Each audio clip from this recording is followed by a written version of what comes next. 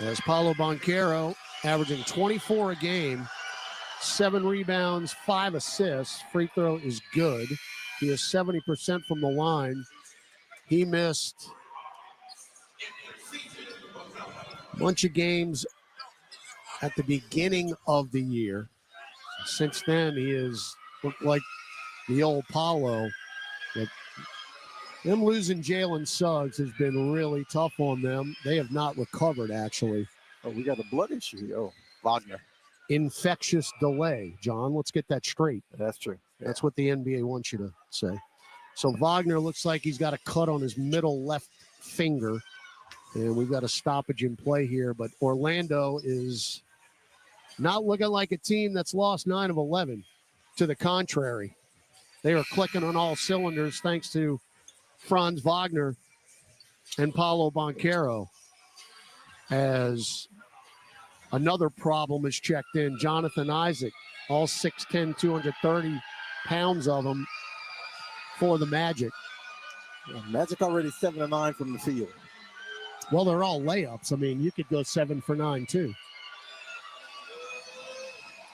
Second free throw is good. 11-0 run for Orlando, who are out to a 17-6 lead. Hawkins is in for McCollum. Jordan will come in early here with CJ on the bench with 2 fouls. Murphy, left wing, picked up by Wagner. Now Isaac on the double. Trey's got to back it out. The Makovich back to Murphy. Skip past Brown. Extra pass Hawkins. Steps to his right. Free ball on the way, and he buried it. Saw Hawk working on that in pregame. And that's a shot that the Pelicans are going to need against this Orlando defense. Hawkins 3 threes. And that went over the Clippers and 11 points. 17-9, 5 minutes gone here. First quarter, Wagner dump it down to Isaac. The catch and the dunk. Zion went for the steal and whiffed. Yep, if you do that, then it's going to be a layup or a dunk. And that's what it was. 19-9. Hawkins, front of the center circle. Good pick from Zion. Rolls to the rim. Hawk stops in the lane, though. And now they'll back it out to Bruce Brown. Brown drives on Isaac. Tiptoes the baseline. Oh, good dump off to Carlo. His shot rolls around the rim. No, but there's Zion to clean it up and lay it in. Bad break for Carlo. Horrible break for Carlo, but Z doesn't give up on it. 19-11, 6 points for Williamson. We're going to do a timeout at the next whistle. Wagner, below the arc, left side, guarded by Hawkins. Get it in the lane, Banchero, lost it on the way up, and that is a brutal foul called on Makovich. You know, that's something else I did not mention, John. The Orlando Magic are number 1 in the league in drawing fouls. Yeah. And now we see why. They average 20.6 fouls drawn per game, and they're second in free throw attempts. There you have it. Go ahead. They take advantage of their mismatches on the box. 19-11 Magic. Free throws coming up for Banchero when we come back. 6:08 left, first quarter on the Pelicans Radio Network. Being a Chevron car these days has been quite the adventure. Miami to Seattle, ocean to ocean. I've stopped at so many states and collected so many bumper stickers. Sometimes I feel like a moving passport book. It's just so great what I can do with Chevron with Techron, because it gives me unbeatable mileage and keeps my engine clean. Plus, there are so many chevrons along the way. Now the only thing I'm worried about is where to go next and where to put all my new bumper stickers. Chevron with Techron, fueled by possibility. The NBA is back, and FanDuel, America's #1 sportsbook, wants you to catch all the action. Because right now, FanDuel is giving Pelicans fans 3 months of NBA League Pass. All you have to do to watch every tip-off and buzzer beater from around the league is place any $5 bet on the NBA. Make every moment more with FanDuel. NBA League Pass. Local blackout restrictions apply. If you or someone you know has a gambling problem and wants help, call 1-877-770-7867. 21 plus and present in Louisiana. Permitted parishes only. After 3-month free trial, the full price of League Pass will be automatically charged monthly. Cancel anytime. Terms, restrictions, and embargoes apply. Limit 1 pass per customer. See terms at sportsbook Sportsbook.fanduel.com. Injured at work? Don't let your recovery get delayed by endless paperwork. LA Health Solutions specializes in workers' compensation and DOL, providing expert care that gets you back on your feet quickly and safely. With convenient locations across Louisiana, we offer personalized treatment plans and handle the insurance process for you, so you can focus on what matters most, getting better. Trust LA Health Solutions, your one solution. To help you heal and return to work, visit lahealthsolutions.com or call 844-496-LAHS today. Rebound Hawkins. Get it down the floor, my on this goodness, alley-oop to Trey Murphy and a reverse dunk. You cannot be serious. Now, here's Todd Graffanini and John DeShazer. Pels fans, season tickets for the 2025-2026 season are available now. Lock in your ticket plan. Be there for all the high-flying dunks, best-in-class entertainment, and enjoy benefits like access to invite-only team events, flexible bonus bucks, and exclusive gifts. For more info, visit pelicans.com/season tickets. Hopefully health will be a part of that as well. As we've got 6:08 left in the first quarter, and the Orlando Magic right now can't be stopped. John said nobody ever. Exactly. And the Pels trying to combat some of that size. Mo Bamba now on the court with Carlo Makovich. The Pels going a little bit bigger, playing the zone. The former 6th pick in the draft from the Magic is Mo Bamba, but they just drill a 3 with Kentavious Caldwell-Pope. I mean, they're on pace for 40 points in the quarter. Well, the one guy who can shoot it is the guy who's left open. Now Bamba hounded by Isaac. We know they can play defense. Jose will drive to the rack, lay it up, no, too strong. Rebound Banchero, bounce pass up the floor. KCP, lefty layup, no. There's Joseph to follow it up, lay it up, no. Tipped up. They just want it more right now. Caldwell-Pope got the loose ball. It's 22-11, and Orlando is flying around. Banchero gets to the rim, lays it in. They're just working it. They're just working the Pels right now.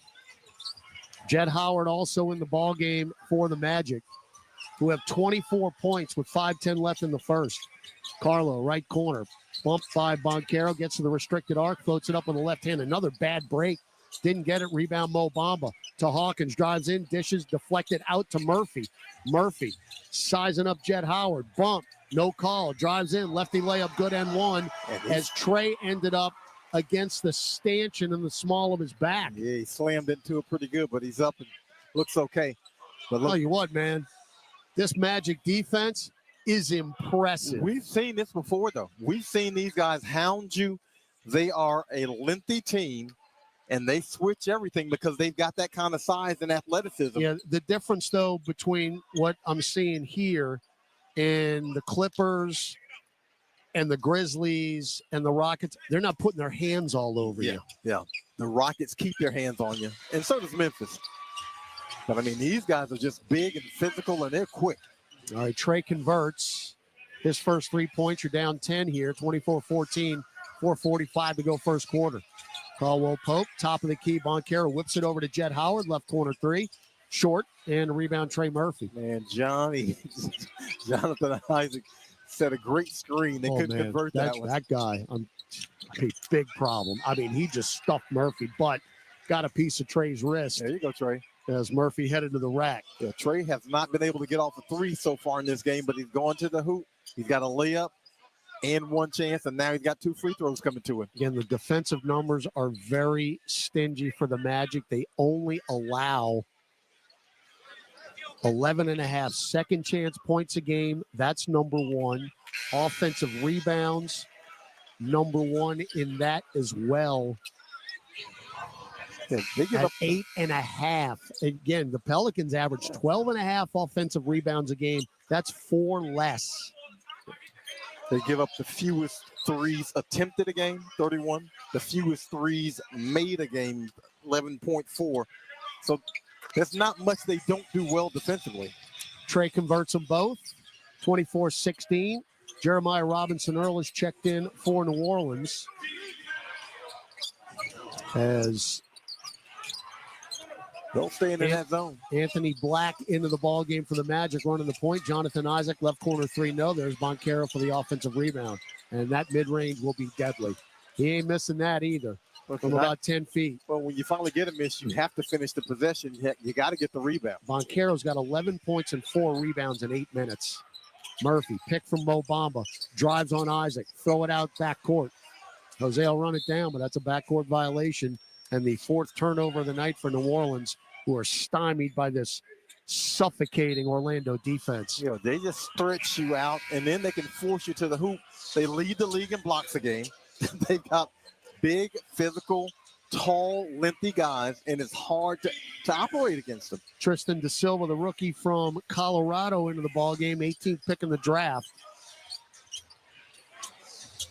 Has just checked in. Free ball, Jett Howard, no good, and Mo Bamba, the uncontested rebound. 26-16 Magic, 3:40 to go.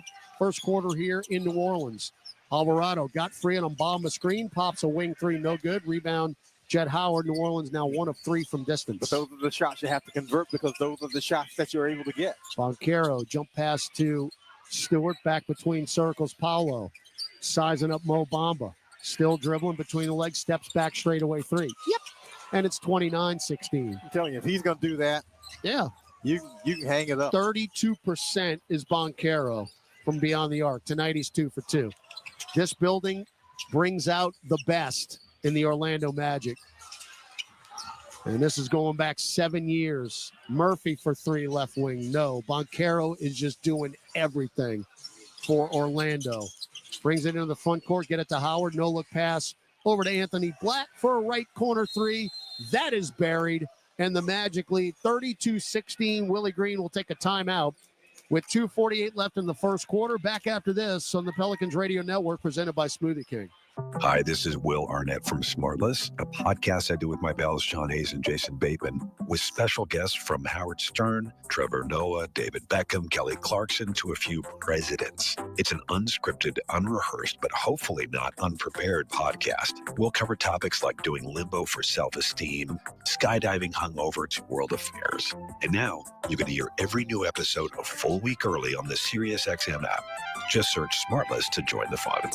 The biggest names in basketball. Stop by NBA Radio. We're talking with Jaylen Brown of the Boston Celtics. What did it mean to you last June, not only to win a championship, but to be MVP? I mean, that puts you in like a different stratosphere. Honestly, you can't put it into words. You know, the trophy is named after Bill Russell. To just be able to have that connection, like honestly, like my soul kind of like left my body for a second. It was an unbelievable experience. Hear any interviews you might have missed on the SiriusXM app. Just search NBA Radio. It comes around every year. People begin to scramble for information.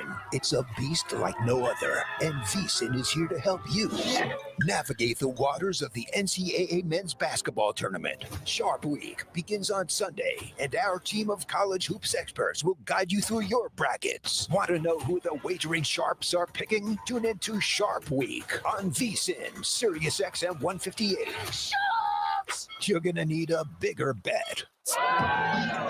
Let the shenanigans begin. St. Paddy's Day Radio is back. An entire day of the greenest, liveliest, shamrockingest Irish music. From the Pogues, Flogging Molly, Dropkick Murphys, and more. Taking over Channel 28 all day Sunday. And catch up with the essential St. Paddy's Day pub mix. Anytime with SiriusXM on your phone or at home on your computer, Alexa, TV, or other internet-connected devices. NBA Radio on SiriusXM is available on your connected devices. Listen at home anytime you want with Amazon Alexa, Google Assistant, or however you stream in the house. It is all Magic, John. They've doubled this up, 32-16. So Graf, pick a number, any number. And the Magic are pretty much dominating in that area. They've scored on 14 of 18 possessions. They made 4 of 8 threes. They turned the Pels over 4 times, scored 5 points off it. They're winning in the paint, 14-10. They're shooting 65% from the field. They're getting every single thing that they want in this quarter. They have imposed their will on the Pelicans. That would be, other than that, Mrs. Lincoln, how was the play? Because, yeah. I mean, there's last scoring team in the league. They're on pace for 40 here in the first quarter. There's nothing they've wanted in the quarter that they haven't been able to get. And not only that, they've been able to stop the Pels from doing anything. So you are officially chasing the game here early. Down 16 points. Jose Alvarado, Trey Murphy, Jordan Hawkins, Mo Bamba, Jeremiah Robinson Earl on the floor for the Pels in the all blue. I mean, the Pels are at half court trying to start their offense. Hawkins just had it poked into the backcourt by Anthony Black. 6 on the shot clock. Hawkins is still dribbling and will take a 3. That was not a good possession at all. No good. Rebound, Wagner. I mean, they are hounds. Yep.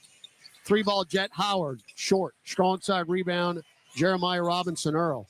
The only chance you got right now is you hope they miss. Well, you got to rebound and hopefully catch them in transition before they can set their defense, because once they set their defense, wow. Look at them. Wagner is just fighting through screens, getting to Murphy. Now JRE had it poked away by Anthony Black out of bounds. Tell you what, John, the way this is going, we might not get to 70 points. Look, they set their defense, and it's hard to score on them. It's impressive. It really is. JRE, left corner, 5 on the shot clock. Get it to Murphy. Wagner's having none of it. To Wagner, to Mo Bamba, back to Trey, and that's a forced 3. No good. Saved by JRE. Threw it out to the timeline, Mo Bamba. So you got another opportunity here on the reset. Jose, kick it to JRE. Left corner 3 is good. And that is a Jeremiah Robinson Earl well-earned 3-pointer. But here's the thing. You get the offensive rebound. You save it. You catch them in rotation, and you're able to finally get an open look. 32-19, 90 seconds left in the first quarter. Franz Wagner, deep right wing, around a Carter Jr. pick. Left-hand dribble drive. Get it to Wendell Carter in the lane. Kick it back out long, Tristan Da Silva, and he threw it out of bounds.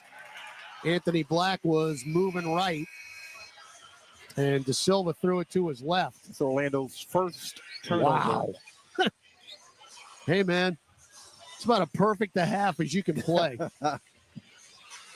Zion's back in for New Orleans. Mo Bamba will have a seat. 5 minutes for Mo, 2 rebounds. Still hasn't scored in a Pelicans uniform yet. Now Z sizing up Wendell Carter. Gets to the restricted arc, spins left, floats it up. Carter got a piece and takes the rebound away. As then Wagner running the fast break, try to shovel pass, softball style, to Carter, and it was deflected out of bounds by Jordan Hawkins. Yeah, Hawk tried to sell it. Now they'll inbound it to Carter, kick it out to Da Silva, right corner 3. Around and out. Rebound Murphy. That is Trey's second board. 50 seconds left in the first quarter. Pels down 32-19. Z left elbow, backing down to Silva, spins left, floats it up short. Thought he got fouled. No blood, no call. And now back the other way. Black into the front court. Well, Z just saw this on Tuesday night. Yes, he did. And he was able to adapt to it, but he just saw this. Anthony Black around a Carter Jr. pick, drives to the block, throws it right to Jose Alvarado.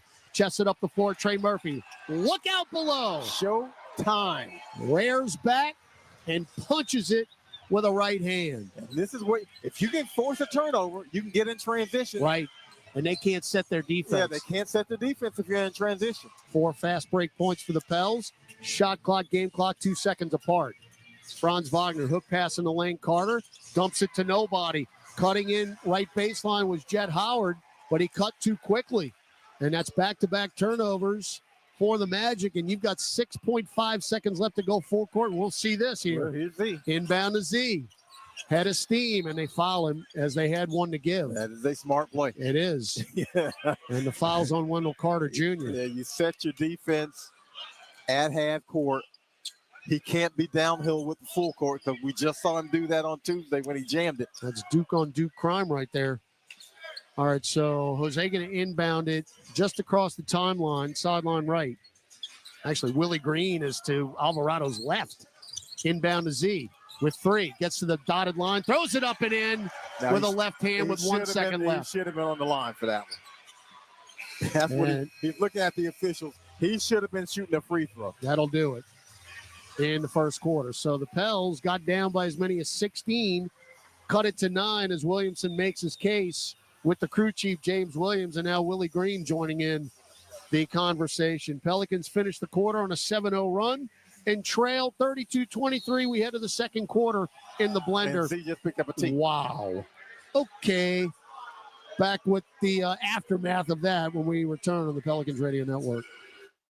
You can start a rewarding career as an emergency medical technician sooner than you think. The National EMS Academy, a division of Acadian Ambulance, can train you in just 12 weeks at their campuses in Alexandria, Baton Rouge, Covington, Lafayette, Lake Charles, New Orleans, and Thibodaux. Students who complete the class and pass the National Registry exam are eligible to work for Acadian Ambulance. Classes start soon. Learn more at becomeamedic.com.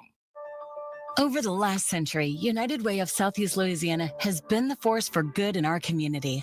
We've been at the forefront of improving outcomes in education, income, and health for every person everywhere.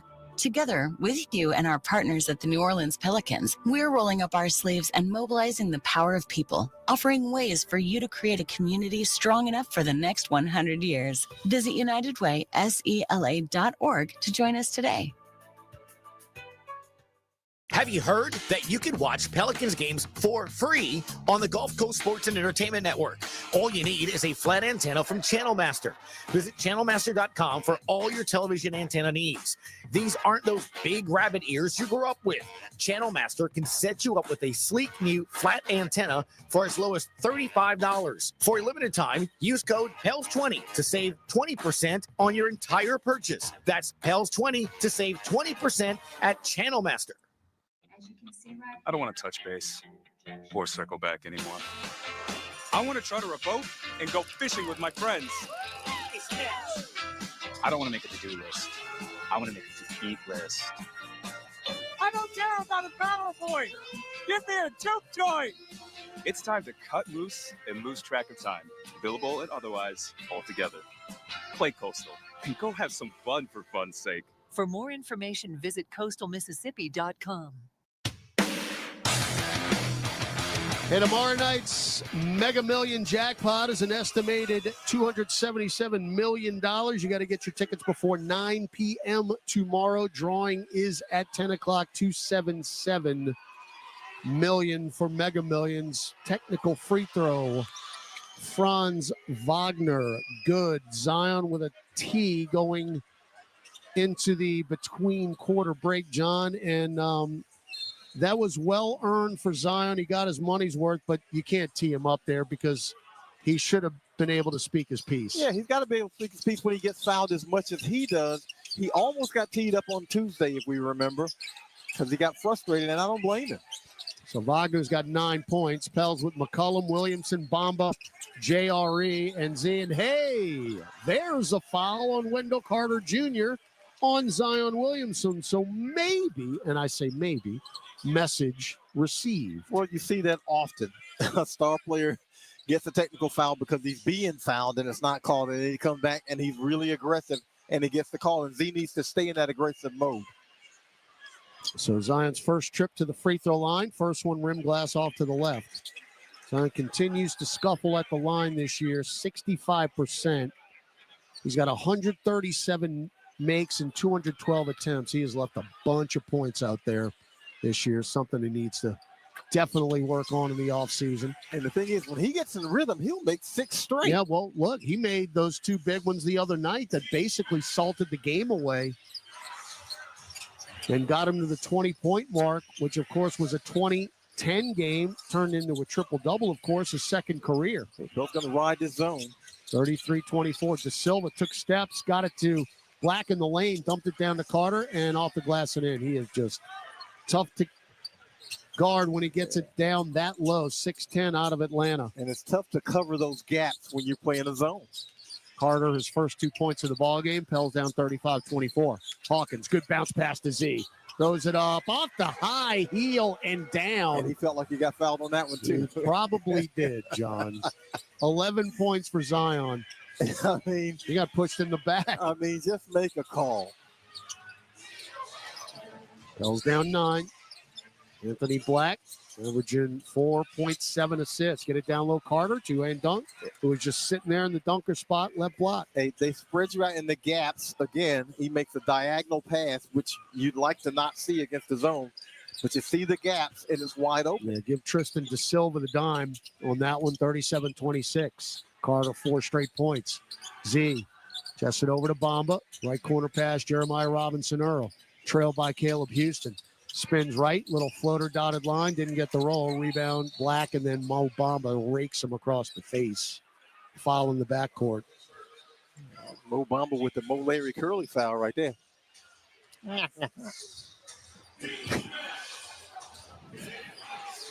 So first foul on Bamba. Magic have led by as much as 16. Right now it's at 11. Franz Wagner in front of the center circle. Pick from Carter. Weaves through to the dotted line. Floats it up right hand. And good. They're getting in the paint a little too easy. That's 20 points. 39-26 Magic. Hawkins starts, stops, drives, kick it to Z. Spins right, bump. Foul on Wendell Carter. And that is a foul. And Wendell Carter, his second. I could have sworn it was his third. They're going to challenge this. Franz Wagner wants a challenge. Well, I don't think that they're going to challenge this. Wait. That's not a shooting foul? Don't Okay, start. all right. You know what? Nope. Yeah, don't I'm not start me doing on it. that. Not doing it. Not yet. I mean, we got one hole plugged here. Let's not. Little Dutch boy. All right, Zion handed off to Hawkins. Good screen by Z. Double pump. Papa Midi. Hawkins, nothing but net. Nice. Just above the nail. The pump fake gets him open. 39-28. Oh, goodness. Wagner got away with it. Dump it off to Carter for the dunk. Well, he looked in the corner. The Pels rotated there, and then they left a seam for him to get to the basket. Now McCollum floats up a teardrop. No. Rebound deflected out of bounds. Should be no. Oh, no. That's New Orleans ball. He's going to be corrected. He's going to be corrected. It's too early to get this worked up. Trey Maddox, the old tap of the chest. My bad. Yes, I know. We can see that up here. He's two feet from it. 2 feet. And we're not exaggerating, folks. 2 feet. Bamba to McCollum. He's been very silent tonight. Crosses over. Carter gets to the rack, and then Black cleans it up with a dunk. Back the other way, Wagner. Walked. Got away with that one. Wagner's getting all kinds of steps. Hey, why not? I mean, if you can take the steps, they don't call it, take the steps. Now Boncaro, right angle, spins right. Z's bodying him up.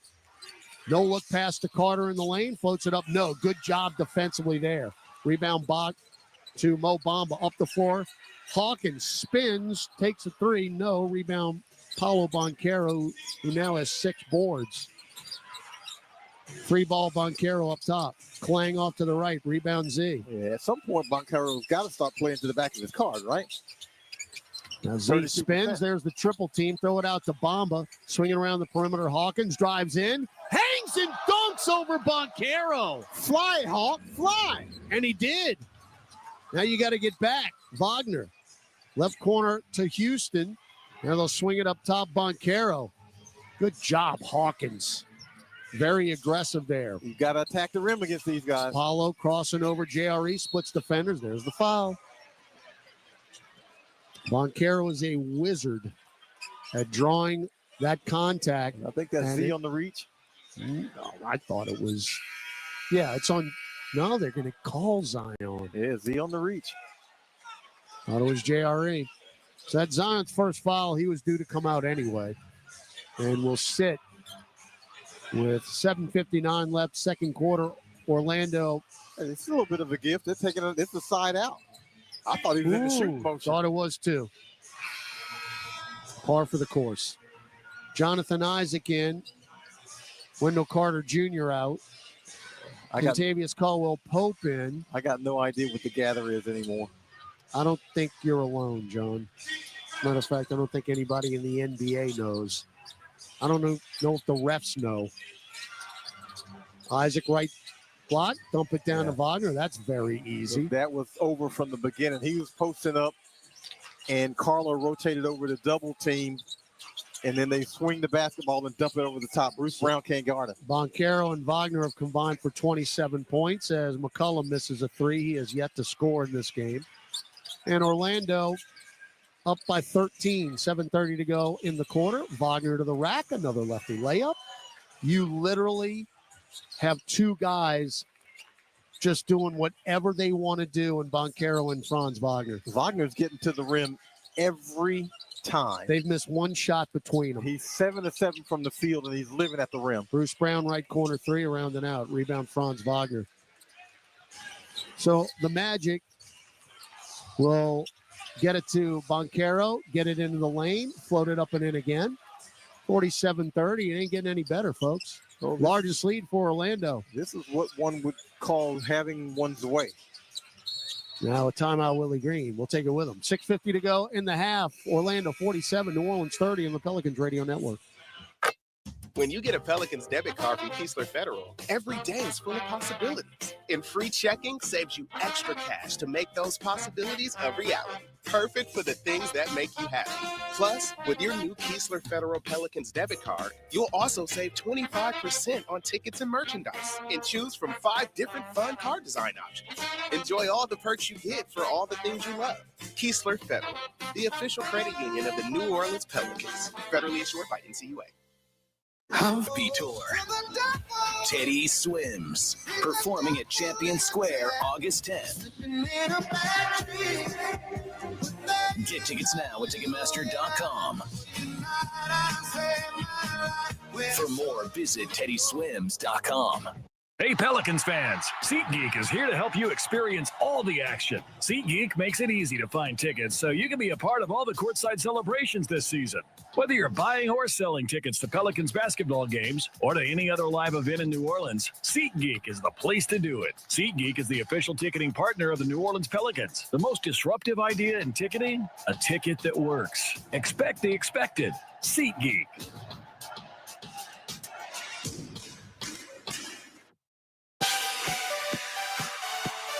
Welcome back to Pelicans basketball. Let's check tonight's NBA scoreboard.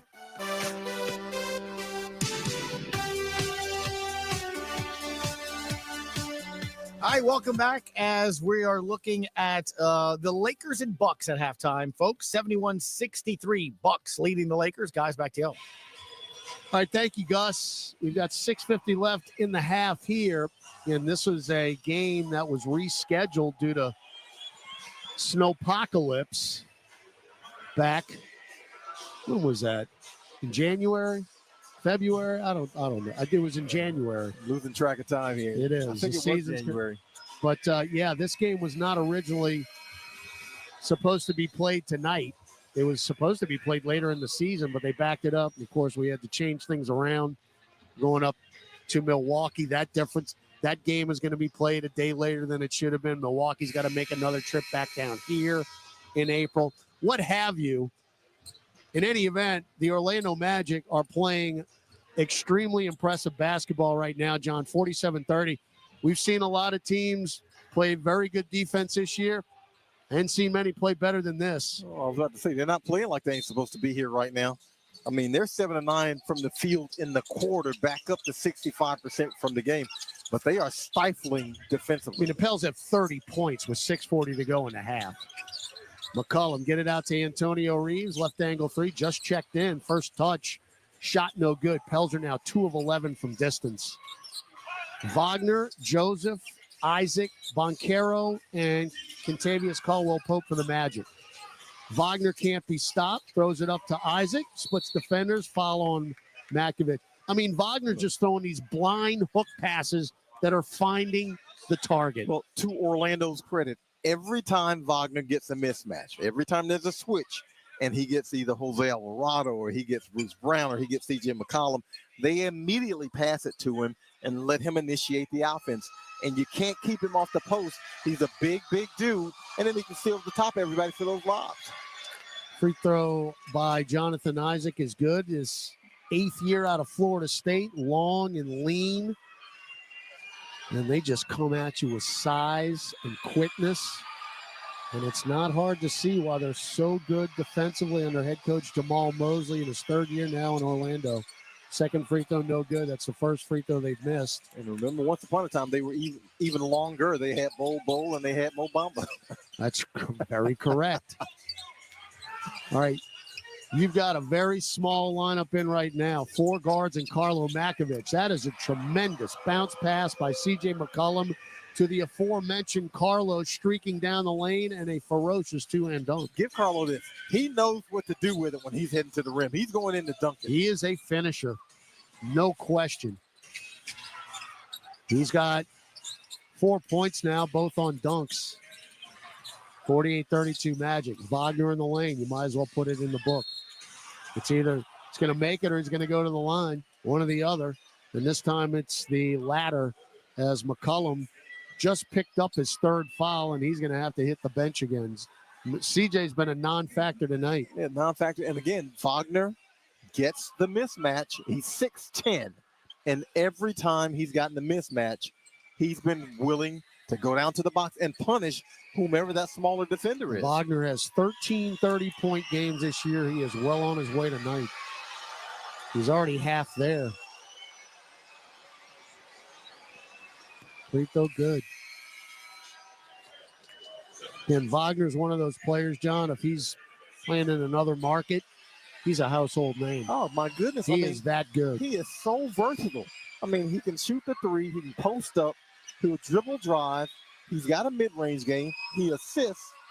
And he's one of these defensive monsters that they have running around. Last year, they had a big-time turnaround. They were healthy last year. They made the playoffs, but they got eliminated in the first round. 7 games in the first round last year, John, to Cleveland. That was a great series. And now look what Cleveland has done this season. They pushed Cleveland to the limit. No question. So they were that good last year with the Magic. Best turnaround in the league a year ago. And I tell you what, healthy, I wouldn't want to see them this year. No way. And they're going to make the play in. Alvarado, a desperate right corner 3. There's just no space at all to operate offensively for New Orleans. Now Wagner, touch pass over to Corey Joseph for 3. That's good. It is clicking on all cylinders. Well, everything they're doing looks so easy and seamless, and everything for the Pels is work. Magic have held you to 32 points with 4:50 left in the quarter. We just turned it over again. Bruce Brown was about to fall out of bounds. He's trying to throw it off the defender. KCP laughing as he goes back up court. Tell you what, John, and I'm not exaggerating here, if we get to 75 points tonight, and I'm talking about in 4 quarters, that's going to be impressive because it don't look like we're going to reach it tonight. Look, I got to co-sign. I hate to have to co-sign on that, but I got to co-sign on that. KCP, bounce feed. We got a kickball or a foul? I think you got a hold on Trey Murphy. Right. And it's just been a frustrating night, but you got to give all the credit to Orlando. They're doing whatever they want offensively, and their defense has been as good a performance as we have seen the entire season. Yeah. I mean, teams this big usually aren't this athletic, huh? Don't move the feet this well. Well, again, like we said earlier, this is not the same type of defense as the free throw by Jonathan Isaac is good. We're over the limit again. But this is not what OKC does or Houston or the Clippers even. We saw the other night. They're just very grabby and handsy. There's none of that going on down there, and that's what I respect the most about it. Yeah, these guys are great individual and collective defenders. They move the feet well. They get in position well.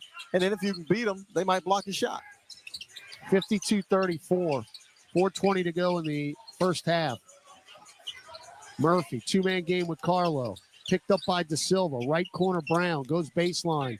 Drives on Isaac and just swats it out of there. It goes right to Antonio Reeves. And we got a bailout right there on Boncaro with 1/10 of a second. I don't think I've ever seen that. Jonathan Isaac hit that thing like he was smacking a volleyball.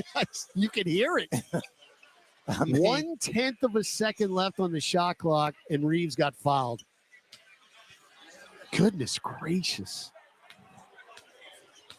So Antonio Reeves at the line. First free throw is Nugent. So the rookie out of Kentucky, who's got 3 double-figure games this year. Look to get him a bunch of minutes here down in the last 16 games of the season. Free throw good. 54-33, first point for Antonio Reeves. 4 minutes left in the second quarter. It's been all Orlando. De Silva up top, Jonathan Isaac. Swing it over to Corey Joseph.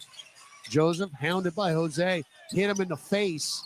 No call. Boncaro left wing three, of course. I'm telling you. It's 57-33. It's impressive. It's impressive. It's just impressive to watch. It really is. 19 for Boncaro. Brown, deflected pass. Try to get in the corner. Isaac said none of that. Boncaro will go coast to coast. No look pass to De Silva, who tried an impossible scoop reverse, and he missed it. That would have been on every highlight reel in America tonight, but De Silva didn't convert. Now, nice play by Trey, who drives to the restricted arc. He was hounded by Boncaro. Great move by Trey, and Boncaro forced to foul him. But if De Silva would have converted that, it would have been time to drop the mic and walk out of here. Yeah, if the pass is a little bit higher, he probably does convert it. He caught that one like by his waist and tried to scoop it up in the reverse layup. But man, Zion in now for Bruce Brown. And Zion has 11 points. Nobody else has more than 7 for the Pels, who are down 57-33. Again, if we can get to 75 points tonight, I'm going to be impressed because it just ain't happening. You drive and try an interior pass, and they just won't let it happen. They are too long, too quick, and they just won't let the interior pass happen. You got to go in with the intent to shoot it.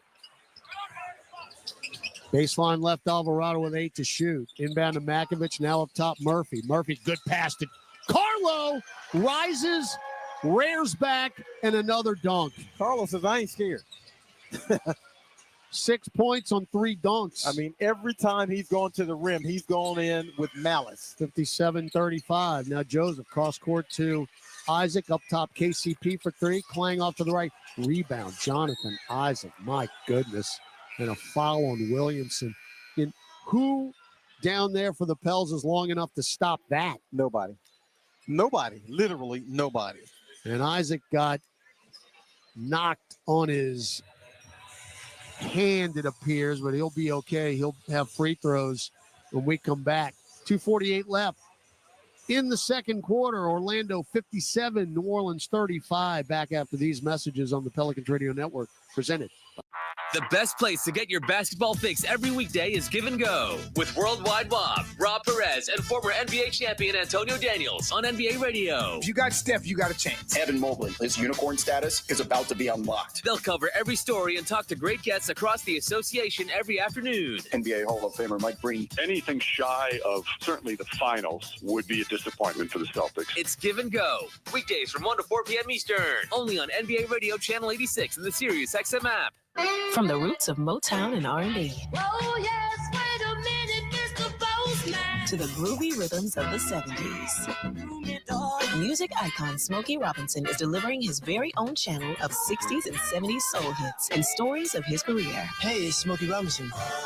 Music is my life. Whether you're cruising or just vibing at home, let your soul shine with Smokey's Soul Town. Channel 74 and at home on your phone, computer, Alexa, TV, or other internet-connected devices. Mad Dog Sports Radio gets you set for the NCAA tournament with our annual Selection Sunday show. Join me, Christopher Russo, Steve Torrey, Sunday from 5 to 9 Eastern as we get you set for this year's big dance.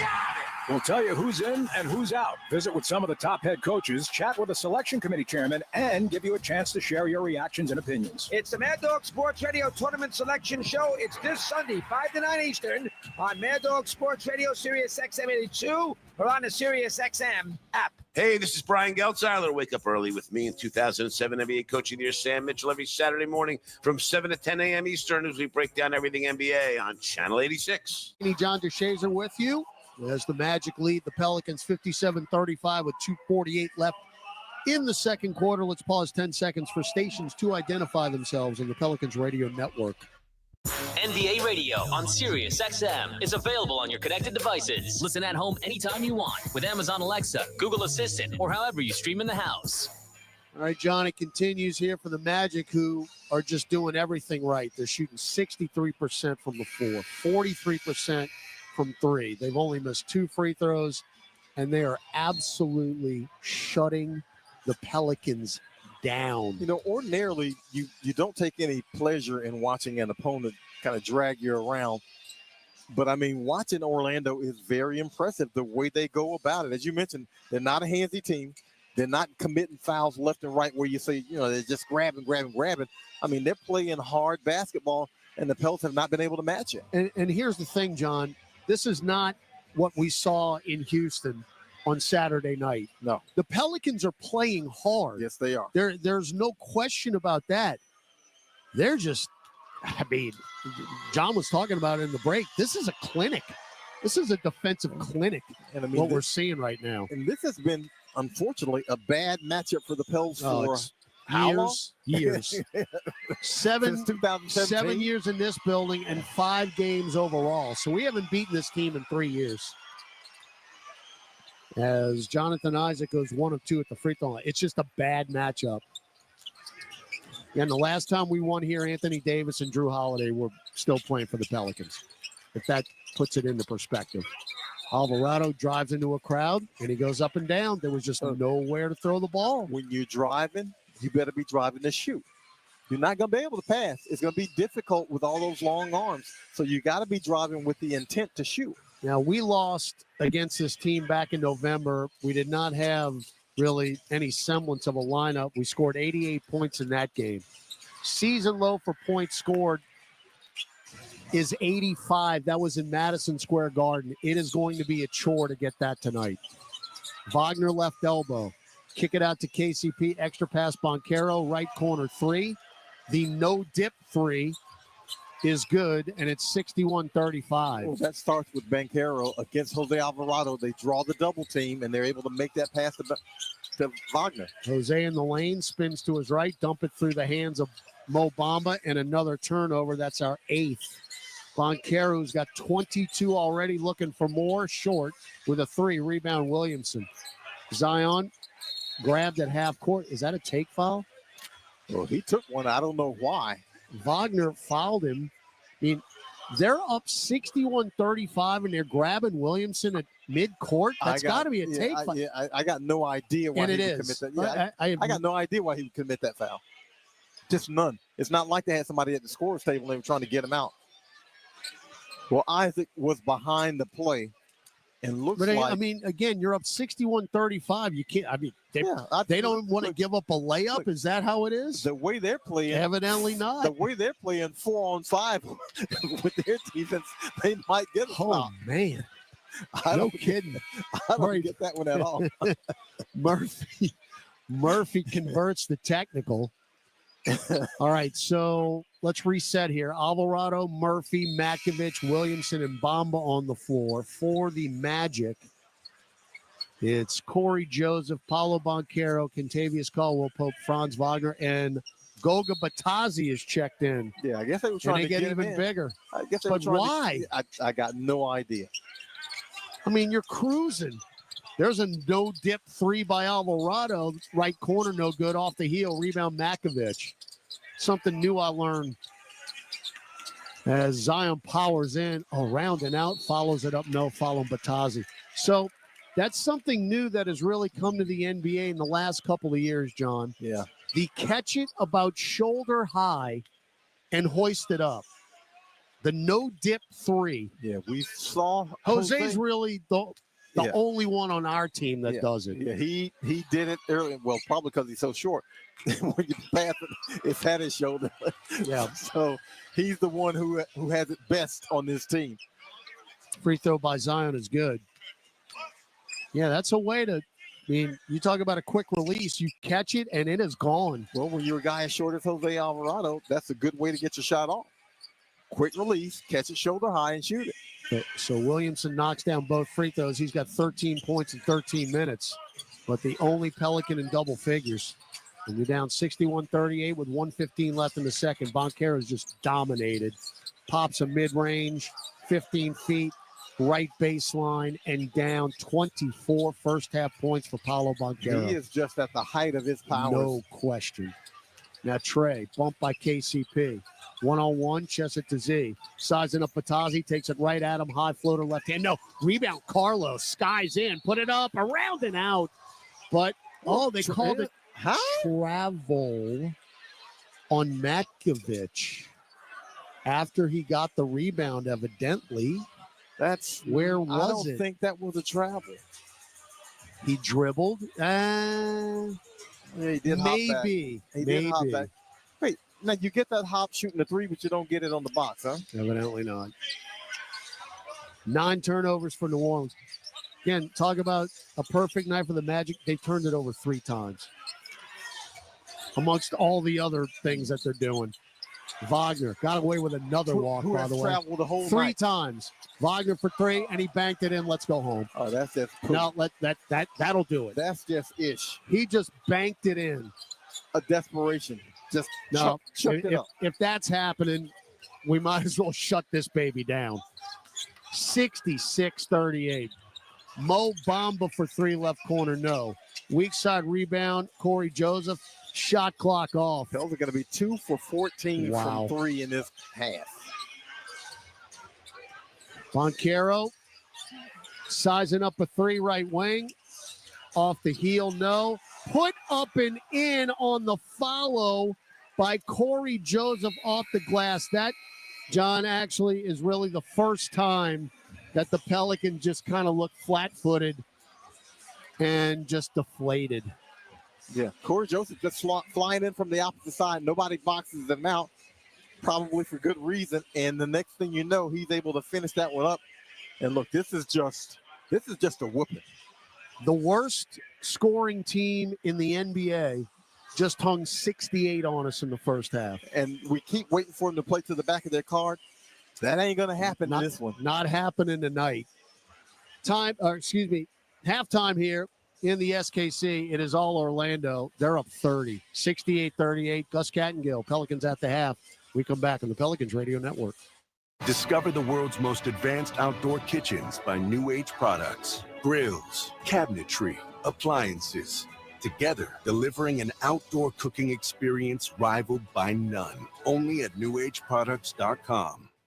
It's time to tip off a new NBA season. And here we go. And everyone is stepping up. Living legends and shooting stars are rising up. Defying gravity. Super fans, courtside fans, and scream it from the rooftop fans are revving up. With the whole basketball world going up, the only question is, who's going to make it to the top? Kia NBA tip-off, Knicks versus Celtics and Timberwolves versus Lakers, October 22nd from 7:30 Eastern on TNT. You can start a rewarding career as an emergency medical technician sooner than you think. The National EMS Academy, a division of Acadian Ambulance, can train you in just 12 weeks at their campuses in Alexandria, Baton Rouge, Covington, Lafayette, Lake Charles, New Orleans, and Thibodaux. Students who complete the class and pass the National Registry exam are eligible to work for Acadian Ambulance. Classes start soon. Learn more at becomeamedic.com. What makes the perfect garage? Steel garage cabinets, commercial-grade flooring, heavy-duty overhead racking. Garage storage systems built for a lifetime of heavy use. Build your dream garage with newageproducts.com.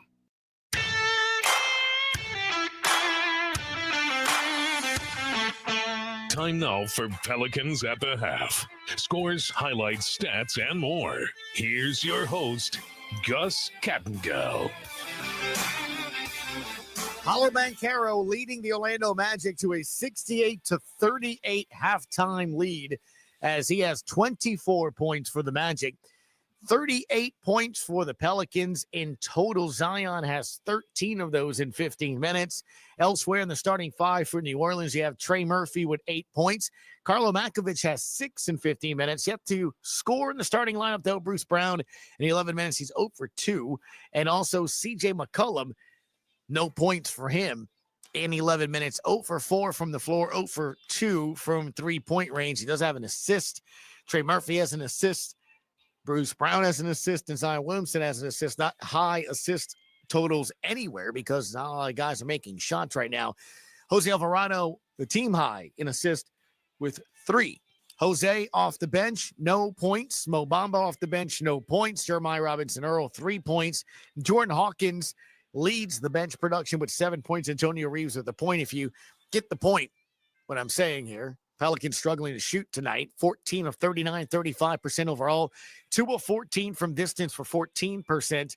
They have gone to the free throw line 10 times, have knocked down 8.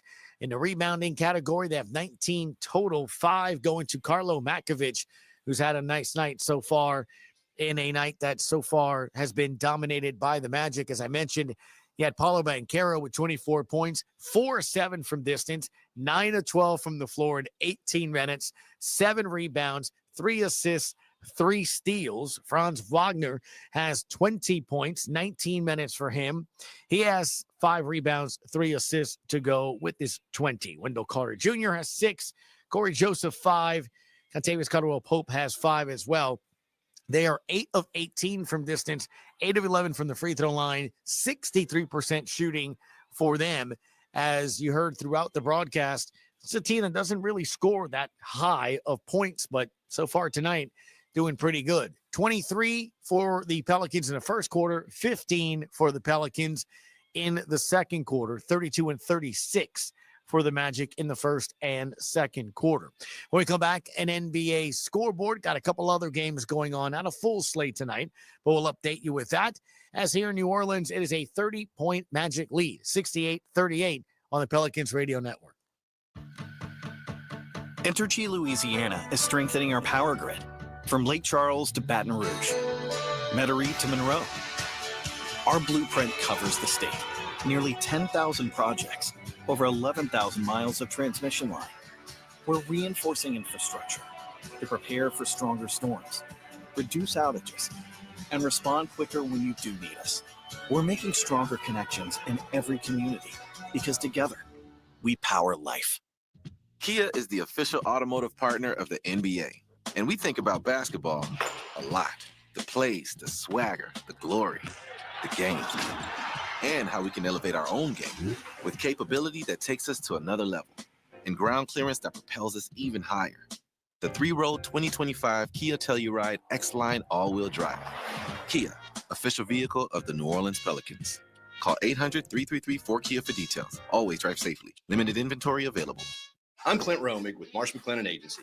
We provide business insurance, employee health and benefits, and private client insurance solutions to organizations and individuals.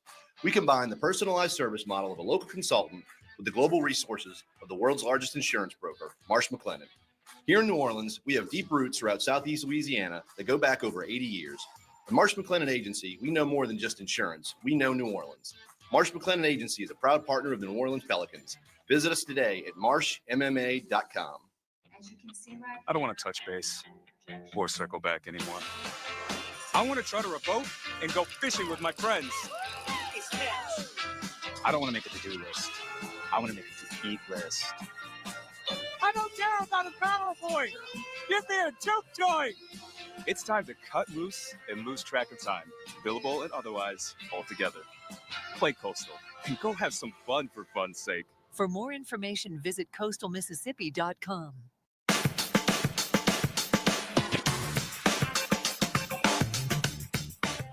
Welcome back. It's a 30-point game here in New Orleans, 68-38. Couple of other games in action tonight. The Pistons, will see them twice in the next week and a half. They are leading now at home 108-105. Make it 109-105. Cade Cunningham, conductor Chris Moran, 32 points, 9 assists. They continue to get better and better and better as the season continues. At the half, the Nets, 65, the Bulls, 62 in Chicago.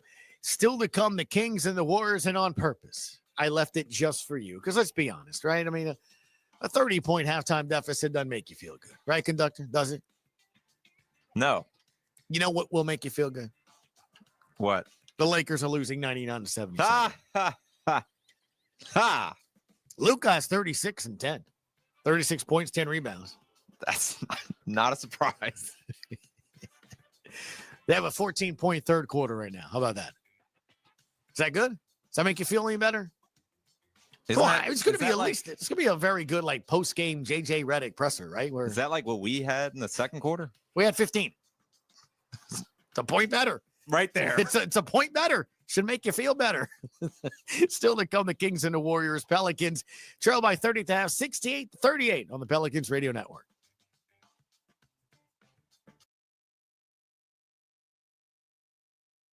Injured at work? Don't let your recovery get delayed by endless paperwork. LA Health Solutions specializes in workers' compensation and DOL, providing expert care that gets you back on your feet quickly and safely. With convenient locations across Louisiana, we offer personalized treatment plans and handle the insurance process for you, so you can focus on what matters most, getting better. Trust LA Health Solutions, your one solution. To help you heal and return to work, visit lahealthsolutions.com or call 844-496-LAHS today. Andrea Bocelli in concert, presented by Stiefel. June 10th, Smoothie King Center, with the Louisiana Philharmonic Orchestra, conducted by Stephen Mercurio, the world's most romantic voice. Andrea Bocelli in concert. On sale now at Ticketmaster. Drivers who switch and save with Progressive could save hundreds. With that kind of money, you could go big time and switch to the expensive shampoo with amino acids. Sure, you don't know what those are or why you need them, but it sounds very impressive. And if you switch and save hundreds, you can massage it into your scalp every day. Now, if only you can get people to lean toward your head to smell those aminos. Switch to Progressive and you could save big time. For shampoo. Progressive Casualty Insurance Company and affiliates, not available in all states. Potential savings will vary. This is Monster Jam. Witness big air, two-wheel skills, backflips, and all-out racing. It's the only place to see the world's best drivers tear up the dirt in your favorite Monster Jam trucks, like Gravedigger, El Toro Loco, Megalodon, and more. It's big-time fun for the whole family. Monster Jam, as big as it gets. Coming to Caesars Superdome April 5th. Brought to you by BKT Tires. Visit monsterjam.com today.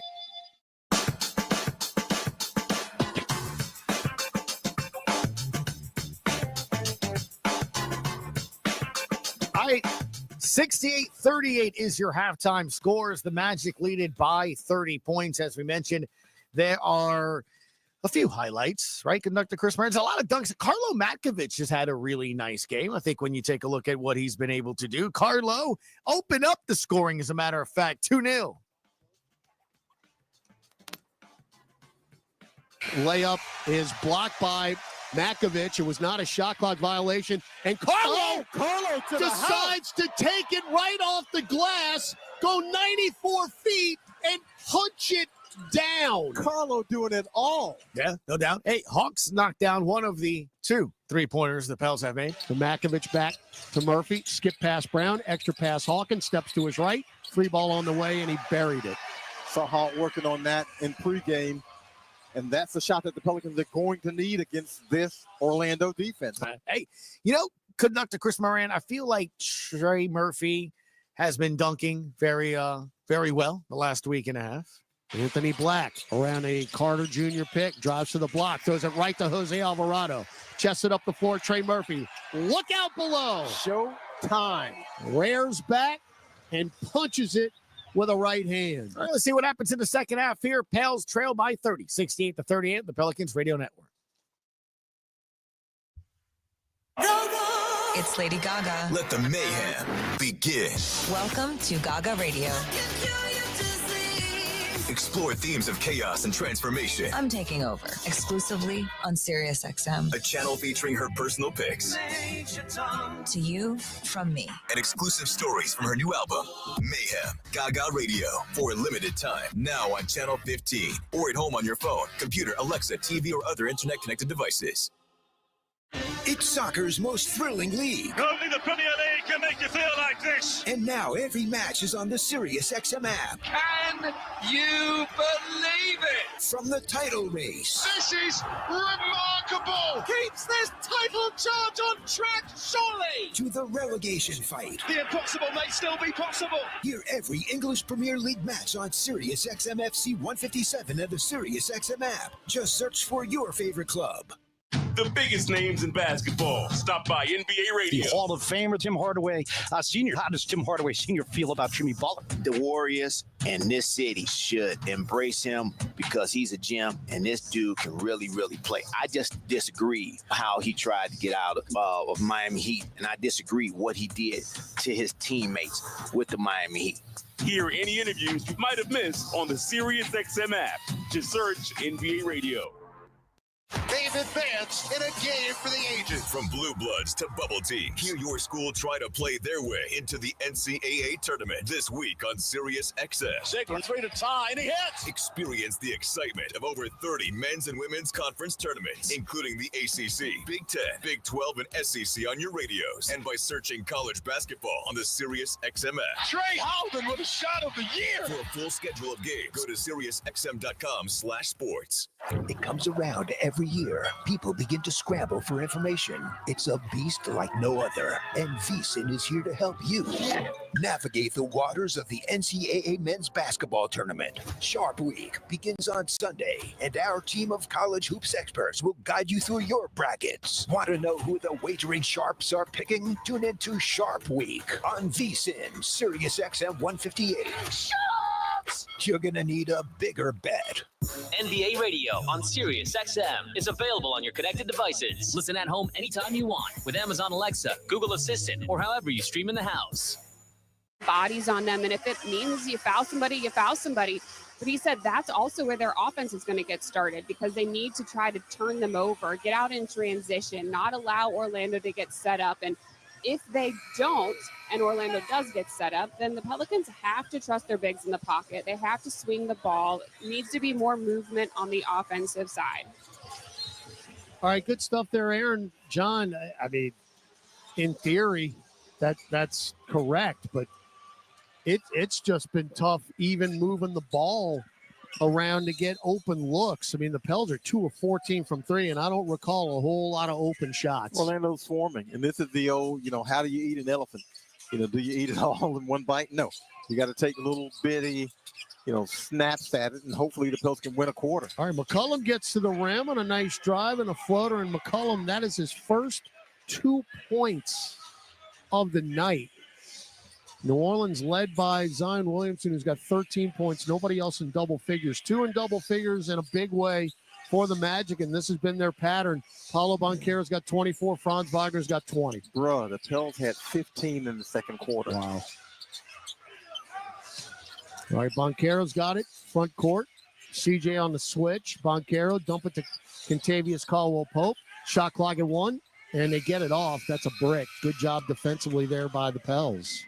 Stops have been few and far between, but they get one there. That's just the 4th turnover for the Magic. Among all the other things they have done tonight, they have treasured the basketball. Yeah, and that one being a shot clock violation where they just didn't get a clean look. All right, Bruce Brown, Zion Williamson, C.J. McCollum, Trey Murphy, and Carlo Makovich on the floor. Defensive 3. Yeah, Banchero guarding nobody. Pitch to 10. So Trey will take the technical. And we'll see if you can cut into this lead. If not, I think we're going to see some reserves play that final quarter. And I'm sorry, Hollow. That was Wendell Carter Jr. camped out. Oh, okay. Well, he must have gotten out of the lane, because back down there, I mean, Banchero was just sitting in the middle with the restricted arc. When we looked, it was Banchero standing in the lane. All right, Bruce Brown will inbound it to McCollum, picked up by KCP. Around a Z pick.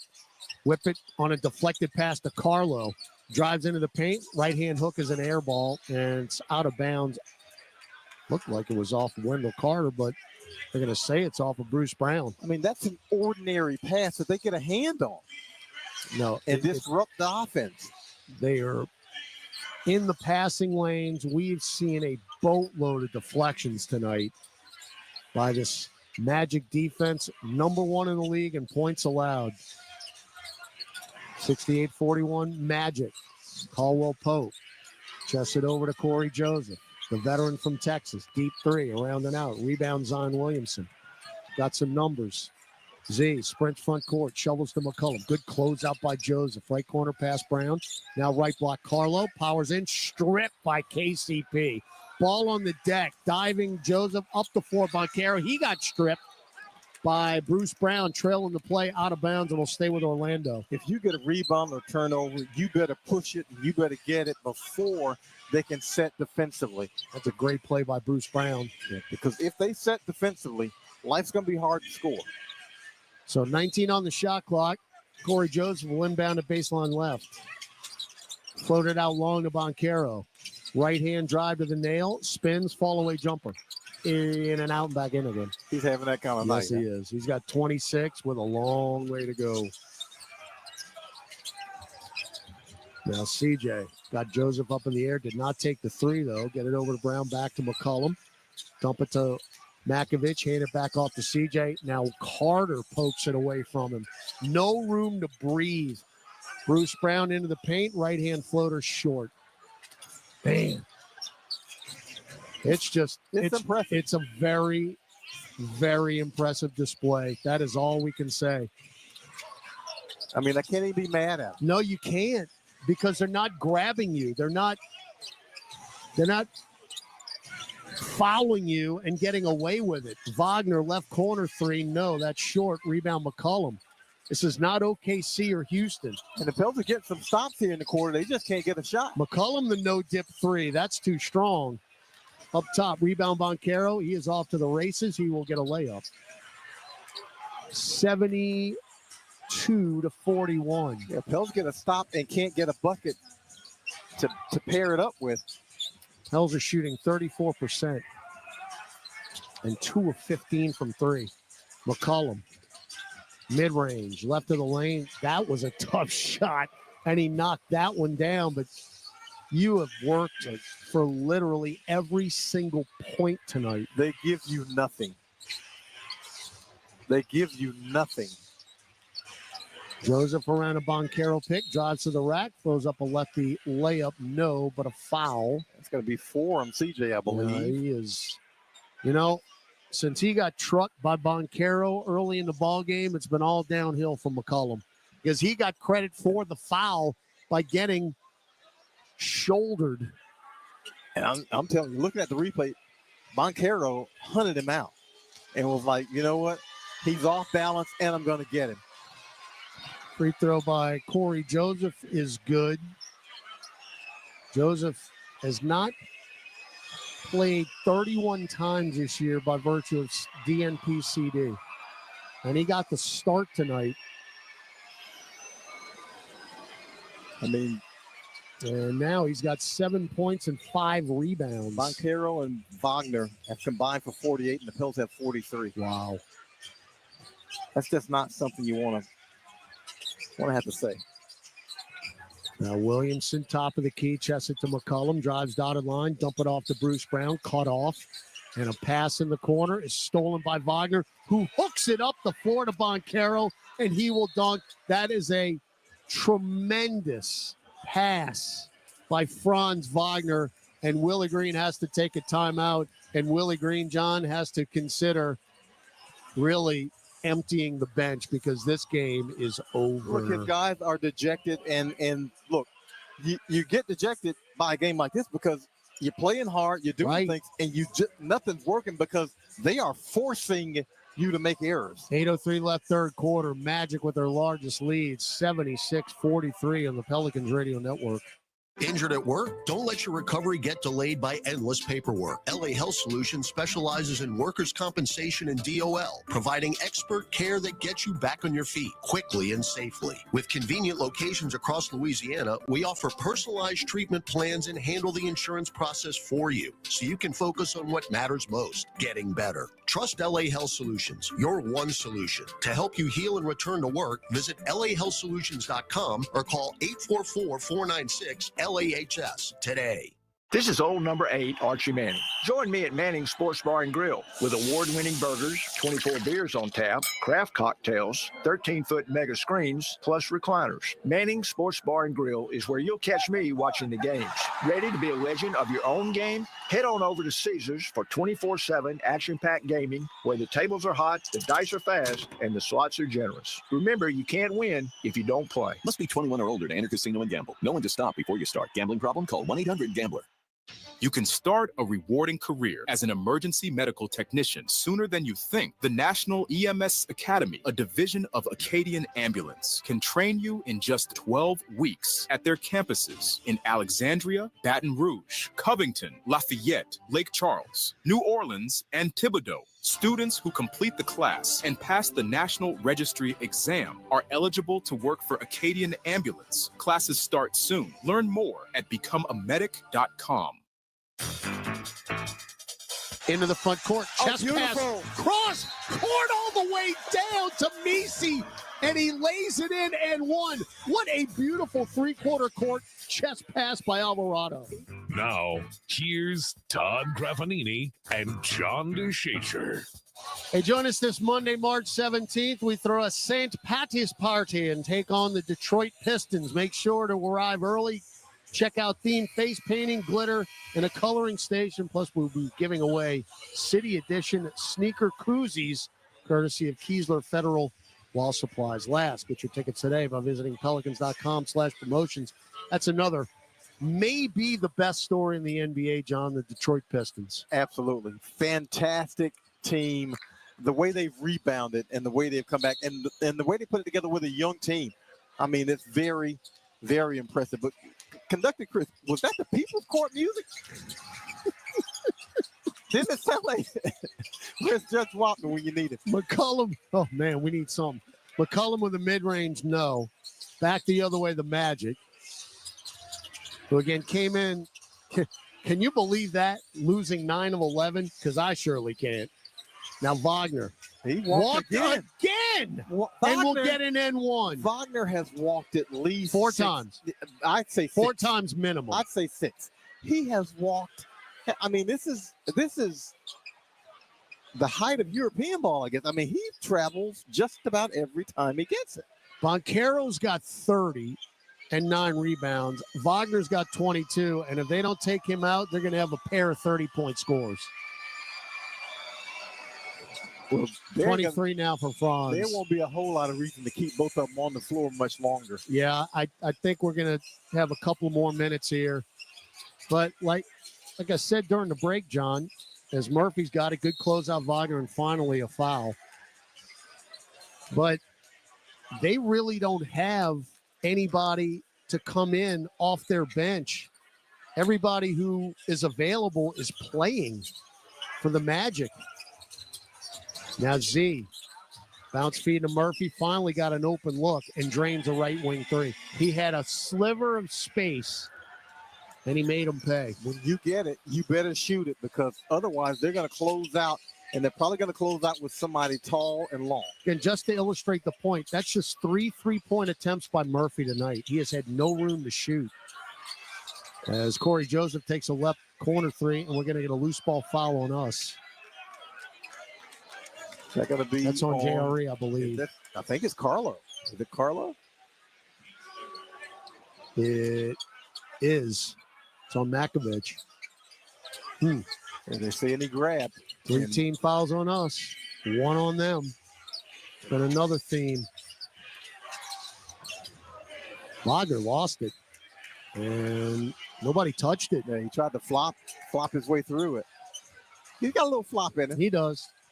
But still a heck of a player. Oh, yeah. All right, Williamson front court.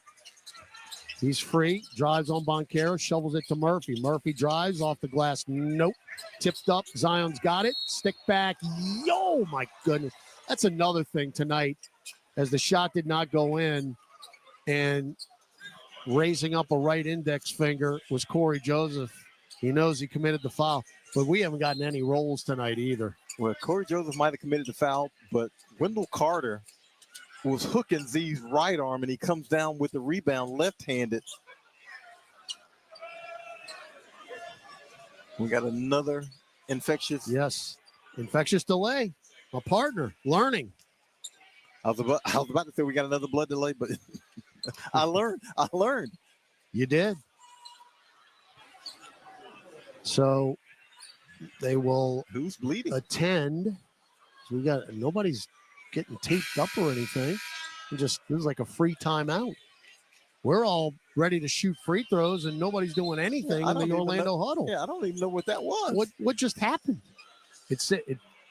Our monitor says blood rule. Who's bleeding? Because I didn't see any trainer. Not a thing.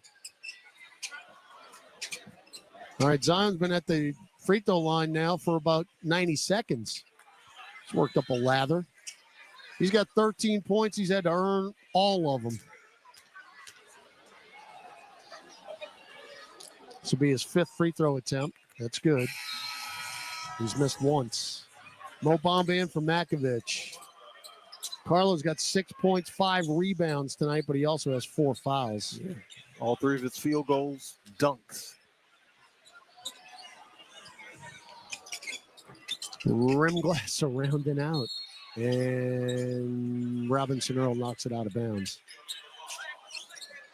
No friendly rims tonight. We are off to San Antonio tomorrow. It'll be a 7:30 tip Saturday night, and the Spurs just lost De'Aaron Fox for the rest of the year. So he will have pinky surgery in his left pinky. Of course, he is left-handed. Tendon. So Spurs are out of it. We'll see who plays for them on Saturday. Banchero, tough fall away, top of the key.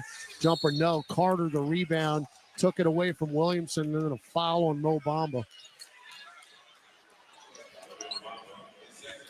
His second. I mean, again, they just have worked over the Pels. They've been a very aggressive team. You know, it's going to be hard to rip it away from Zion. But Wendell Carter did just that, drew the foul. So Wendell Carter Jr. is 74% at the free throw line. 8 double-doubles this year. Went over the 4,000-point mark and the 3,000 rebound mark a couple of weeks ago. He's had a solid career. As we said many times, always plays well against us. But they didn't need him tonight. Now with Banchero and Franz Wagner doing work, both free throws are good. Yeah, they just rode the big 2 and have not taken them out. Banchero is 1 rebound away from his 5th double-double this year. Z drives in, blocked by Banchero. Outlet pass to Corey Houston. Banchero, you forget he's 6'10". Yeah. He's got 3 steals and a block shot tonight to go with his 30 points and 9 rebounds. Paolo up top, Corey Joseph. Extra pass, Houston. Get it down baseline right. KCP, the mid-range is good. 83-47. Yeah, that's ball movement in a clinic. You draw the double team, swing it around, ball finds the open guy. It's KCP. John, I don't know if we're going to get 80 points tonight. It's gonna be a struggle. Murphy, deep 3, short. Rebound KCP. And I mean a real struggle. Because eventually our bench is going to empty. Now Banchero, fall away baseline, 15-footer at the top of the backboard. Rebound Murphy, that's his 3rd. Into the front court, Trey. One hands it over to McCollum for the left angle 3, and that is down for CJ. Yeah, the few times the Pels have been able to take advantage of them in transition, you beat them back and don't allow them to set their defense. 83-50 now, Magic, and we got a. Oh, is that a 6? That's a violation. Yeah. 8 seconds. Boy, I cannot recall many 8-second violations this year. Well, the last one I can recall seeing was us. We did it. All right, so that is just their 6th turnover. Now Bamba up top, picked up by KCP, handed off to Murphy. Good job trying to close out on the screen. It's Houston, but he got a little too handsy on Trey Murphy and committed the foul. They've been basically running through those screens to stay with Trey Murphy. It's been impressive because usually when you go over the top of the screen, you lose a half step, but these guys are going through it and not losing anything. That is Houston's 2nd foul, 3rd team. Trey. Flip it over to Hawkins. Good closeout, Corey Joseph. Hawkins sizing him up.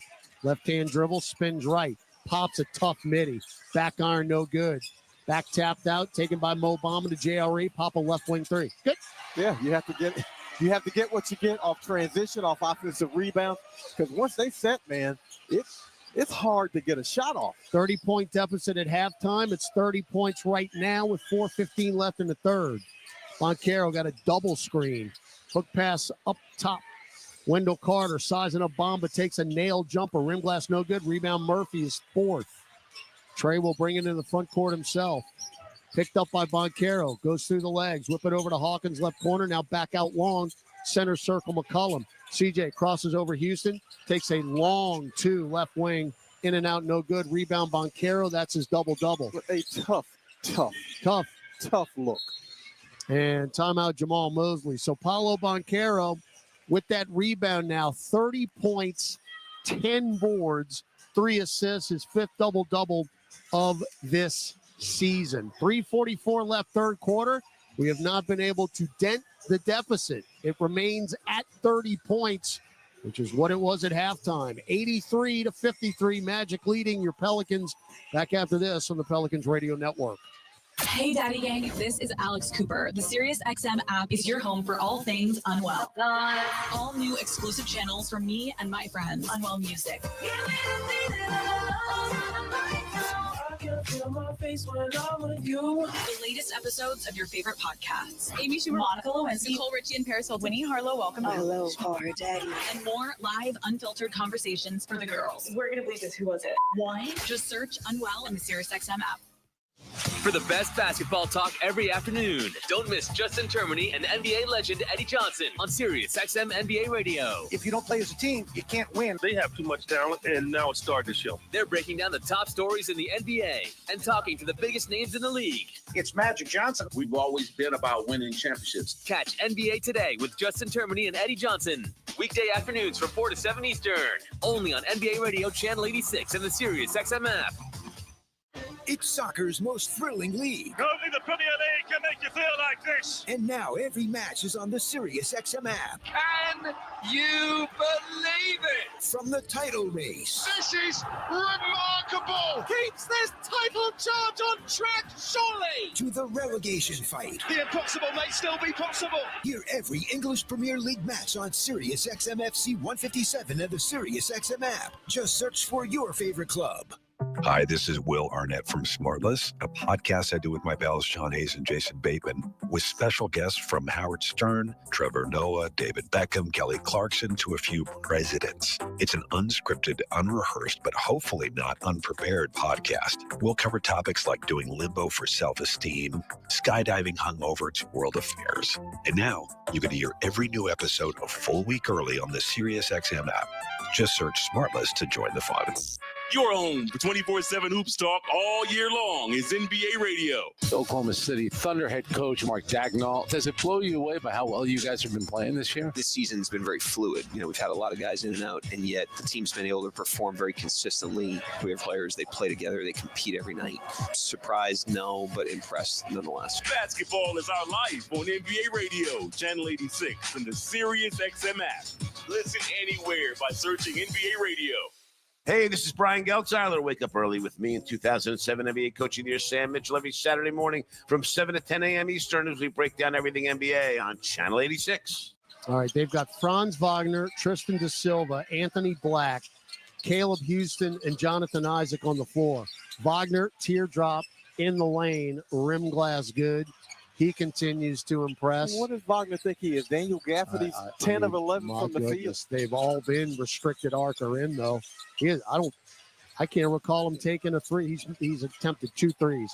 Great job by McCollum. Drives in and then cutting in right baseline. Jeremiah Robinson-Earl. Beautiful bounce pass, CJ, and the dunk for JRE. See, the beauty is there's no law that says you have to stay in the corner and just wait. You can cut to the basket.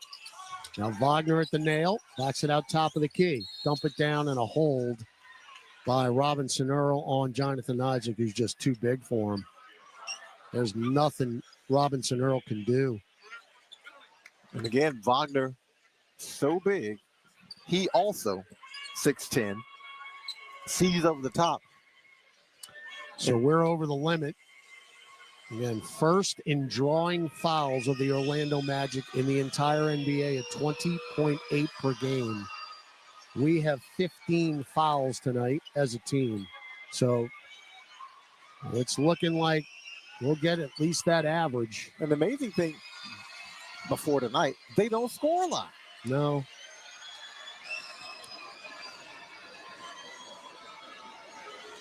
Their last loss, again, in Houston, they had 84 points in 48 minutes. They've got 86 points with 2:50 left in the third tonight.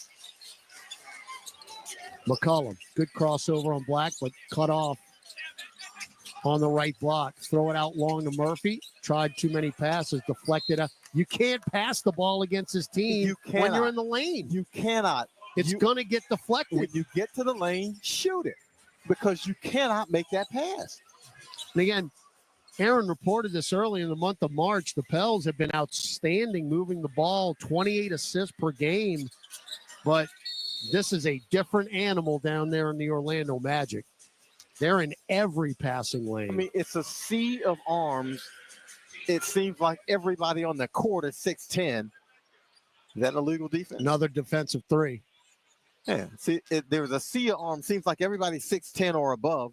It's hard to make that pass. When you get down there, shoot it. Trey knocks the free throw down. Murphy is now 7 points shy of becoming the 9th all-time scorer in Pelicans history. Needed 20 points tonight. Inbound to JRE. Great inbound pass there by McCollum, and the reverse layup is no good but a foul. You know, Jim Eichenhofer and Andrew Lopez and I were talking about this after shoot-around today. Of course, Trey last game moved into 10th place all-time. And Jim goes, all right, who's in 9th? Give you a hint. And we couldn't figure it out. We couldn't believe it. Who's in 9th place? He's an international player. Peja? No. That's what Andrew Lopez and I said, and that's not the answer. You're gonna kick yourself when I tell you the answer. I know the answer. You're gonna kick yourself. Free throw is good for JRE. Okay, give it up. It's Jonas Valanciunas. Oh, you gotta be kidding me. Yes. Oh, you gotta be kidding. 3 years, Jonas became the 9th all-time leading scorer. Is that unbelievable? That is. We couldn't think. We were kicking ourselves. I would not have guessed that. I wouldn't have either. I mean, eventually, I guess it would have come to us, but it was Jonas. All right, Isaac got a dunk back the other way. Hawkins missed 3, right wing, long rebound, Murphy. Get it to McCollum. Head fake, drives in, got Black up in the air, kick it out long to Trey, fakes the 3. Good closeout by Wagner, and then Trey crosses over, drives in with a left hand and lays it in. Again, he had to work unbelievably hard for that bucket. It's just so tough to score. 15 points for Murphy. 3-ball left wing Houston off the heel. 1-arm rebound McCollum. And then they run back in transition. Don't give you a whole lot of opportunities Trey there. drives in again. Went right past Jonathan Isaac, and another easy layup for Murphy. So he's closing in on Jonas. He's 2 points away from tying him. Well, like I said, you want to win the rest of this game, whatever that looks like. Now De Silva into the lane, kick it to Houston. Between circles, Wagner. Pels trail 88-61, 1:15 left in the third. Bump Murphy. And an offensive foul on Franz Wagner. Oh, Wagner hooked Trey Murphy's arm, tries to draw the foul. And Wagner, you know, he don't mind. He can get a little dirt on his fingernails now. So you trail by 27. So you cut the halftime deficit by 3. Now Trey again to the rack. Avoids 2 contact, and then Jonathan Isaac just stuffed it. Back the other way. De Silva right wing. And now between circles, Bodnar back to De Silva, pop a 3. Too strong. Weak side rebound, Mo Bamba. That's his 5th board. Mo still hadn't scored as a Pelican. We got to get him some points. So he missed a few threes. Another wide open 3 from the corner he missed in this one. He's got 12 rebounds in the 2 games. Now McCollum drives, tripped, foul on Jonathan Isaac. And they're over the limit now, and free throw's coming up for CJ. He's got a little scrape on the elbow. They're over the limit with 38.3 seconds left in the quarter. Yeah, they haven't committed many fouls either. as far as outside of the last 2 minutes. McCollum has been very quiet tonight, but he is a lot of company. Just knocked the free throw down, his 8th point. Jeremiah Robinson-Earl is 9 points off the bench. He's made a couple of threes. CJ got them both. Yeah. 38.3 seconds left. Pels haven't been able to help themselves, and Orlando hadn't given them much help. Now Wagner stops right elbow, follow a nail jumper, no good. Rebound Mo Bamba. And shot clock, game clock, 7 seconds apart. So John, at least you're going to win this third quarter. Yeah, and that's small victories. You got to take what you can from a game like this. All right, McCollum right of the center circle, crosses over Anthony Black, drives to the block, puts his left shoulder down, nowhere to go. Get it to Bamba, and now he's on the board with a baby right-hand hook above the restricted arc. Points at the radio booth and says, "This for you, Graf." Doing his best Hassan Whiteside imitation.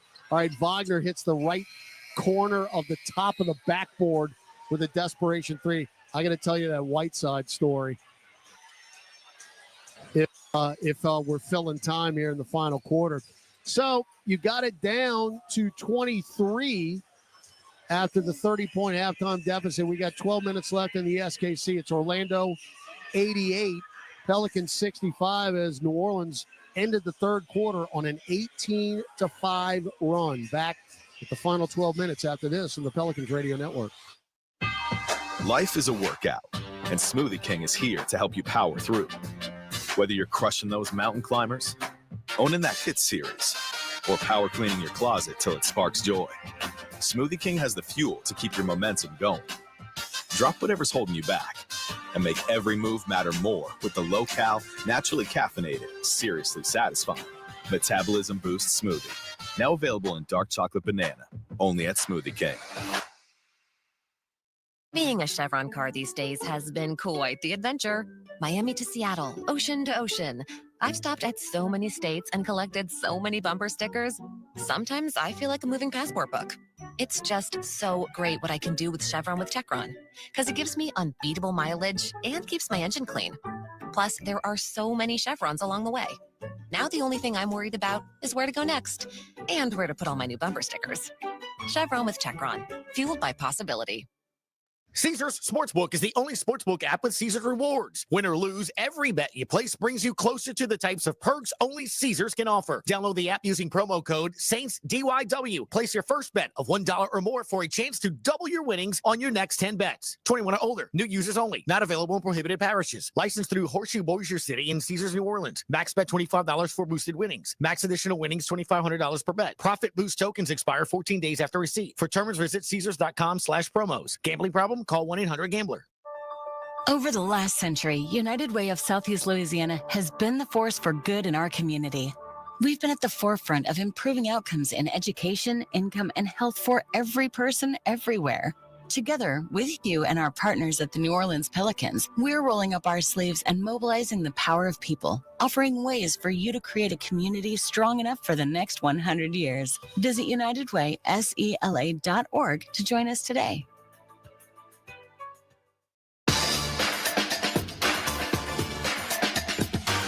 All right, 1 quarter to go.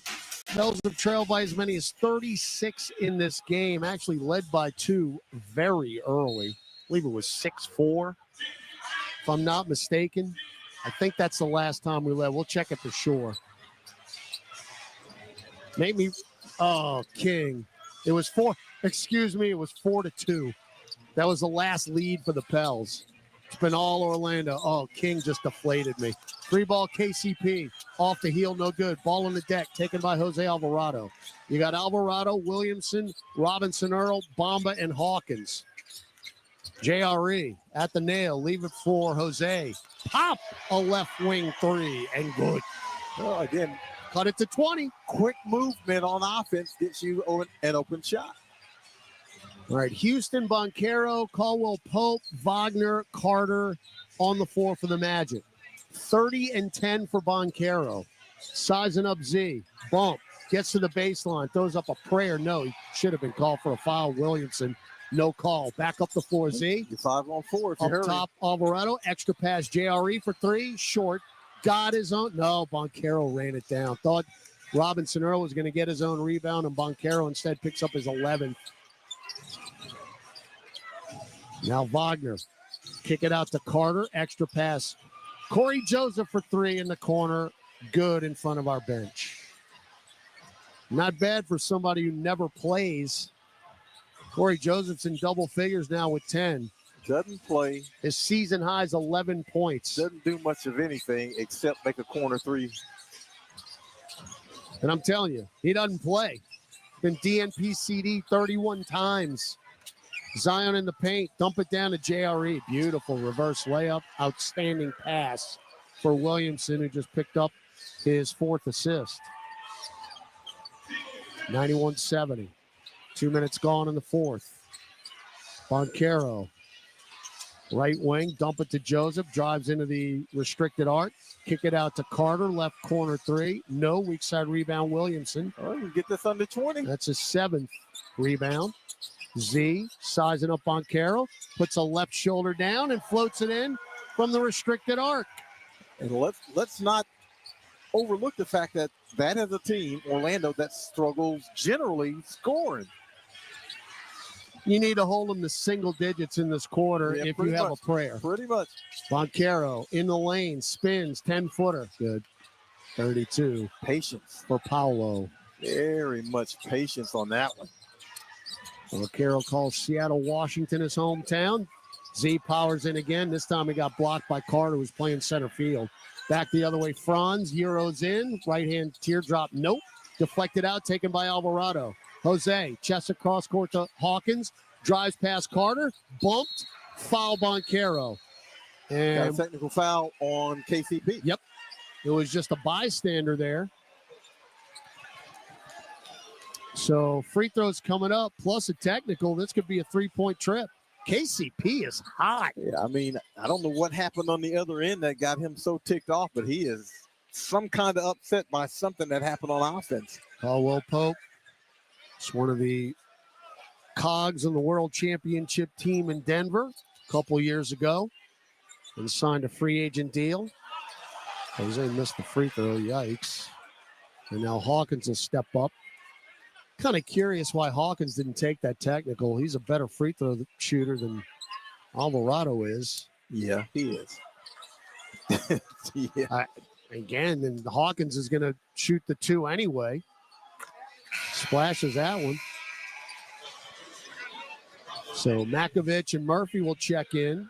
Mo Bamba and Jeremiah Robinson Earl out. The deficit is 20 now, 93-73 with 9:03 to go. So at least you can play this out a little bit. See if you can cut it to 15 or lower. Like I said, you're just interested now, just winning the rest of the game, and whatever happens, happens. That's going to be a foul on Jose Alvarado in the backcourt. Jose's still upset he missed that technical. He's fouling Wendell Carter, who's... Man, but what? Okay. I get it. They just went chest to chest, but why call a foul at all? Yeah, I don't. There is no foul. Just play on. All right, Boncaro, up top KCP. Shot fake on Hawkins, cleared space, and pops a midi. Let me tell you something. When a guy picks up a technical foul, the first thing he's going to do the next time he touches it is shoot it. I bet you the percentage on that is probably about 90. 95-74. Williamson spins left into the lane. Scooping lefty layup is good. Zion's starting to feel it now. He's got 18 points, and the defense, which stymied him in the first half, it's not happening anymore. Steal Alvarado. Hawkins on the right. Bounce feed to Hawk. Rises and dunks. Hawk flying again. Pels within 17, and Orlando's like, hey, let's talk about this. Yeah, Jamal Mosley now. Hey, this is getting a little too close for my liking. Now, they're still in control here, but this is as close as the Pelicans have been since the second quarter. We've got 8:19 to go. I mean, it would be the miracle of miracles. We'll see. 95-78. Orlando still comfortably ahead. Gus Kattengell will update you on the NBA scoreboard when we come back on the Pelicans Radio Network. If you're needing to relocate across town or across the country, there's no job too big or too small for John Fayard Moving and Warehousing, the proud mover of the New Orleans Pelicans for well over a decade. They offer red carpet, white glove office and household good relocations at competitive rates. Moving is stressful and exhausting. Allow John Fayard Moving and Warehousing to ease your mind and your muscles. Full packing and storage available upon request. Call 228-864-2262 or visit johnfayardwarehouse.com today to schedule a survey or to book your move. Andrea Bocelli in concert, presented by Stifel. June 10th, Smoothie King Center with the Louisiana Philharmonic Orchestra, conducted by Stephen Mercurio, the world's most romantic voice. Andrea Bocelli in concert. On sale now at Ticketmaster. You can start a rewarding career as an emergency medical technician sooner than you think. The National EMS Academy, a division of Acadian Ambulance, can train you in just 12 weeks at their campuses in Alexandria, Baton Rouge, Covington, Lafayette, Lake Charles, New Orleans, and Thibodaux. Students who complete the class and pass the National Registry exam are eligible to work for Acadian Ambulance. Classes start soon. Learn more at becomeamedic.com. Welcome back to Pelicans basketball. Let's check tonight's NBA scoreboard. Got a pair of finals, fellas. The Wizards win at Detroit, 129-125, and what a shame. Go ahead, pull out the violins, Graf. The Lakers lose at Milwaukee, 126-106. Luka, 45 points in the loss. It's all about LaBoo-Boo. Boo-hoo. That's a bad loss for Detroit. Yeah, that is quite unexpected. How do that is a lapse. Well, as Joel Myers would say on Monday when they come in here, they're going to be very angry coming in. All right, 95-78. Pels have outscored the Magic 13-7 here in the fourth quarter. Still a long way to go, but at least you're giving them a bit of nervousness down there. Magic ball moving left to right in the white pinstripes. Caldwell Pope, another midi. This one in and out, no good. Ball on the deck. Run down by Williamson, far side. There's Z now with his 8th board. He'll drive in. He will dump it down to Makovich. Goodness, that is some kind of contact. Yep. Wendell Carter fouled Z. They didn't call it. Carter got a whack over the head for his troubles. And Makovich now with 8.6 rebounds. Tell you what, John, it's down to 15. It's down to 15, and hey, you string together stops and buckets, you never know what happens. Now Wagner crosses over Carlo, drives in, blocked out of bounds by Makovich. And now there's 2.4 on the shot clock. Hey, Carlo's got some moxie to him. Carlo don't take no stuff. That's a second block of the night.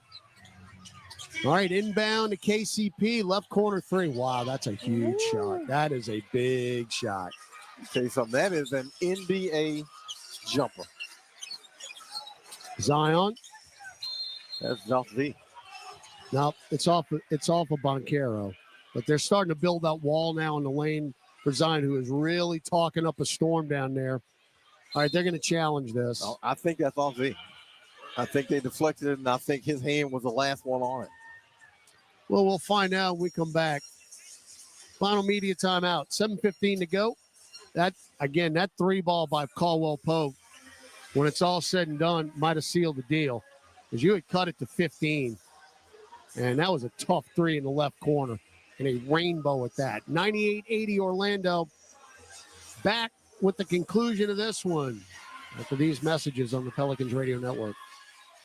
The biggest names in the NBA are on NBA Today with Justin Termini and Eddie Johnson. We're talking here to the soon-to-be Hall of Famer, Dwight Howard. When I first got to Philly and I was watching Embiid play, for him to be his size, I'm thinking like, man, this guy, if he was to go one-on-one with Shaq in his prime, it's going to be tough for Shaq to guard him. NBA Today, weekdays from 4 to 7 p.m. Eastern.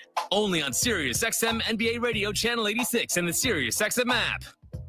Mad Dog Sports Radio gets you set for the NCAA tournament with our annual Selection Sunday show. Join me, Christopher Russo, Steve Torrey, Sunday from 5 to 9 Eastern as we get you set for this year's big dance. We'll tell you who's in and who's out. Visit with some of the top head coaches, chat with a selection committee chairman, and give you a chance to share your reactions and opinions. It's the Mad Dog Sports Radio Tournament Selection Show. It's this Sunday, 5 to 9 Eastern on Mad Dog Sports Radio, Sirius XM 82, or on the Sirius XM app. Let the shenanigans begin. St. Paddy's Day Radio is back. An entire day of the greenest, liveliest, shamrockingest Irish music from the Pogues, Flogging Molly, Dropkick Murphys, and more. Taking over Channel 28 all day Sunday, and catch up with the essential St. Paddy's Day pub mix anytime with Sirius XM on your phone or at home on your computer, Alexa, TV, or other internet-connected devices. NBA Radio on Sirius XM is available on your connected devices. Listen at home anytime you want with Amazon Alexa, Google Assistant, or however you stream in the house. So Orlando will get the ball back with a 18-point lead. And there's 7:15 to go. But I'm telling you, John, you would cut it to 15 and maybe make Orlando think about it a little bit. But Contavious Caldwell-Pope just knocked down the biggest shot of the night. Well, that's why you bring in a guy like that. He's got championship experience. He's made big-time shots in his career. And that was, in a game that was getting a little closer. That's a huge shot fading out of the corner and really just a bucket, a real bucket to stem the tide. So Caldwell-Pope now in double figures with 12 points. No shot bigger than that. 4 in double figures for the Magic, led by Banchero's 32 and Franz Wagner's 25. All right, Orlando ball after the successful challenge. They still got their starting 5 on the floor. Corey Joseph, right free throw line extended midi. Good. 12 points for Corey Joseph. That is a season high. And they get a quick 5 at the Pels. Pools are within 15. Now you're down 20. 3-ball Jose, right corner. Off the heel, no good. Ball on the deck. Carlo kept it alive. Up top, Murphy. Trey, bounce feed. Can't do it. You can't. Deflected and stolen. Banchero with a run out. You cannot pass the ball in the lane against this team. Look, I would say interior passes that have gotten through might be 3 for 18 in this game. Now Z hard to the rim. Got the lay-in. And that will give Williamson 20 points. He still has 8 rebounds, 2 rebounds away from a double-double if he could get that. But I don't know how much longer he's going to be on the court. Z trying to pick the ball away from Corey Joseph. Instead, Joseph still has it. Kick it to Franz Wagner. Right wing, double pump. Dump it off to Joseph. Baseline jumper, 20 feet away. No, ball on the deck taken by Alvarado. Jose up the floor. Murphy leaked out, but he missed the dunk. He missed the dunk. And it's taken by the Magic. But he misses it because Wagner won't just give up on the play. If Wagner gives up on that play, that's an uncontested dunk. And Trey isn't looking at a defender in his face. All right, Wagner sizing up. Makovich spins right. Beautiful move. Scoops it off the window. I think that is going to do it. Yep. As far as the Pelicans. And Willie Green just took a timeout. And I believe we're going to see the bench empty. We'll take a 60-second break here as the Magic now back up by 22 with 5:31 to go in this game, 104-82. 60-second break, conductor on the Pelicans Radio Network.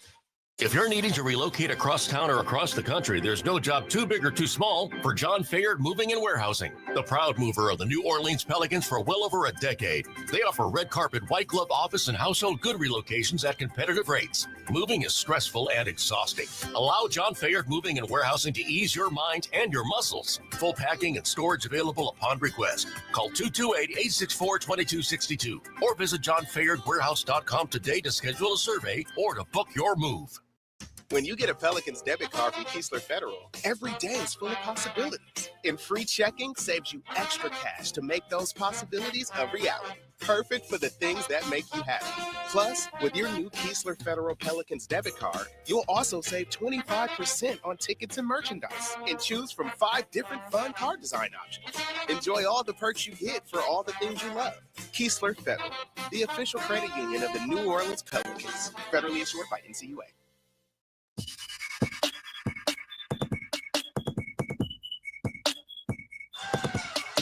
All right, 5:30 to go. Pels ball moving right to left in the All Blues, and Orlando looking to pick up their 31st win of the year and beat us in this building for the 8th straight season. Alvarado, get it to Makovich. Oh, recovered, tipped it over to JRE, misses the corner 3. Caldwell Pope picks up the rebound. You got Alvarado, Reeves, Murphy, Makovich, and Robinson are on the floor. We've got 5 minutes left. Onkara's still in there. Pop a left wing 3. Brick. Rebound JRE. Moncaro and Wagner out there.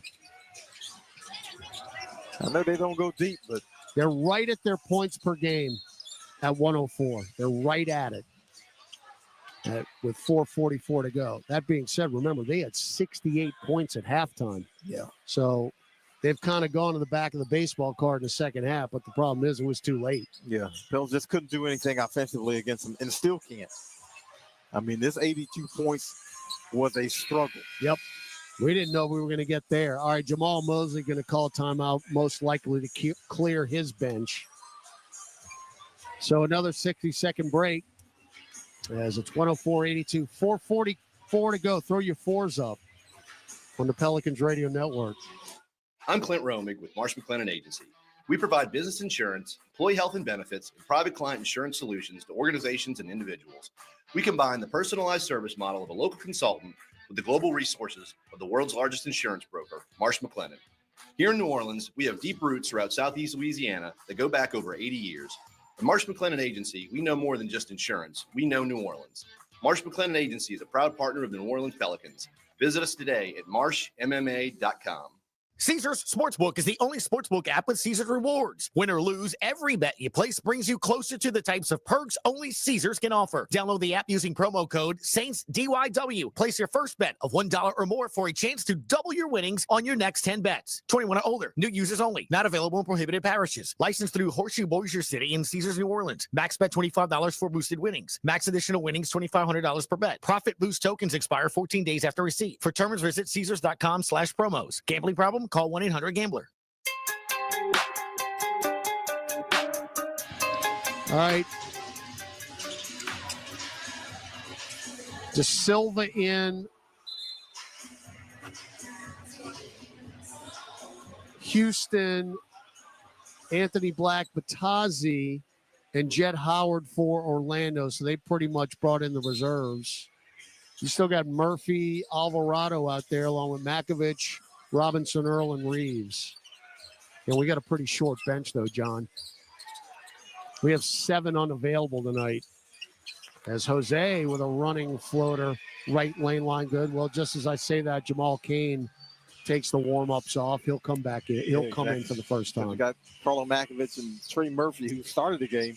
Well, Carlo needs some minutes. Murphy, I think, is going to come out. He's trying to foul to get out of the game. Nope. As the ball's knocked out of bounds, Jamal Cain will check in. Mo Bamba will check in. Of course, Mo's on a 10-day contract, so you might as well get him some minutes. And Carlo comes out. Yep. Along with Trey. All right, so white flag has been waved, and Orlando's going to do it again. 6 straight overall in this series. Crazy.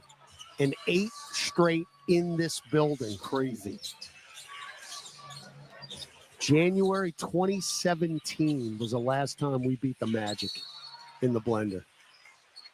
Missed midi, rebound Robinson Earl. We'll go back the other way. Loose ball foul on Batazzi. Actually, no shooting free throws. That's just the 3rd team foul for the Magic. Now, all right, run the clock. They're a good defensive team, but they commit fouls now. Now Antonio Reeves, left corner. drives on Batazzi, floats it up and in. Oh, Hey. Oh, so fresh and so clean. 10 feet away. The entire catalog will be pulled out before this year is over. If you know, you know. 3-ball, Anthony Black, brick. Rebound, Mo Bamba. And up the floor, Reeves drives by De Silva. Tried to dump it off. Another deflection and another steal. You just can't. This one, Anthony Black. Up top, De Silva out of Colorado. Now left elbow above it. Batazzi handed off to Black. Black drives to the nail. Double pump. Kick it in the corner. De Silva for the no-dip 3. I mean, and good. When you get a step and you get to the paint, shoot it. Because if you do anything other than that, they're going to steal it. Tristan De Silva, his 71st made 3 of the year. And we answer with Jose Alvarado in a wing 3. 106.89. Well, at least it will not be a season low of points. And we might even get to 90. Didn't know if that was going to happen early in the game. Black with a step through, swipe through, missed the layup. Batazzi goes over Antonio Reeves for the layup and then throws it right to Jose. He's got a run out, and we'll lay it in. 106.91. So we cut it back to 15. That's as close as it's been since the second quarter. You just wanted to finish out this game with Agreed. something resembling a decent taste in your mouth. Jose now in double figures with 10. Batazzi, dotted line. Kick it out to Houston for 3. Good. Another Manette for Caleb Houston out of Michigan in his 3rd year. They don't shoot a lot of them. They don't make a lot of them. But when they do in a game like this, it's huge. Houston was a 2nd pick in the draft 2 years ago. And he's a reserve. 109.91, roll that clock. 1:40 to go. Jose, right baseline, tripped. On his knees. Got it to Bamba, threw it up. No, rebound to Silva. Jose hurt again. Jose's on the deck. He'll run it more out. than anyone on the Love Boat. 3-ball, Houston. Anthony Black is good. As you say that, he's in the right corner, nursing his knee a little bit. 112.91. 1:20 to go. Do not blow any whistles. Just as I say that, they blow them. Well, I don't know if this is an injury timeout for Jose or what. Generally, they wouldn't. Or do we have another infectious? No. All right, let's go down to Aaron. She knows what's going on, because I don't. Well, Jose Alvarado definitely hurt something in the last possession and was hobbling down the court. He was holding his knee in the corner and not really doing much. As he dribbled down, he was also having a hard time with the ball. So he does seem like he's in some pain, but I think that they are... I don't understand, though, Aaron, why they stopped play. Yeah, you usually don't stop the play because the guy is injured. If his team has the ball, you have to call the timeout or foul or something. Willie Green's confused as well. All right, so the blue lights are on, which means they're looking at a play either last possession or before that, if it was a 3 or a 2. That's what the blue lights are for. And we couldn't do that another time? Hey, man. You know, there's other. We that stopped. 3-ball by De Silva, I think, Aaron. That's what they're looking at. Gave them. Okay. They changed the score to 113.91. So that was it. We stopped play for that. John, there are other things going around the country. Balls in motion. I agree. But that's why they did it. You have got to be kidding me. Hey, man. They got people all around the country right now holding mutual tickets, if you know what I mean. Again, if you know, you know. Because something's affected by everything nowadays. You don't stop the play. They stop play. I didn't say I agreed with when it. there is a break in the action, a foul or something. But I'm just telling you why they did it. But why stop play while guys are dribbling the basketball? I don't know. De Silva for 3, brick. Run it down, Mo Bamba. And then Trevelyan Queen knocked it away from him, who was very happy with himself. I think Mo just fumbled it out. Did he just fumble it out? No, he had it. Yeah. Queen is so happy with himself that he knocked it away. Bamba's got 8 rebounds for the second straight game. Now Queen goes behind the back, maintain the dribble, and then Bamba stuck a hand in there and forced Queen to dribble it off his right leg. I mean, that just turned around quickly. Mo's like, let me show you something. Yeah, I mean, Mo Bamba trying everything he can do not to smile right there. He was suppressing it. Mo says, hold my beer. Antonio Reeves to the rack. That got blocked. 40 seconds to go.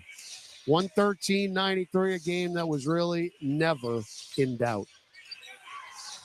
And tip of the cap to that Orlando Magic defense. They won the game in the first 12 minutes. No question.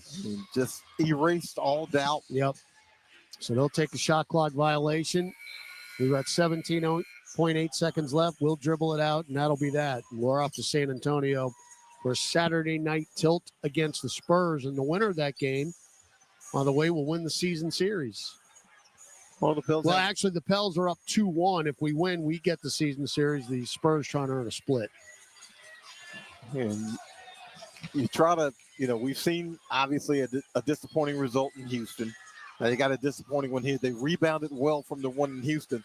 That was just kind of a lack of effort game. Right. This is one Not tonight. Yeah, you played hard and you just played a team that was much, much, much better than you were. So hopefully this is one that they can flush pretty quickly because you got to go at it in San Antonio. All right, final horn has sounded. Final score, Orlando 113, New Orleans 93. Orlando now has won 8 in a row in this building. They are 31-36 overall. They maintain 8th place in the Eastern Conference.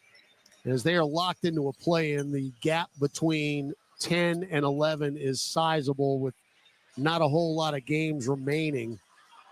So Orlando's going to get in the play-in, and I tell you what, now even though they don't have Suggs or Mo Wagner, I don't want to play that team in a play-in.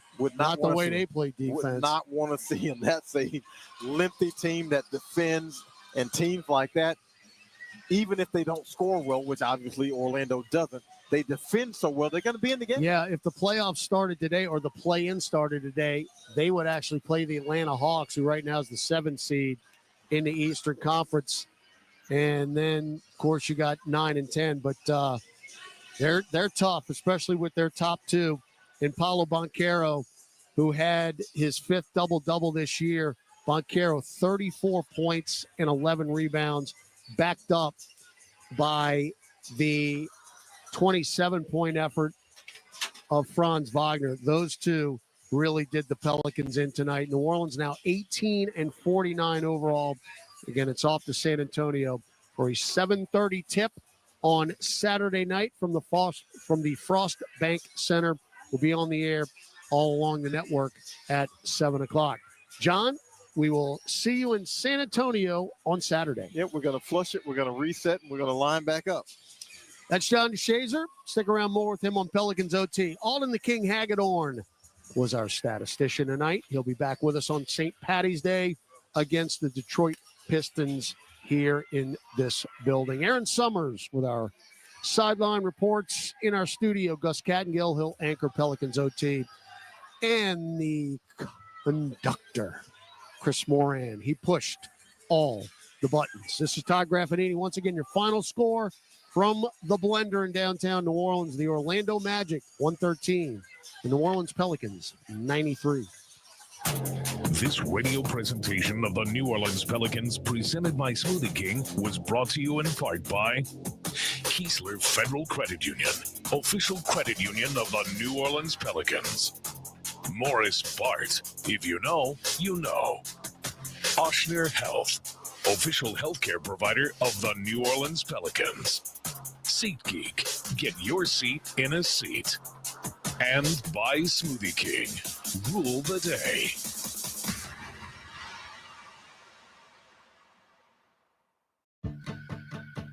Entergy Louisiana is strengthening our power grid from Lake Charles to Baton Rouge, Metairie to Monroe. Our blueprint covers the state, nearly 10,000 projects, over 11,000 miles of transmission line. We're reinforcing infrastructure to prepare for stronger storms, reduce outages, and respond quicker when you do need us.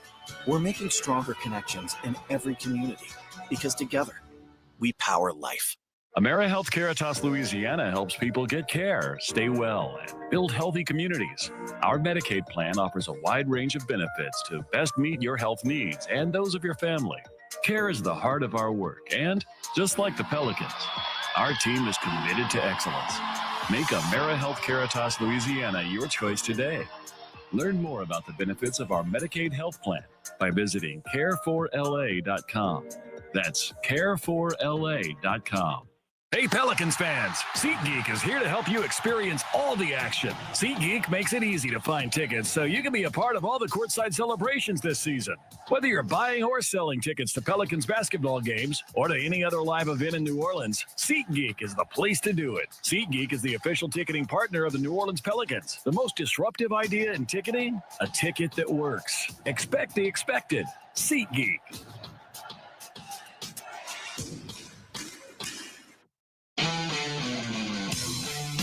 Tonight's power play of the game is brought to you by Energy. Energy, we power life.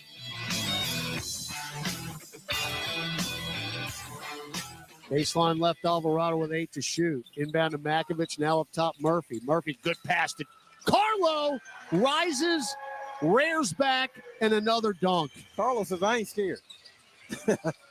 6 points on 3 dunks. I mean, every time he's going to the rim, he's going in with malice. Unfortunately, the Pelicans cannot get the win tonight. 113-93 your final. When we come back, final thoughts from John DeShazer, and you'll hear from head coach Willie Green as Pelicans OT starts next on the Pelicans Radio Network. What makes the perfect garage? Steel garage cabinets, commercial-grade flooring, heavy-duty overhead racking. Garage storage systems built for a lifetime of heavy use. Build your dream garage with newageproducts.com. Injured at work? Don't let your recovery get delayed by endless paperwork. LA Health Solutions specializes in workers' compensation and DOL, providing expert care that gets you back on your feet quickly and safely. With convenient locations across Louisiana, we offer personalized treatment plans and handle the insurance process for you, so you can focus on what matters most, getting better. Trust LA Health Solutions, your one solution. To help you heal and return to work, visit lahealthsolutions.com or call 844-496-LAHS today. Kia is the official automotive partner of the NBA, and we think about basketball a lot. The plays, the swagger, the glory, the game, and how we can elevate our own game with capability that takes us to another level and ground clearance that propels us even higher. The 3-row 2025 Kia Telluride X-Line all-wheel drive. Kia, official vehicle of the New Orleans Pelicans. Call 800-333-4KIA for details. Always drive safely. Limited inventory available. Grammy-nominated singer-songwriter Tyler Childers on the road, live in concert in New Orleans. See Tyler Childers performing at Smoothie King Center April 3rd. Tyler Childers with special guest S.G. Goodman. Get tickets now at Ticketmaster.com. For more, visit TylerChildersMusic.com. Discover the world's most advanced outdoor kitchens by New Age Products. Grills, cabinetry, appliances. Together, delivering an outdoor cooking experience rivaled by none. Only at NewAgeProducts.com. Welcome into Pelicans OT, presented by Waste Pro. Time now to recap tonight's game with stats, highlights, scores, and news from around the league. Plus, we'll take your calls live. Pelicans OT is brought to you by Chevron, the human energy company. Energy, we power life. Keesler Federal Credit Union, official credit union of the New Orleans Pelicans. New Age Products, official garage and outdoor kitchen provider of the New Orleans Pelicans. And by Waste Pro, caring for our communities. Here's your host, Gus Kattengell. 113.93, the final score upstairs. We go to Mr. John DeShazer. Sir, how do you describe this one? This would have been a 10-run rule kind of deal. Look, Orlando jumped out 25-11 in the first quarter, and then the second quarter jumped out 25-10 on that kind of run. This would have been a 10-run rule. I mean, there just was nothing the Pelicans could do to stem the tide. And, I mean, it's not like the Pelicans didn't give any effort in this one or didn't try hard or those kinds of things. Orlando will not allow you to execute. Orlando will not allow you to have layups. They are a great defensive team for a reason. They've got length. They've got girth. They've got athleticism. They can switch everything. And, I mean, they can just flat out do it on the defensive end. If they can score at all, I would not want to see them in the playoffs. And even if they can't score, they defend so well. They will be in games because they defend so well. When you look at games like this, too, I guess you try to find whatever positive things you can from it. Look, Carlo Makovic, I felt like I played that highlight. I made him the power play. You said that every time he was attacking the rim, he had no fear. And I think that's how you look at now 16 games left, the continued development of younger players in their roles next year. Yeah, absolutely. I mean, Carlo looks like a keeper. I mean, you know, early in the season, he looked like he was lost deer in headlights, but now he looks like a guy who is ready to be a rotational player. And that's going to bode well for this team because now you go into the rotation next year with some bigs with Yves Messi and Carlo Makovic and, you know, maybe Kelly Olynyk. And, you know, you don't know what you're going to add to it from there. But, I mean, they look like they have solid rotation guys as bigs, Makovic being one of them. And he's got some versatility. He can make threes. He can get around the rim and he'll dunk it. You know, he can run the floor. He'll defend. He'll block shots. He'll rebound. So looks like a guy that you want to keep around and want to have in the rotation. All right, John, as always, man, we will see you tomorrow for our radio roundtable for folks that want to get more, not only on this game, but the remaining 16 games that the Pels have to play. Join us in the Pelicans podcast. We'll post it up before lunch tomorrow. See you tomorrow morning, sir. All right. And folks, we will not be talking about this game. Oh, there it is. All right. We just text that. I don't think Jim's going to have that on the list either, though. I'm with you. I agree. Thank you, bud. We'll see you soon. All right. Thanks, guys. All right. Head coach Willie Green's making his way to the podium. We'll hear from him next on the Pelicans Radio Network. It's time to tip off a new NBA season. And here we go. And everyone is stepping up. Living legends and shooting stars are rising up. Defying gravity. Super fans, courtside fans, and screaming from the rooftop fans are revving up. With the whole basketball world going up, the only question is, who's going to make it to the top? Kia NBA tip-off begins October 22nd on ESPN, TNT, and NBA TV. You can start a rewarding career as an emergency medical technician sooner than you think. The National EMS Academy, a division of Acadian Ambulance, can train you in just 12 weeks at their campuses in Alexandria, Baton Rouge, Covington, Lafayette, Lake Charles, New Orleans, and Thibodaux. Students who complete the class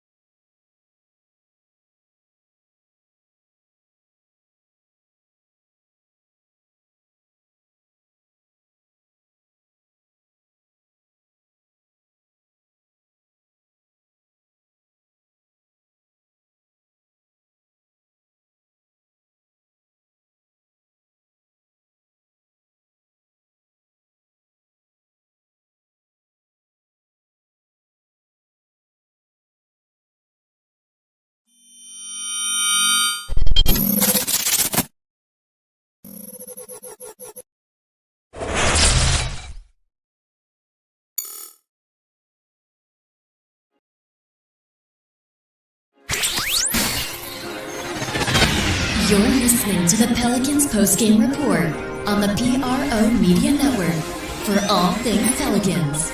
Perfect. Fly Pelican, fly Pelican, fly Pelican. And I tell them that. Birds of a feather flock together. Fly down, I'm a Pelican forever. Pelican forever. Ain't gon' lie, I feel flyer than I ever been. We stay ballin', this New Orleans, I'm a Pelican. It's going down in the nest, wild, wild west. Come in town and you best show us some respect.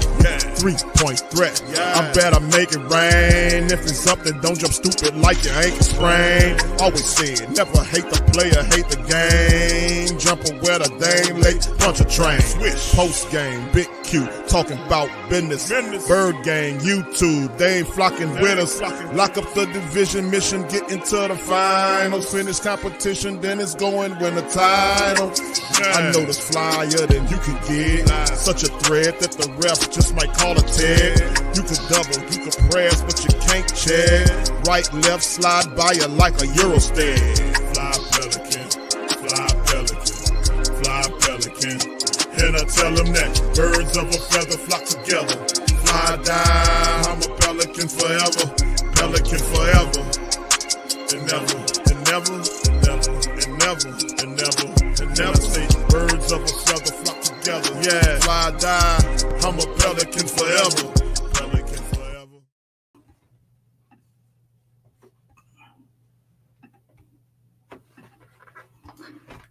Yo, what's happening, family? Having a little bit of technical difficulties on my end.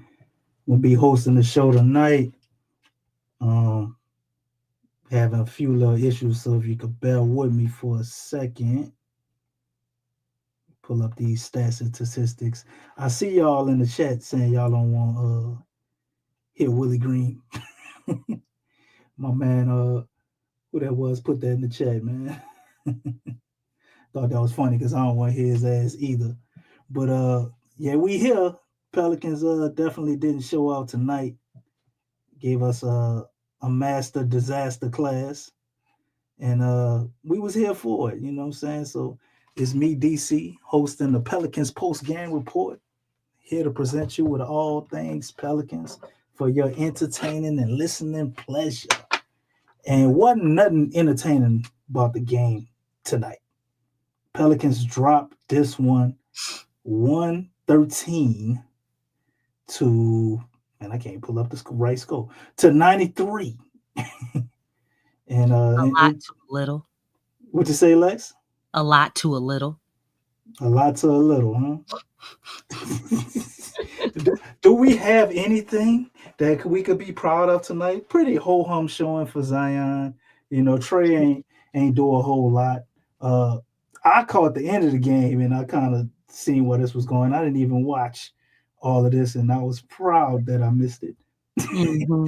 Same here. Fourth quarter down by 20. I'm like, oh man, I ain't missed shit. You know. Yeah, they were down by like what, 33 or something. They were down. They got all the way down by 33. Yeah, they were down like the gap was 30 when I turned it on. Yeah, I didn't watch the whole game either. I missed the first half and half of the third quarter. Oh wow! And then I was kind of in and out.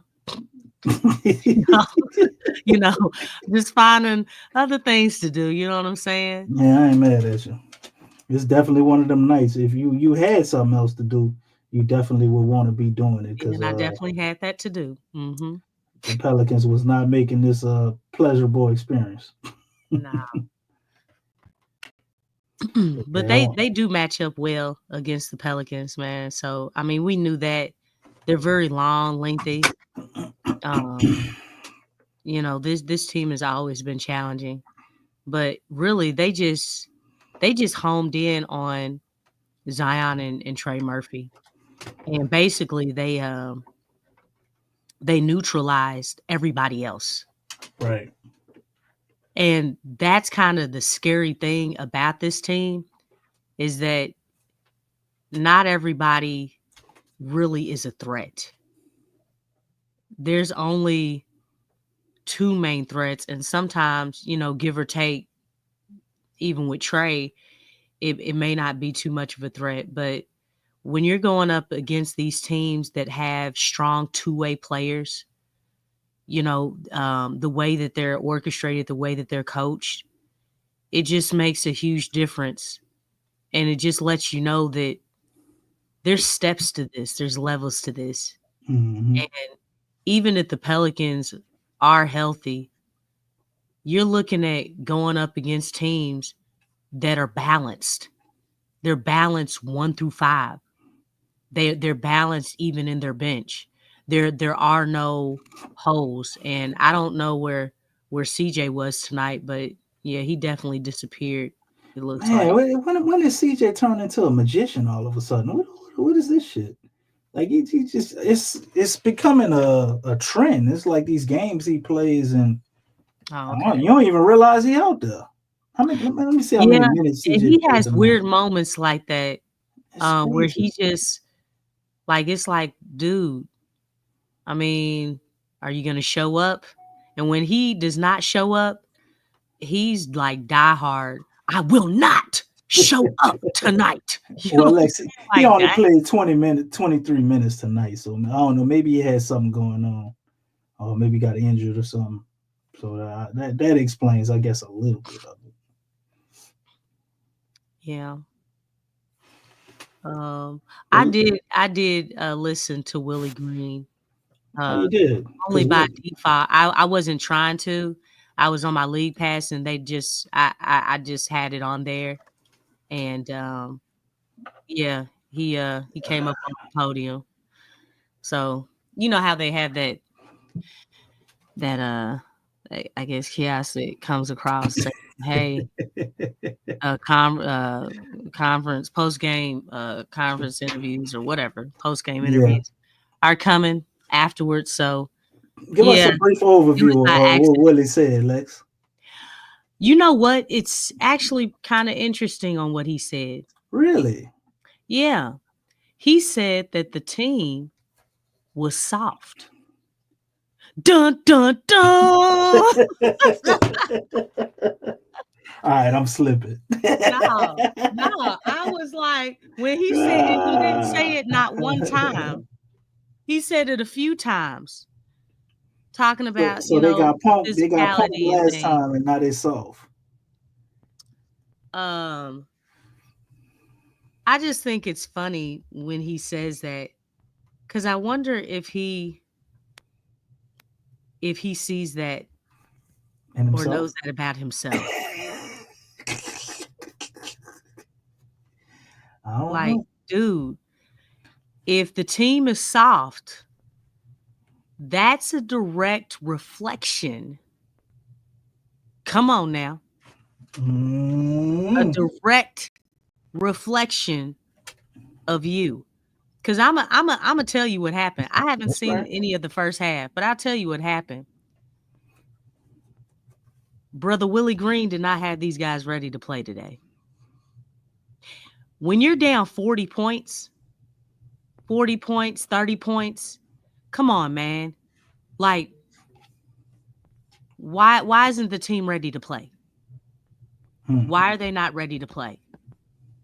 I mean, you're at home. Something like this should never happen. Something like this should never happen. I mean, so I just look at that. I'm like, hey, man, like, when you're talking about 50, 40, 30 points, 20 points, I mean, we know that's a blowout. 30 points, that's unacceptable. 40 points, dog, y'all did not come to play today. You didn't come to play today. I don't really care what the reason is. You didn't come to play today. And it's just sad to see stuff like that, because we've seen this stuff before. But they just got to do better. And Willie's definitely got to do better. I don't think nobody cares about that Australia stuff. Really, it scares me. Man, all of a sudden you want to go global now. Zion's been on the team for how long, and now all of a sudden you want to have a global game? I think that's a punishment. The way I look at that, because if the world champions ain't going to play over there, They get that to a team that's been underperforming, man. That's your penalty for being mediocre. They ship you overseas. Now they got to do half of their training camp over there and all this. So I think that's more of a punishment than something to be proud about.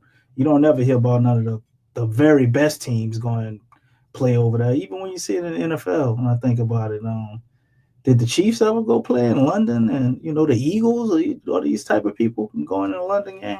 I don't know, but yeah, nobody ain't worried about that.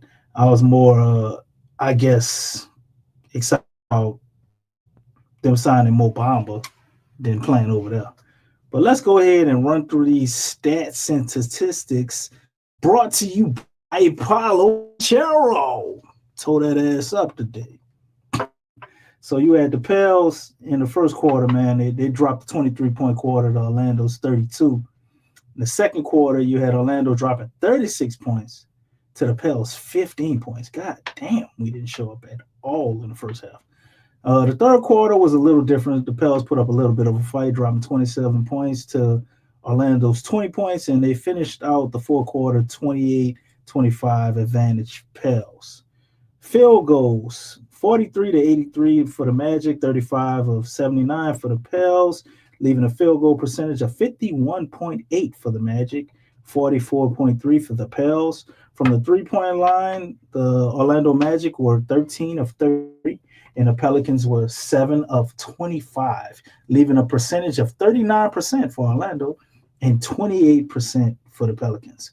From the free throw line, you had 14 for 18 for the Magic and 16 of 21 for the Pelicans. That's 77.8% for the Magic, 76.2 for the Pels. Rebounds, the one lone category that looks like the Pels won so far. Orlando had 39, we had 40. They had 8 offensive, we had 11 offensive, 31 defensive for Orlando, 29 defensive for the Pelicans, 25 for Orlando to 20 for us, 7 steals for Orlando to our 3, 7 blocks Orlando to our 4, 11 total turnovers for Orlando to our 13. They only conceded 12 points off of the 11 turnovers. We conceded 21 off of 13. 8 fast break points for Orlando to our 14. Oh, wow, we won another category. Points in the paint, 46-50. Advantage Pelicans, look at that. 20 fouls for the Orlando Magic to our 16. They had 2 techs. We had 1. The largest lead of the game was 36 points. Largest lead for the Pels was 2 points. So let's go over the individual player statistics. I'll spare you the burden of going over the Orlando Magic and get straight to the Pelicans. Zion Williamson played 28 minutes. He was 8 for 15, 0 3-point attempts, 0 3-pointers made. 4 for 6 from the free throw line, 3 offensive rebounds, 5 defensive, 8 total, 5 assists, 2 turnovers, no blocks, no steals for Zion. Negative 14 plus or minus with 2 personal fouls and 20 points. Bruce Brown, who was in the starting lineup again, played 14 minutes, took 3 shots, ain't make nothing. 1 of those shots came from the 3-point line. He didn't get any rebounds, had 2 assists, no steals, a block, and 4 turnovers. God damn, Bruce.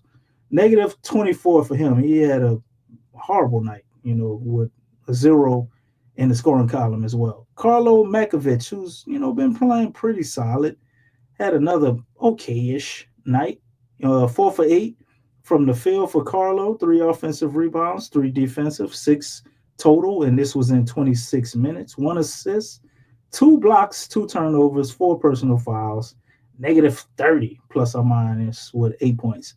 CJ McCollum, the magician tonight, who disappeared, 3 for 10 from the field goal, 1 for 4 from 3-point line, 2 for 2 from free throw line, 2 defensive rebounds, 2 rebounds total, 4 assists, 0 turnovers, 0 steals, 0 blocks either, 4 personal fouls, negative 13 for 9 points. And he actually had, I guess, the best plus or minus in the starting lineup.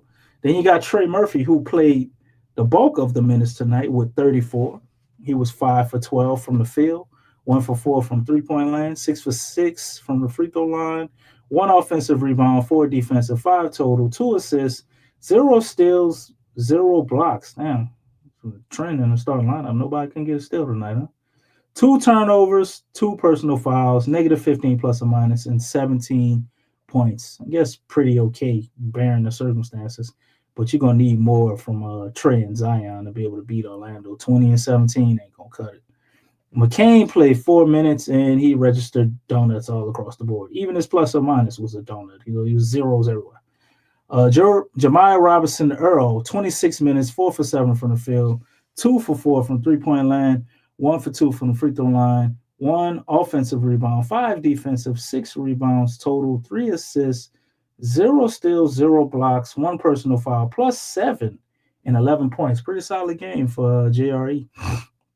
Mo Bamba got 26 minutes tonight, 1 for 3 from the field, took 1 3-point attempt, didn't make it. 2 offensive rebounds, 6 defensive rebounds, 8 rebounds total, 1 assist, 0 steals, but he did have a block, 2 personal fouls, negative 1 plus or minus, and 2 points on the night for Mo Bamba.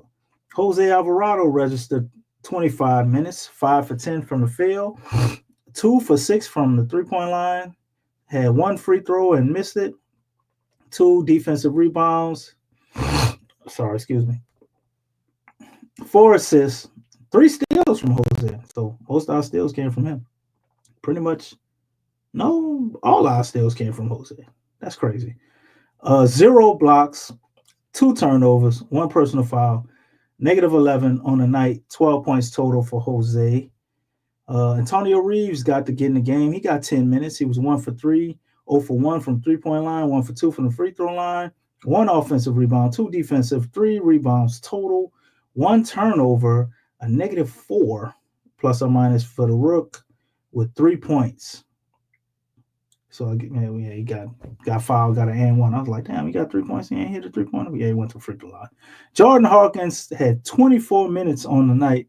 He had a pretty okay showing. He was 4 for 8, 1 for 4 from 3-point line, 2 for 2 from the free throw line, 1 assist, 0s everywhere else, but he was a plus 5. So him and JRE had registered the best plus or minus scores on the team with 11 points on the night for Jordan Hawkins.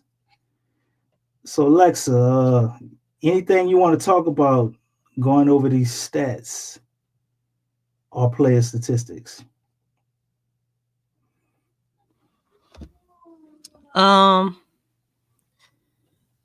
Let's see here.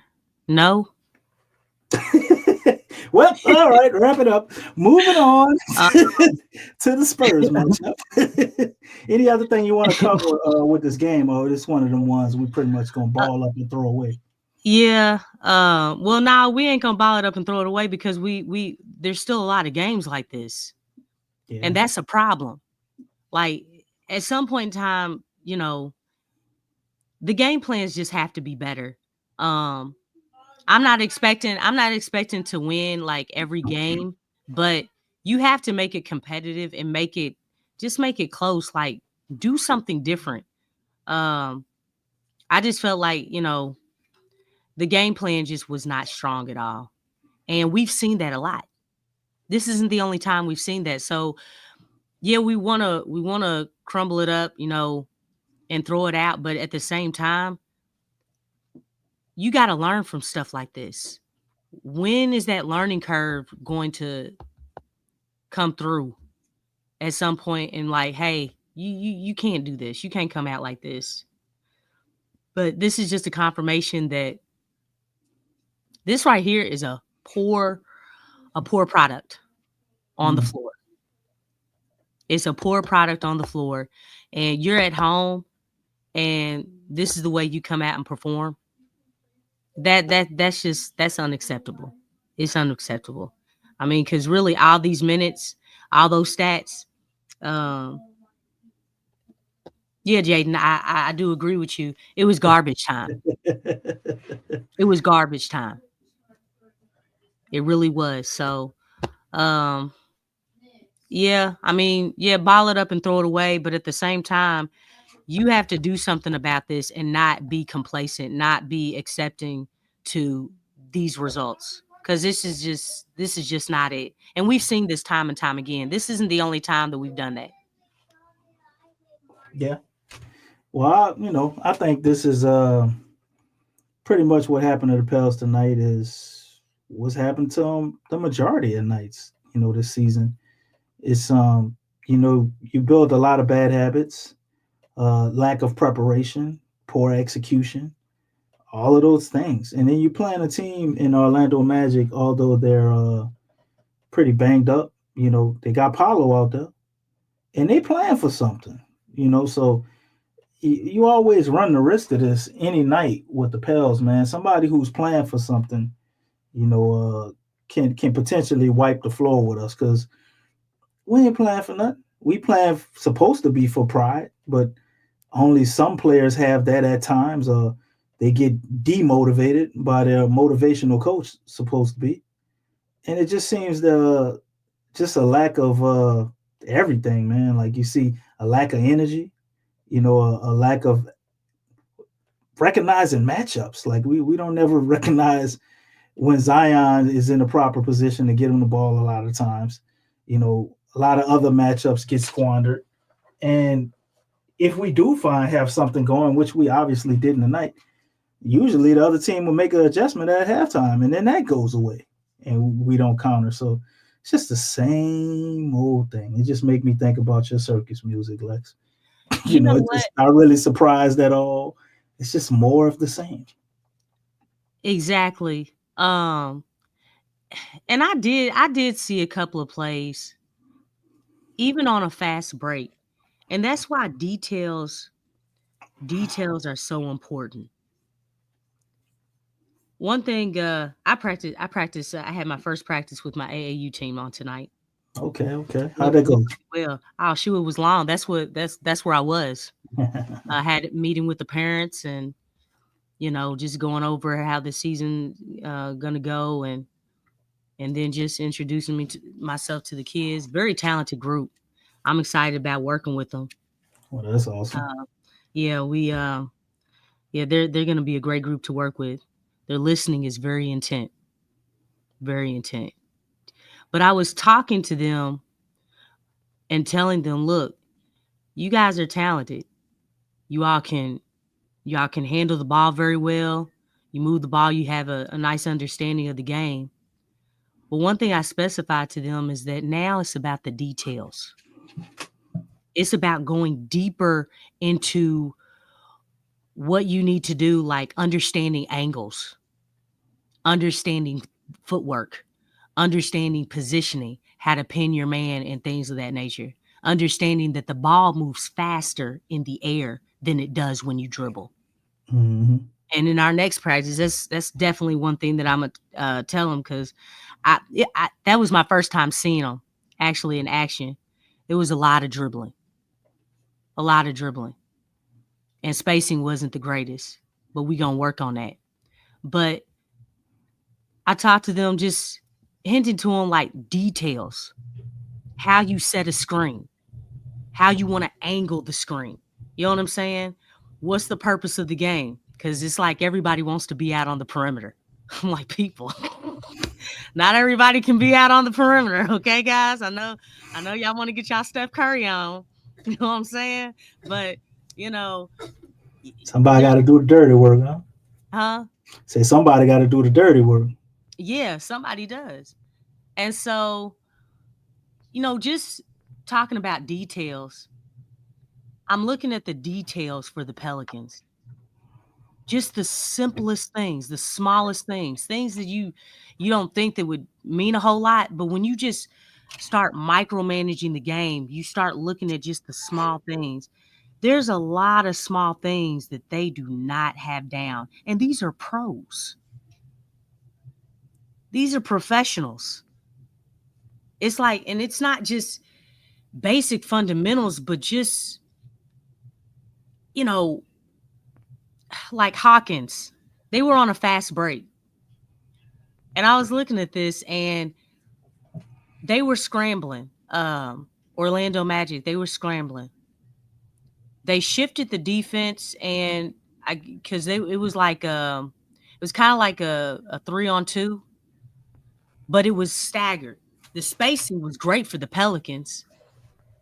And you know what? Zion leaked out to the corner. He started heading towards the basket. Hawkins, I forget who passed it to him, but it was like cross court. I think it might have been Jose. Hawkins got the ball at the top left wing. Zion was on his strong side. Great angle. And you know what? There wasn't absolutely no one around Zion. No one around him. He was the closest to the basket. But instead of passing the ball to Zion right there, because we all know that the ball moves faster in the air than it does when you're dribbling, Hawkins basically, he just passed Zion right up to take it to the hole. He took it to the hole. They came in, they closed out on him because there was a long space, but because he didn't make that pass, they were able to get to Hawkins very quickly. Hawkins didn't make the shot. He didn't make the shot.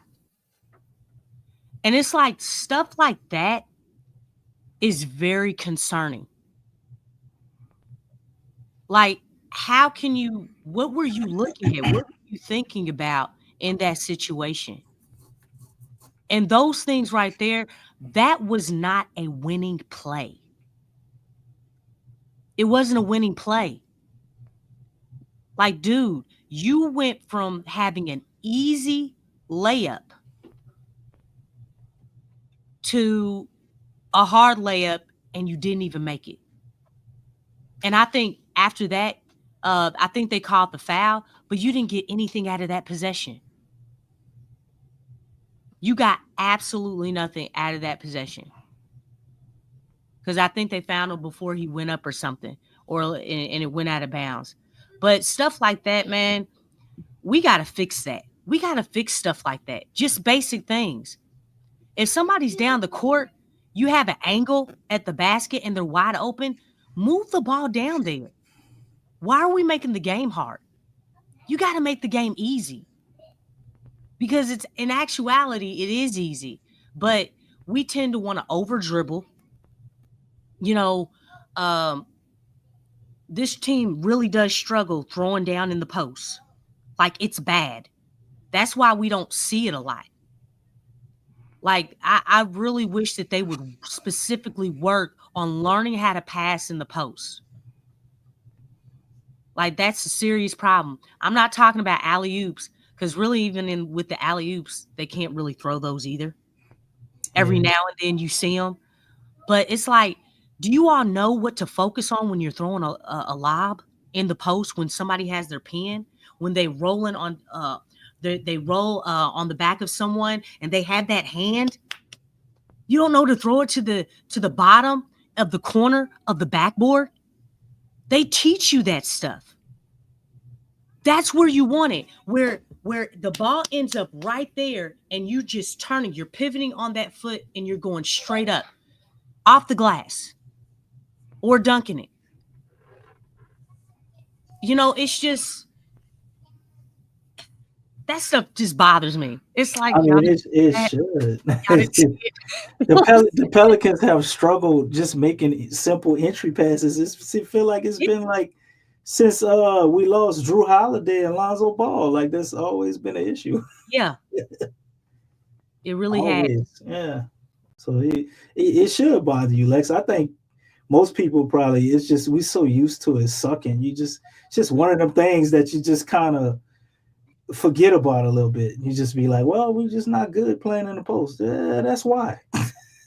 Well, you have a guy in Zion who finishes. Well, they talk about how good he's not, in the post, but I see Zion get a lot of favorable matchups or be in position, and he does, and we don't take, and that's another thing. Taking advantage of mismatches. Like, dog, whatever play you are running, if what is that dude's name? Who's that point guard for Orlando? Is it Joseph? Is that his name? Who are you talking about? On Orlando, the point guard. Or Cole Anthony and Jalen Suggs. I know they had a dude, I think Queen or something out there tonight. Okay, so if Cole Anthony is on Zion, I don't care what play you are trying to run.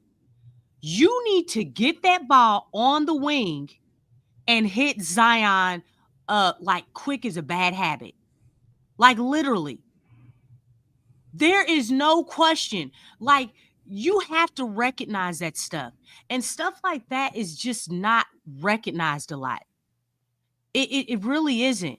It's like when you look at other teams, they exploit mismatches, and that's how you know you're a really, really, really, really, really good team.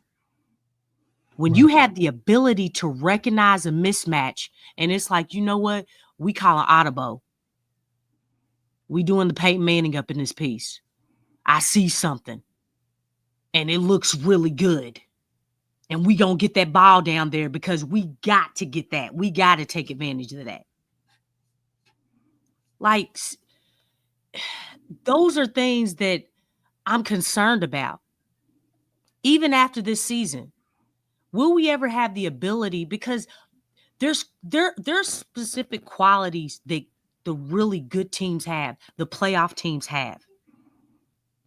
They really have good habits, and their attention to detail, exploiting mismatches.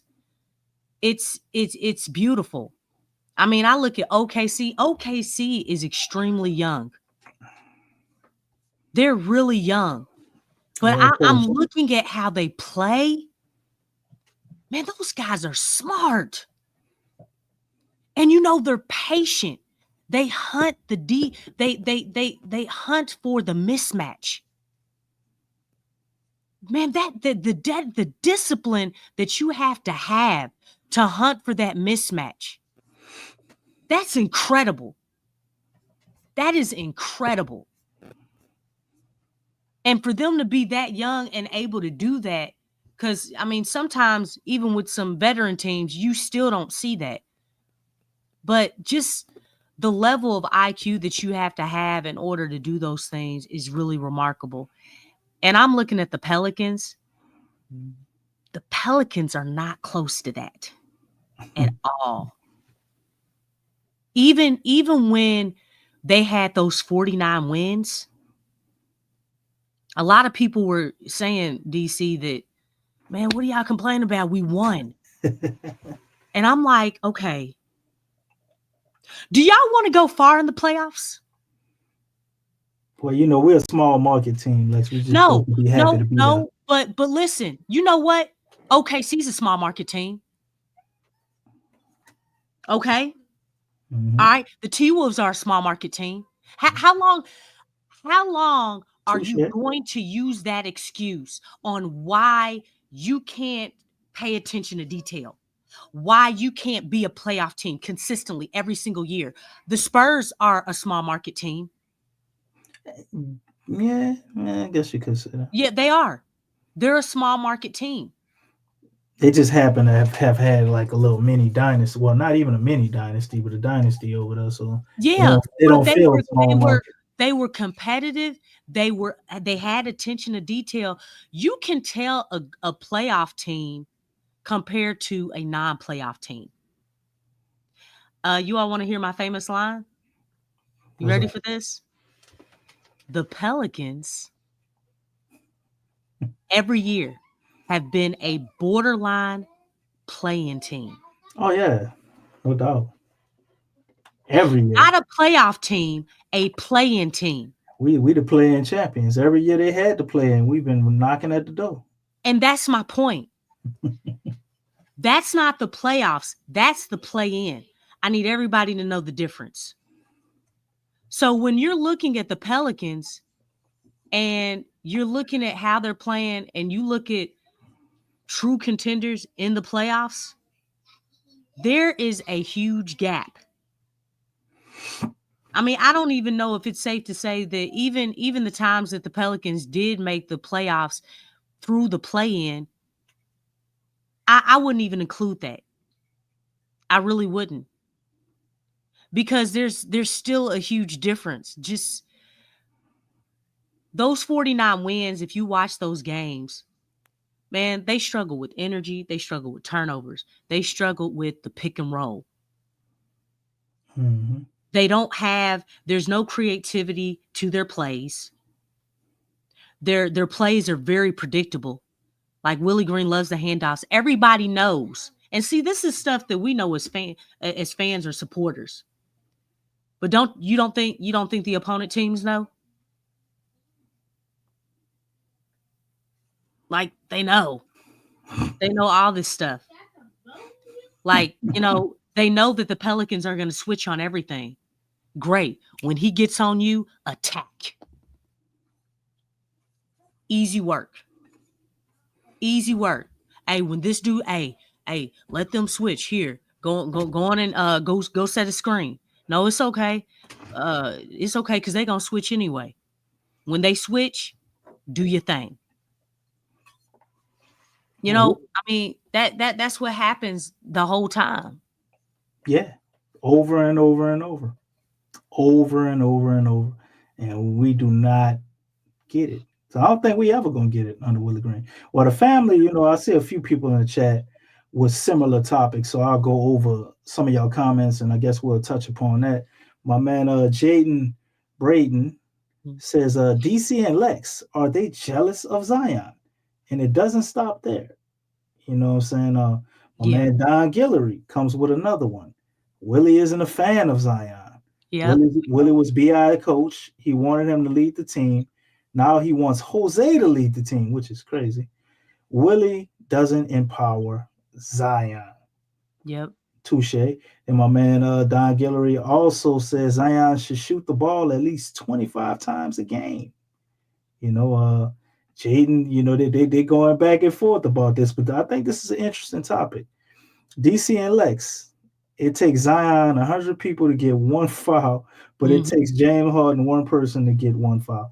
Oh shoot, you probably should have said Jay Gilgeous, but yeah. James I thought Mo Bamba doing that interview after the Clippers game was very telling of just how hard it is for Zion, because he went and he must have talked about a minute just talking about Zion's skill, and a lot of it was framed around, he said, when you play against Zion, you feel like, he gets too many fouls called. And then he went on and on about when you play with Zion, he's like, dudes get fouled every time. Like every single time he goes to the hole, he gets fouled. And I mean, the Clippers game was just atrocious with some of the fouls. It was like slapping a man's hand, shoulder charging them, and all type of shit. And he was showing the ball. And they're not calling anything. No. And then Zion lowers his shoulder one time, foul on him. It's crazy. But to touch on that, we can touch on that. And also the thing I say with Willie Green, I don't really feel like anybody's jealous of Zion. I think Zion is a victim of the way he was brought up. And hear me out when I say this. Zion to me is a very upstanding young man. He's a very respectful young man. And he seems to be like one of those guys that he gonna rock with his coach. What coach tells you to do, he gonna do it. And in this situation, we have a sucky ass coach who don't know what he's doing, and it's obvious Zion has never been his preference, but maybe Zion doesn't see it that way, and he's following orders and not rocking a boat. But we actually need him to, be a little bit of a bad guy, be a little bit of a villain, and rock the boat and push the envelope and to get upset and to break rank, because what we doing ain't working, So I think Willie Green has this vision for the team with this kumbaya shit and 0.5 and everybody touches the ball and it's going to be in his hands, in his mind, BI is still here, I guess. They've never done anything outside of moving Zion more to the perimeter, which you talked about, Lex. I've heard other people talk about, and Gilbert Arenas actually did a whole 20-minute segment on his show talking about how they should play Zion as shooting guard and small forward. And funny thing is, they've been kind of playing him as small forward since after the All-Star break. So I think other than that, they just don't get creative with how to use him. They're not locked in. on him all the time, the way you would see another player of with his type of gravity. You know, they play off of it a bit, but I still think it's way more creative ways they can interact with that, or at least, you know, get more creative with creating space for him and just letting him do his thing. Like that to me irks me a lot of times when I see him constantly going up on all these defenders, and I'm like, man, we can't draw up anything to get Zion a clean shot with at least just 2 guys instead of 3. You know, so I really feel like it's all incompetence and our coach just not knowing what the hell he's doing. I don't think it's an agenda of him out to get Zion. I don't think he's trying to make Jose the leader of the team. But I will say this. If there's an issue with people wondering whose team it is, coaches can do things to maybe not empower players or not give them enough support, but I still think it's up to the player to take charge. And I think Zion, like I said, is a victim of his upbringing. I think he's a very respectful person. You know what I'm saying? That's how he was brought up, to respect his elders and respect people in positions of power and not necessarily challenge authority on a basketball court. You know, his mom was a coach, his stepdad was a coach, and he don't have problems doing what the coaches say. And I think in this situation, we need more of a renegade because our coach stupid as hell. You got anything you want to add, Lex? Yeah, this whole thing is just frustrating. I mean, really, like I said, as long as Griffin Green are there, Zion needs to be traded. He needs to be traded because I'm not sure if the Pelicans are going. I don't know. I don't know what they're going to do in the offseason. But I'm looking at the trends of this team and this organization. And that shouldn't be something that you should say. But I've said this before. I feel like Zion's career has not even started yet. It hasn't started. Like, it's hard to see him play. We haven't seen him unleashed. This coach is not the coach for him. The team has never truly been built around him. You know, just think, they have him handling the ball more, and they took him out of the 4 spot in year 6. Right? Mm-hmm. Look how long it took them to do that. So you're telling me by the time they really get it together, it's going to be another 6 years? That's 12 years. Are y'all looking at this timeline? And so I'm looking at all this stuff. It's like, you all didn't collect enough data, like, in all those years. Why is it taking so long for you all to collect data that's already been collected, but you play stupid like it hasn't, and you just prolong the inevitable? Because they're collectors, Lex. I mean, I just feel like they're wasting careers. So where do you want Zion to go? And if feasibly possible, what do you think the Pels will be able to get for Zion? Where I mean, there's better coaching, and they know exactly how to use him. They understand his superpower. Because right now, this team does not understand Zion and his superpowers. They don't understand it. Yeah. And it's taken them way too long to figure things out. I'm tired. Man, I'm tired of this team trying to figure stuff out. Man, because basically the definition of you all trying to figure it out is you'll never figure it out. You don't have it in you. You don't have the passion for basketball to figure it out. You don't have it. And it's just sad because, look, if it's look, I am all about the team, but one thing that kills me as a coach is when you have a player and you are minimizing who they are. You're minimizing their game. That is the worst thing that you can do to a player. And you're wasting their time. You're wasting their time. You're wasting their career. And it's like, how much longer do we care about the individual players? I know a lot of people say that they care about the team, but man, when the team is being a butthole and they don't know what they're doing, I mean, how dedicated and dialed in can you be to the team? Because that's not fair to the player. If you want the team to be great, you have to care about the player. You have to maximize the individual that will help maximize the team, that helps maximize the organization. You have to do that. You have to do that. And they're not doing that. They're not doing that. And they don't want to, because it's for the sake of maintaining control. You got to have control of the assets, right? Oh, the assets are getting out of hand. There has to be a happy medium, because right now I don't feel like the organization has the best interest of the supporters. They're doing whatever they want to, and obviously the way, like you said, he's a victim of his upbringing. Because Zion, you can really pick up that he grew up sheltered. Mm-hmm.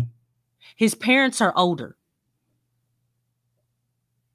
I mean, really, I understand that, you know, his stepdad is really trying to help, but really, I feel like at this stage, he's really not helping. He almost kind of needs to like remove himself, and Zion needs to find like, he's got to change his tune. He's got to change his tune. You know, I'm not saying that, you know, to not be respectful, because that is great. You have a lot of kids out here that don't have respect. You know what I'm saying? I mean, you have a lot of that. But it also has to be, man, hey man, this is my career. And I got to take control of my career. Okay. I got to be mean, and I got to hurt some feelings. My man Don Guillory has a exceptional comment we touched on before. Say, I'm telling you, it's like they don't want Zion. Halfway think Griff is working for LeBron. I don't know about him working for LeBron, but I think, you know what, I've heard that before. I've heard it too. I've heard that before, and he came here and he's been sabotaging everything with the whole AD thing, and then they try to pilfer, our talent. They already got Jackson Hayes. Not saying he was much of a consolation prize, but if they were able to somehow pair up Zion and Luka, with the Lakers, that would be crazy, and that would fulfill this prophecy that my man Don Guillory is speaking of. So I'm not fully sure that would be the thing, but if it was, I wouldn't be shocked, because Griff is he's always doing some weirdo shit. But if Big Q was there, he'd say he's not Machiavellian enough to do that. Griff is clever. He's clever, but I don't consider him to be very intelligent. But moving on to my man Jay Braden. He said, DC and Lex, do you expect the Pels to blow it up this offseason? Yes or no? I would say no. I'm gonna let you go ahead and talk after this, Lex. No, I don't see them blowing it up. And to be honest, they probably should, to an extent. I think they should blow up the front office. They should blow up coaching. I think we could move away from some of our players and look to go a different direction. But if I'm this organization and me just, being a Pelican supporter, I don't want to see Zion gone. I don't want to see Trey gone. But I do understand that what I'm seeing is you're not maximizing them.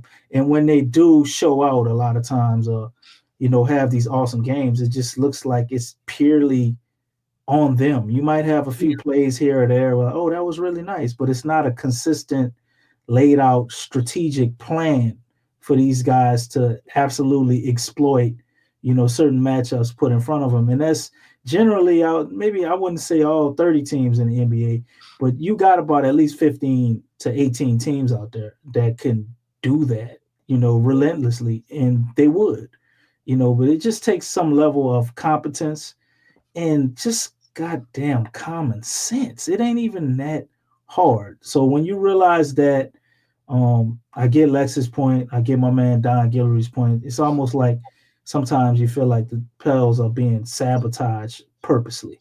But I do also have to point out the issue with Zion's health has been a very big problem for us, his development.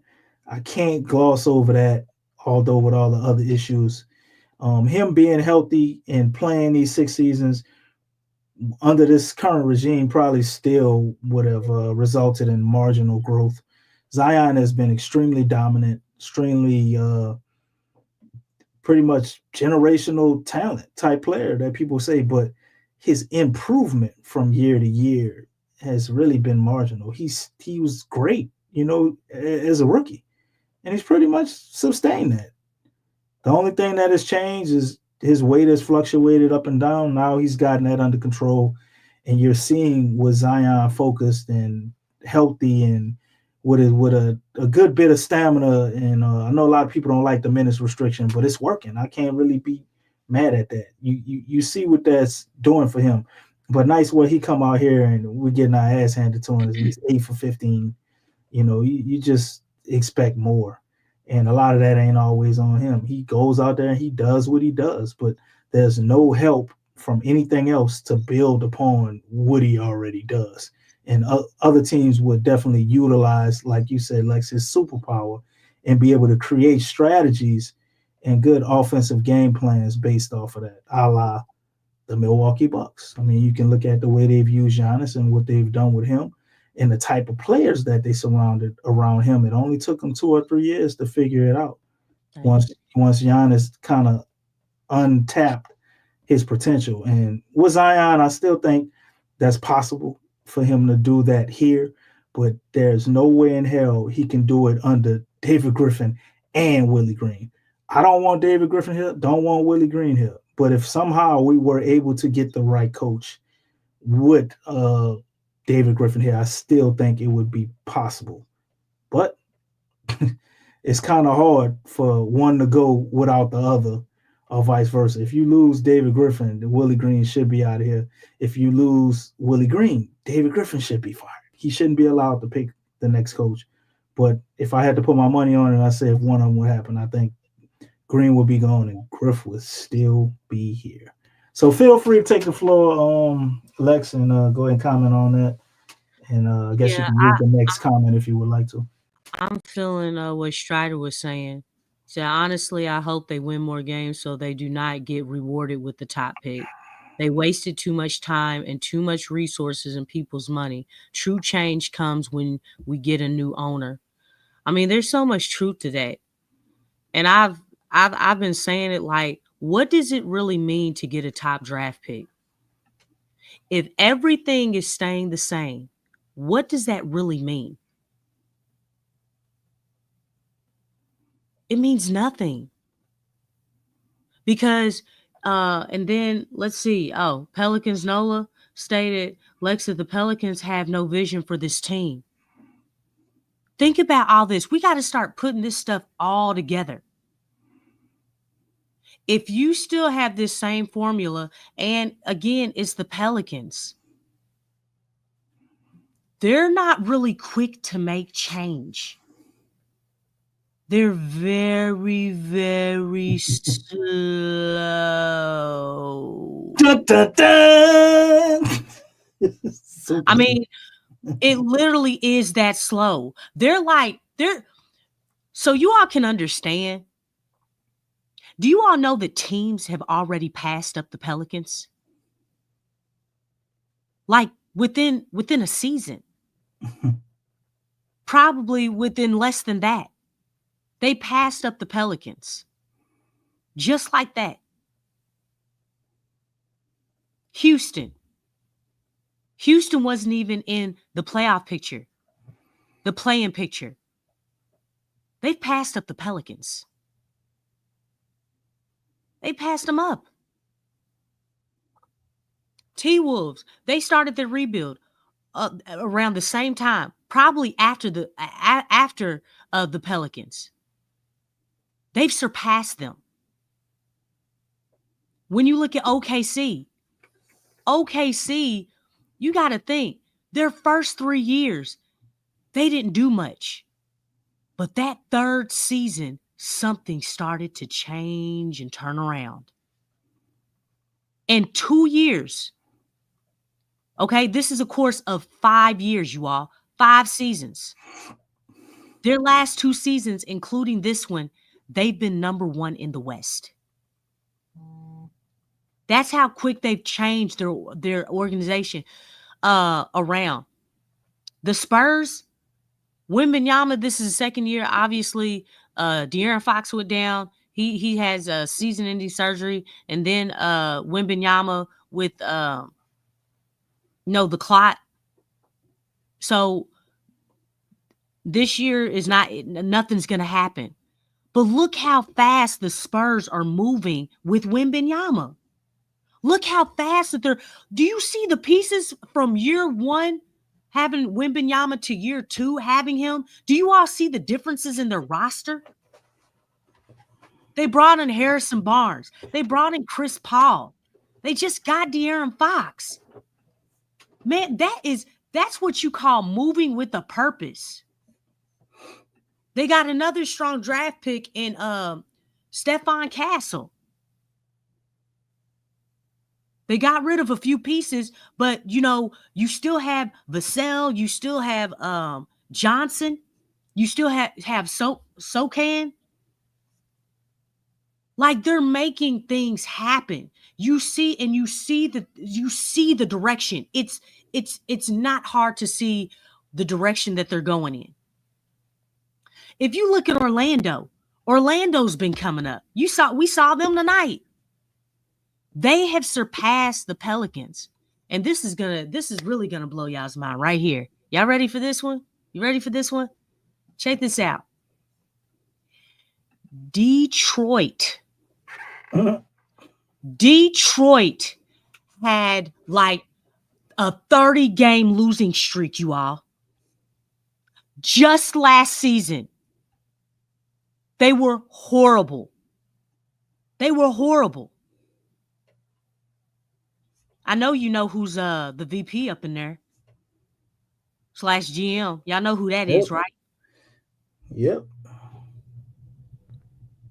They got a new coach. They got a new VP. They brought in Tobias Harris. They brought in what's that dude's name? Hardaway. Okay, they brought in Beasley. They got some vets up in there. They reconstructed their roster. They still kept their core youth. Jaden. Forget the point guard's name. Can't believe I got his name. But y'all know who I'm talking about. Jaden Ivey. Yeah, Jaden Ivey. He's one of them. And then the point guard. He was a number 1 pick. You still have Duran. Cade Cunningham. Yeah, Cade. Thank you so much. But yeah, you got Cade there. They've surpassed the Pelicans within a season, you all. Within a season. Like that, Detroit was bad last season. Y'all know that, right? They were bad. Very, very, very bad. Bickerstaff is their first coach. They're a brand new coach. He's coached the living stuffing out of those guys. He's giving them like grit. Like they are in the playoff picture, you all. Like not the play-in. They're in the playoffs. They're in the playoffs. I think they're like number 6. I don't know. Things have like really changed.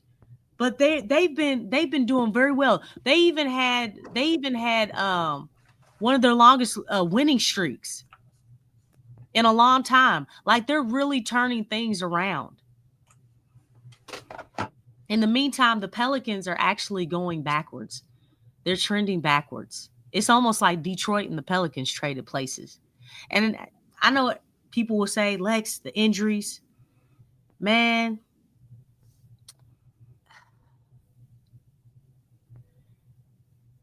even with no injuries, with everybody available, this team was still a borderline playing team.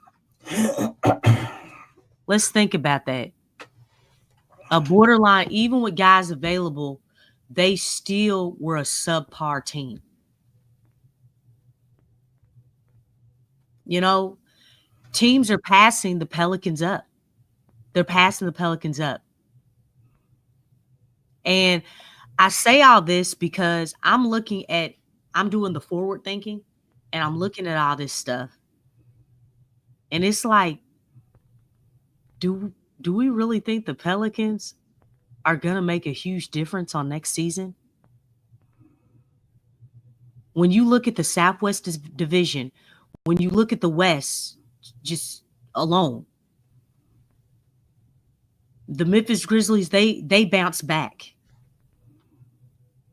But these teams that have gotten better, they're going to get even better, you all. They're going to get even better. And if everything stays like this, and we may see one change here, two changes there, but the Pelicans are not going to be up there. Even with everybody healthy, I'm looking at these other teams, man. They just look better. They have a better product. They have a better identity. You know, it's actually concerning because I'm like, man, like, I don't know what changes y'all gonna make, but I don't even know if the changes that you do make, it's gonna be enough to really move the needle. Even if everybody's healthy. Because you're looking at all these other teams and the team, and I'm specifically talking about the teams that have surpassed the Pelicans. It just seems like they have it more figured out, and they're more dialed into who they are than the Pelicans are, while the Pelicans are still figuring out. I mean, that's why I just hate that statement. I really do. Because it's like, how long do you need to figure something out? How long does it take for you to figure out what 1 + 1 is? I mean, it shouldn't take very long, but you know, some people process it don't work that good, Les. 1 + 1? Hey. they might tell you 1 + 1 is 3. When two people get together, they have a baby. That's 3. 1 + 1 is 3. Oh, goodness gracious. And I know we talk about it all the time, man. I know we talk about it, man, but it's just concerning. Like, is change really gonna come? And really, it does make you think, like, maybe the Pelicans do need to blow it up. But even in blowing it up, it don't make no sense to blow it up if you still have the same formula. Well, the way I see it, I get it from a technical standpoint. I'm looking at it from the standpoint of the players, far as not wanting the draft pick or trading Zion. I get it from that standpoint. But, I mean, I'm cursed. You know, I'm from the city. And as long as the Pelicans here, I'm going to want to see them succeed, and I'm going to want them to get the best and be able to figure it out. I really wish David Griffin and Willie Green would get the hell up out of here. But if they're still here and they're not up out of here, I don't want them to lose just because these two guys are fucking idiots. And but that's what's happening. I mean, think about it. That is definitely what's happening. But the way I see it, or the philosophy or train of thought I come from, I think maybe if you get certain players in there, like maybe like a guy like DeJounte will see everything that's going on, and these guys behind the scenes are really ruffle some feathers, pun intended, and create an environment where they're like, oh shit, we got to change things around in the front office or get a guy like Griff out of here. We ain't gonna never win nothing with all this kumbaya ass shit, this good boys type shit. We need somebody ferocious. We need people that are willing to get nasty. Like, we need somebody, if they foul Zion too hard, man, he'll go get a tech. You know what I'm saying? Like, we need that. And sometimes I think when you have certain players with a certain mind frame, although it don't have to always be the most talented player, but they come with just certain what's the word? Intangibles. That in itself can shift the culture. Or you make it an environment to where people like the coach, who may be the opposite of that, they're almost uncomfortable there, to the point where, like, they really fucking up. You're like, oh, we got to get him out of there. Or he completely loses the team, or these type of things. Like, the players just take over. Either that, or we could sit around hoping for them to get a new owner. I personally don't think that's going to happen. Gail Benson said multiple times she does not want to sell the Pelicans. Everybody know Tom Benson had this baseball team as a little boy, and he brought the Pels, and she's attached to that. Some people say she's more loving of the Pels than the Saints. I don't know how true that is, but you hear these type of things. But I think Miss Benson is the type of owner that can be an absentee owner. She'll write the checks and give you the money you need and step out the way and let you handle your business. Now, in a situation like with a guy like David Griffin and Dennis Lauscher and all of them running the team, that shit sucks. But what if we did somehow get the right people in the front office? I think it could be a very desirable situation and a very favorable situation for competent people. But until then, man, the best I could hope for is for us to keep stacking talent and making this a situation to where, if it was, and I'm wrong, someone out there wanting to buy the team and she's willing to sell it, this product would look like something with potential that can easily be turned around. And not getting a top pick ain't gonna help that. But I do understand my man Strider's point, and you being on his side, Lex. I get it, and it makes a lot of sense. But it's just hard with me to ride with it, because regardless of how raggedy it is, how much they get on my nerves, it's almost like a family member. The Pelicans, they ours.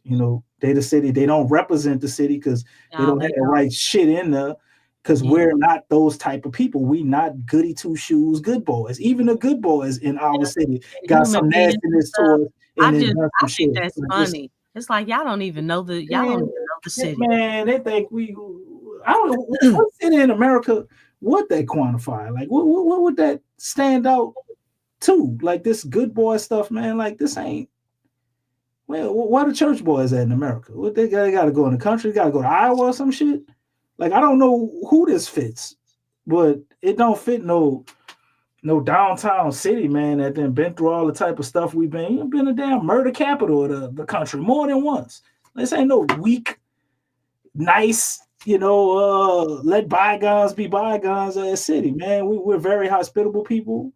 People in New Orleans have a very welcoming side, but look, you rub us wrong, we getting in your shit. And the Pels do not represent that at all. At one point in time, the Saints did, but they got Dennis Allen and it went off, and the Pels followed the same formula, man. Just the lovable losers being happy with losers. New Orleans ain't never been that. And they're going to stay on your ass till you win. That's just how they are, man. But if you do win here, or if we do see you represent the city and people feel a connection to them, I guarantee they will have an endless supply of season tickets being sold to where they don't have to worry about nothing. But they think they can do it the ass backwards way of all these marketing strategies and lying and finessing the people. And all they really got to do is win. Mm-hmm. Just win and give them a chance every year. Man, the arena before. They probably would have had a new arena by now. If they would have just took winning serious, because it's obvious that they haven't. But nonetheless, great comment, Strider, my bad. And great sentiments on that too. Let's get to this breakdown so we get ready to get up out of here with the Spurs. So as you can see, we've been having this sit up there.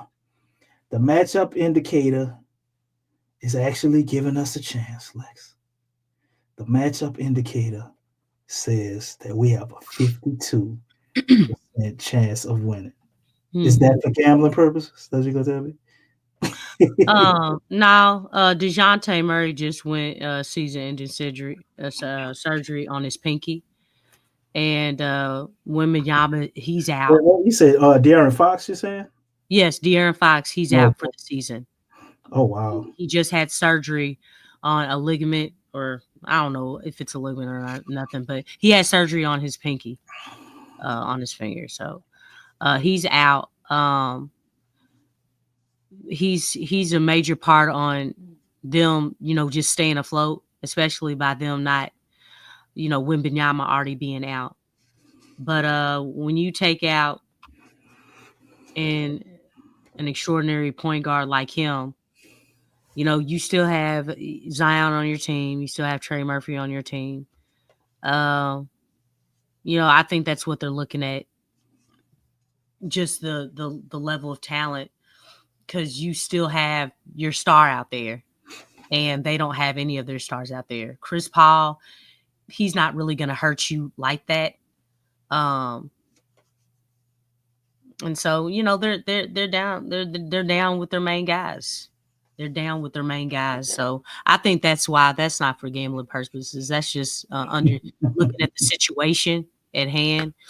And the Spurs, really, because when Wembanyama went down, I think that right there took a toll, because they weren't about to do anything without him. I mean, he was up for Defensive Player of the Year and everything. So they weren't about to do anything without him for real, even if they made the play-in or the playoffs. Yeah, so they gracefully bowing out. Yeah. But I think everybody's talking about, the Cooper Flag, sweepstakes and all that stuff. But I mean, we kind of doing the same thing on the slick though, Well, I look at it like this. The NBA is not going to let Cooper Flag come to the Pelicans. I said it. They're not going to let him come to the Pelicans. I know everybody's talking about the top picks. Just because you have a losing season does not guarantee that you're going to get a top pick. Mm-hmm. We know this because what happened with Zion. The Knicks were the worst, had the worst record that year. And the Pelicans ended up with the number 1 pick. So, I mean, it doesn't really guarantee a whole lot. Now, this draft is deep, but someone like Cooper Flag would probably definitely go to the Wizards before the NBA. I don't think they put him with the Wizards. Huh? I don't think they put him with the Wizards. It's almost a chew-in for Utah. The Pelicans are horribly ran, and I'm not saying that the Wizards aren't, but I actually would say I think they're worse than us, to be honest. I mean, it depends on who you ask. You know what I'm saying? It depends on who you ask. Yeah, the Wizards are pretty bad, though. It's that. I mean, I think the Wizards, even with John Wall and Beal, I think they did go to the playoffs. They were very competitive for some years going to the playoffs. And yes, I do understand they're in the East, but if you're taking all that out, look, they were getting there, right? They were getting there. They were getting to the playoffs. That's very difficult for the Pelicans. It's very difficult. And definitely I'm just gauging them like based on us as the Pelicans, like, and when and lately the Wizards have been shit. That was the last time there was something. And when was that? 2015, maybe. Yeah. We just were rebirth as a franchise around then. So it's like they definitely in the same boat. But as of late, I think the Oh, Wizards are probably dang. a lot They worse. play tomorrow? Who? The Spurs play tomorrow? No, they play on Saturday. No, they play Saturday. We played them Yeah, on Saturday. they play on Saturday. Yeah, today's it's midnight here. So yeah, today is the 14th. So they play on Saturday. That's not a back-to-back. No. So Zion should play unless they shut him down for the season. I mean, we only got like 15, 14 games left. I know at some point they're gonna start shutting guys down for the season. You can bet it.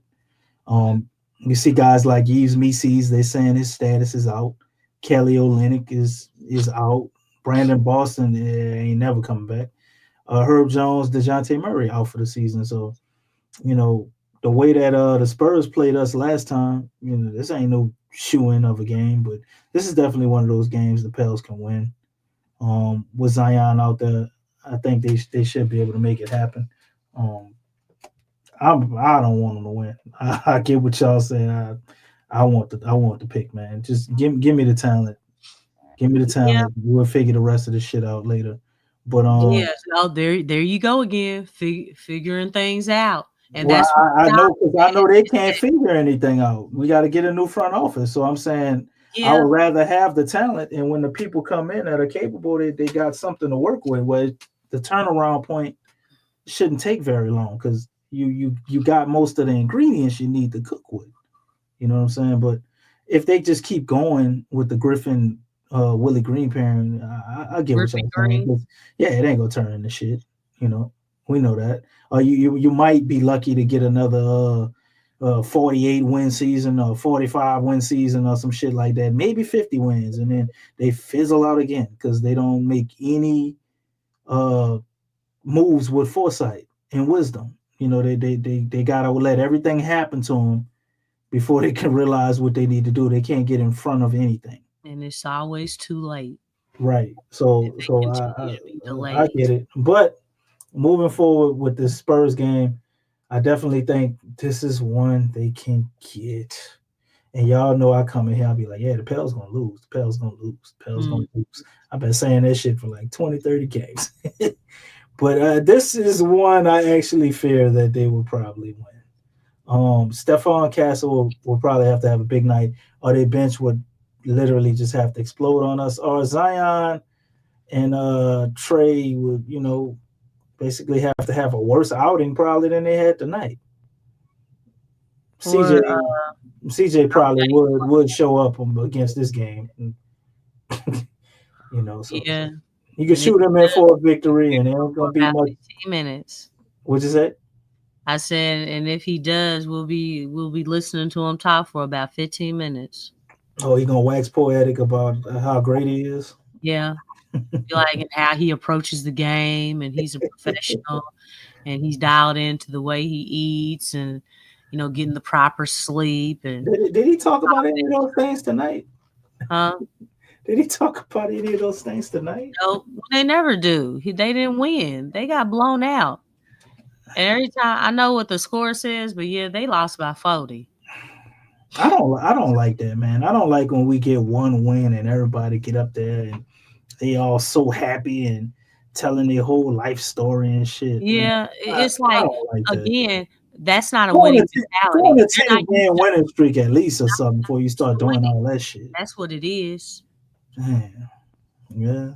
Yeah, that comes down to not understand what it means to win. Yeah. It's horrible. Yeah, it is.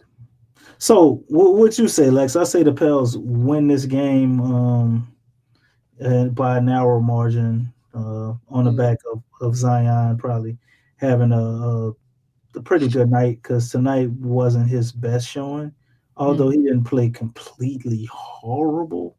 But, I mean, it was a bad game, I would say, for the standards of Zion. 8 for 15, 20 points, blowed out. I wouldn't say he had a good game. So what'd you say what happened against the Spurs and the Pels on Saturday? You want me to be honest? Be honest.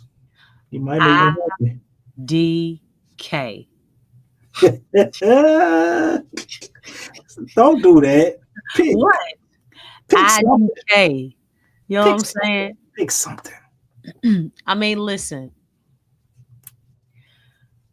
Because the Pelicans come out inconsistently, we don't know what version of the Pelicans we gonna get.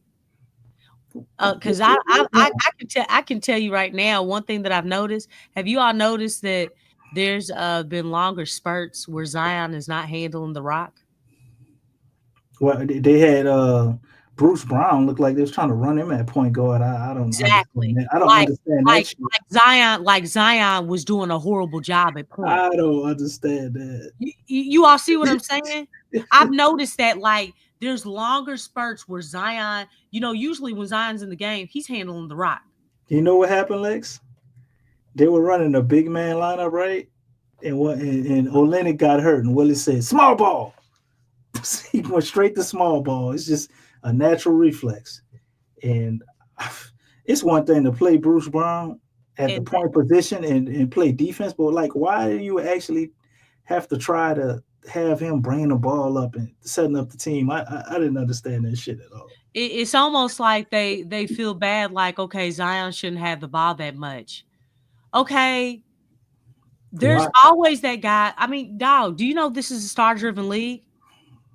Who has the ball most of the time with the T-Wolves?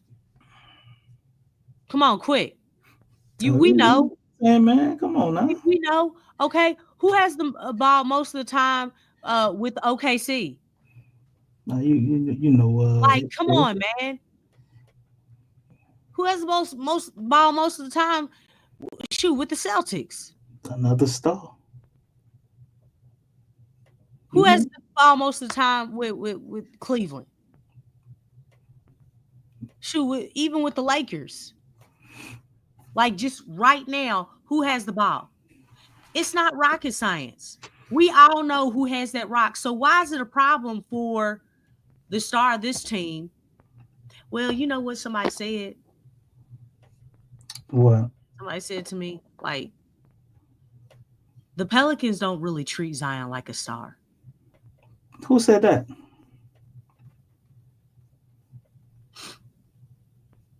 What do you mean, who said that? You talking about an analyst or something? I'm just curious. Like, no, I mean, if you look at it, like, again, that ball is not in his hands a lot. He's been going these last few games, there's been longer stretches where Zion has not been having the rock. And I'm like, so why are we going away from that? Well, what's the reason on going away from that? Like, you have to master some type of style. You got to master something. We know that Willie Green doesn't favor Zion a whole lot. We know that. We know that he's not too keen. Look, do you know Willie Green has gone to CJ McCollum many a times and told him, "Hey, you got to take us home." Y'all heard me, right? I know y'all like have seen this and heard this. When they have the mics on the court, he actually said that to CJ. I have never heard Willie Green going to Zion, "Hey, you got to take us home. You got to do this." They've never gone to him and said that. Zion has basically had to do that himself. All right. And I think that's when we talk about empowerment. This team is not trying to empower Zion. This team is not trying to see Zion be great. That's a problem. And the fact that, even what you said, they compared Zion to Draymond Green. Supercharged Draymond. You got to get it right. That is still an insult. That's insulting. I couldn't believe that shit when I was hearing that's insulting.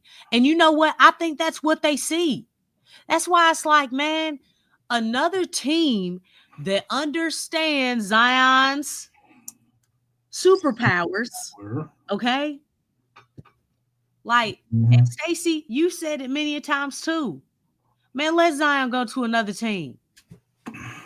If I'm not go to another team, I don't have a reason to do this podcast no more, Lex. Instantaneous, like in the MVP talks.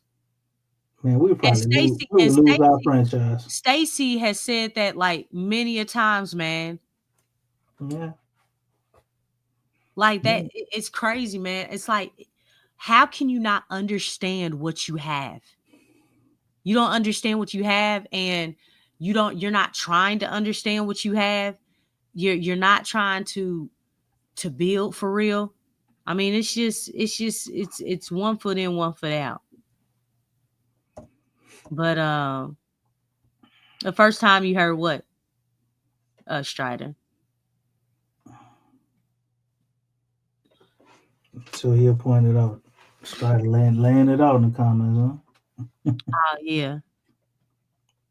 But I get it, and Zion definitely would be an MVP candidate if he had a franchise around him and everything tailored for him. It's a no-brainer. But man, if that did happen and we trade him in that the Pelicans would be no more. Especially if we don't get a good return for him, man. That'll kill the fucking franchise, man. It'd be over. I mean, no more New Orleans basketball. It's not like they didn't have chances and opportunities. I just feel, again, they don't know what they're doing. They don't know what they're doing, and they're taking too long. It's like, hurry up and wait. Hurry up and wait. Yeah. And that's what they're doing.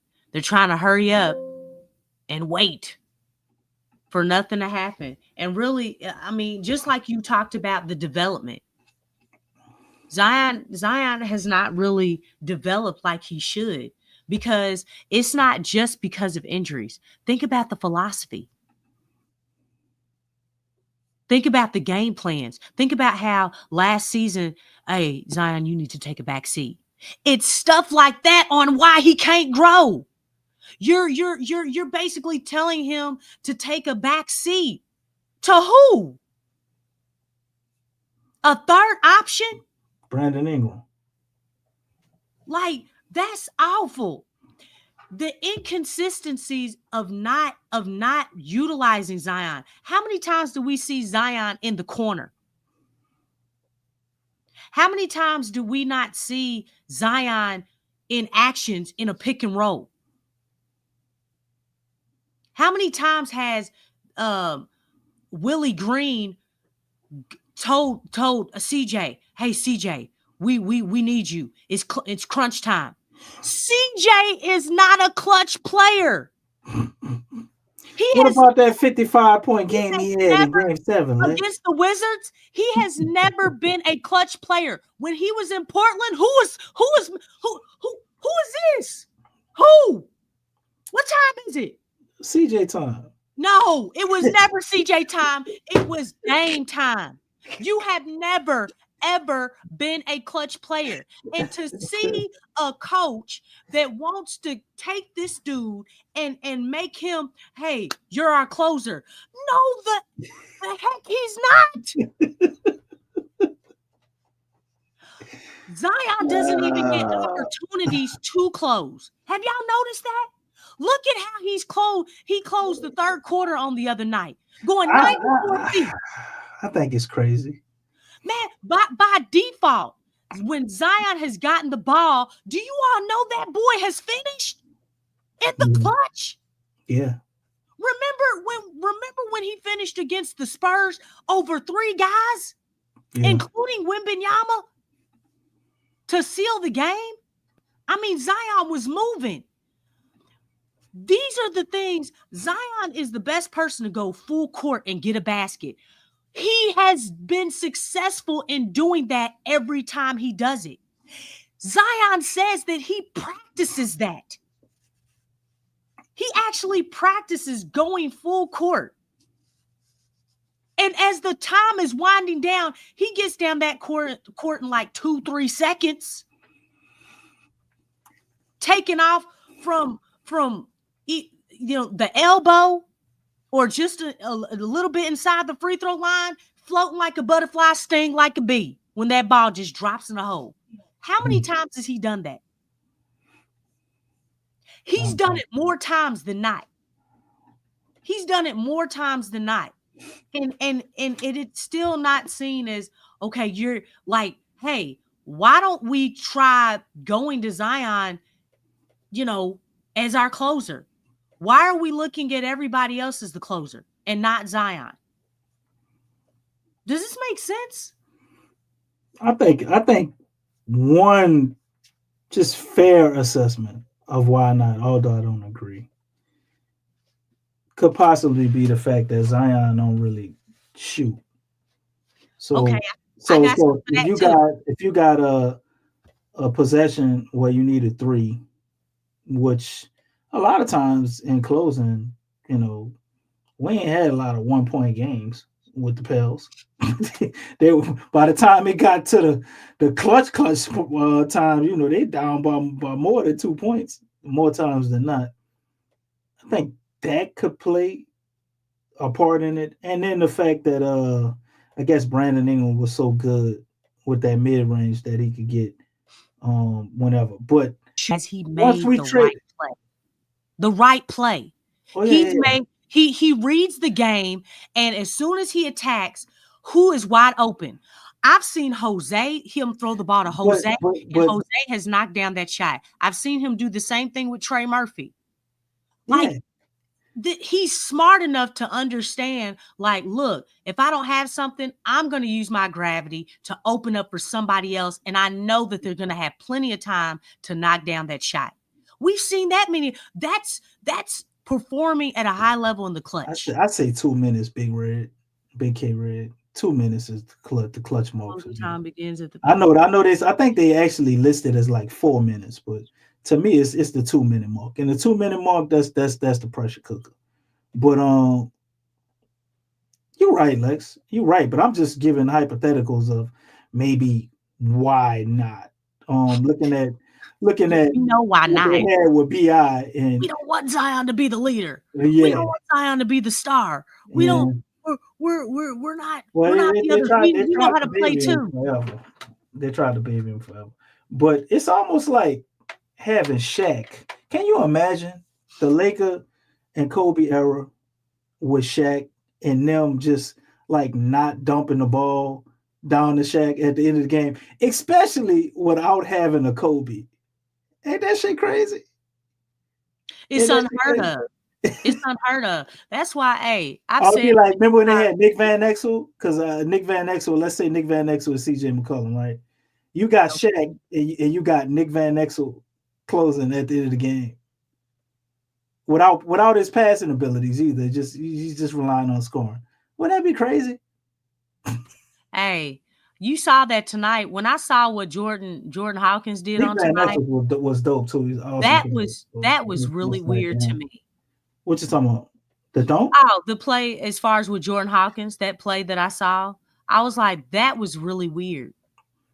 Because that play made just absolutely no sense. Which play? Refreshing my memory. When it was a fast break and Zion had a wide open layup, he was right there.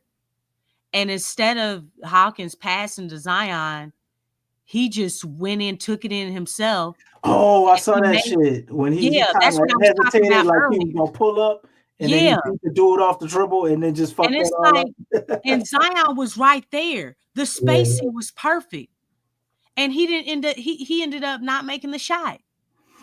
You have a great finisher. You think he didn't see him, or you think he did it on purpose? And you didn't, huh? You think he didn't see him, or you think he did it on purpose? How can you not see, like, the darkest black man on the court? Well, I mean, you was talking about a dude who was getting like 2 3-pointers blocked like every game. But no, I'm saying he might need glasses, Lex. I say he getting his 3-pointers blocked from behind, like he didn't see the dudes. He might need glasses, Lex. That was horrible. That was horrible.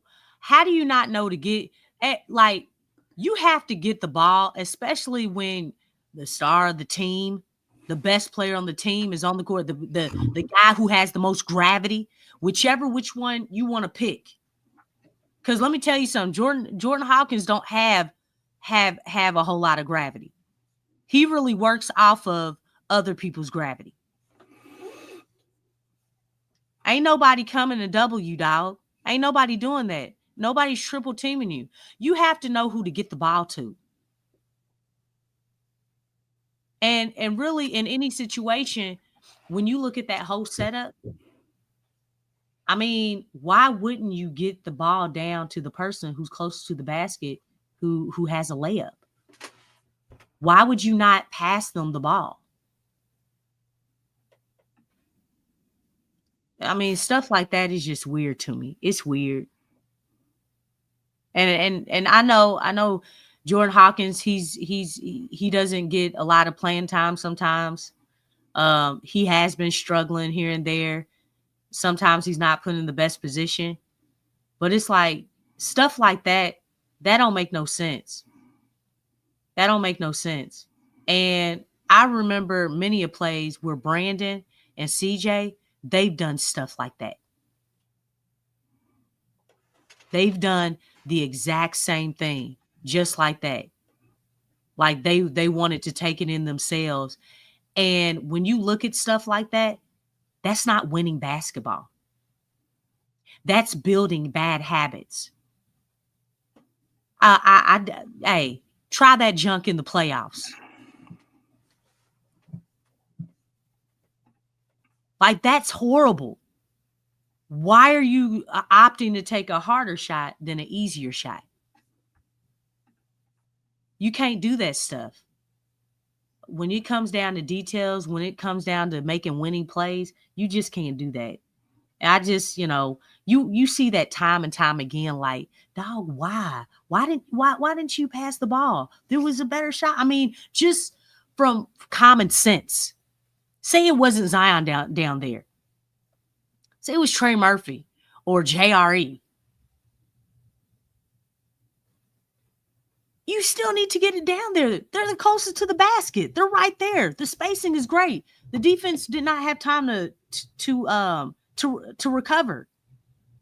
But you know what?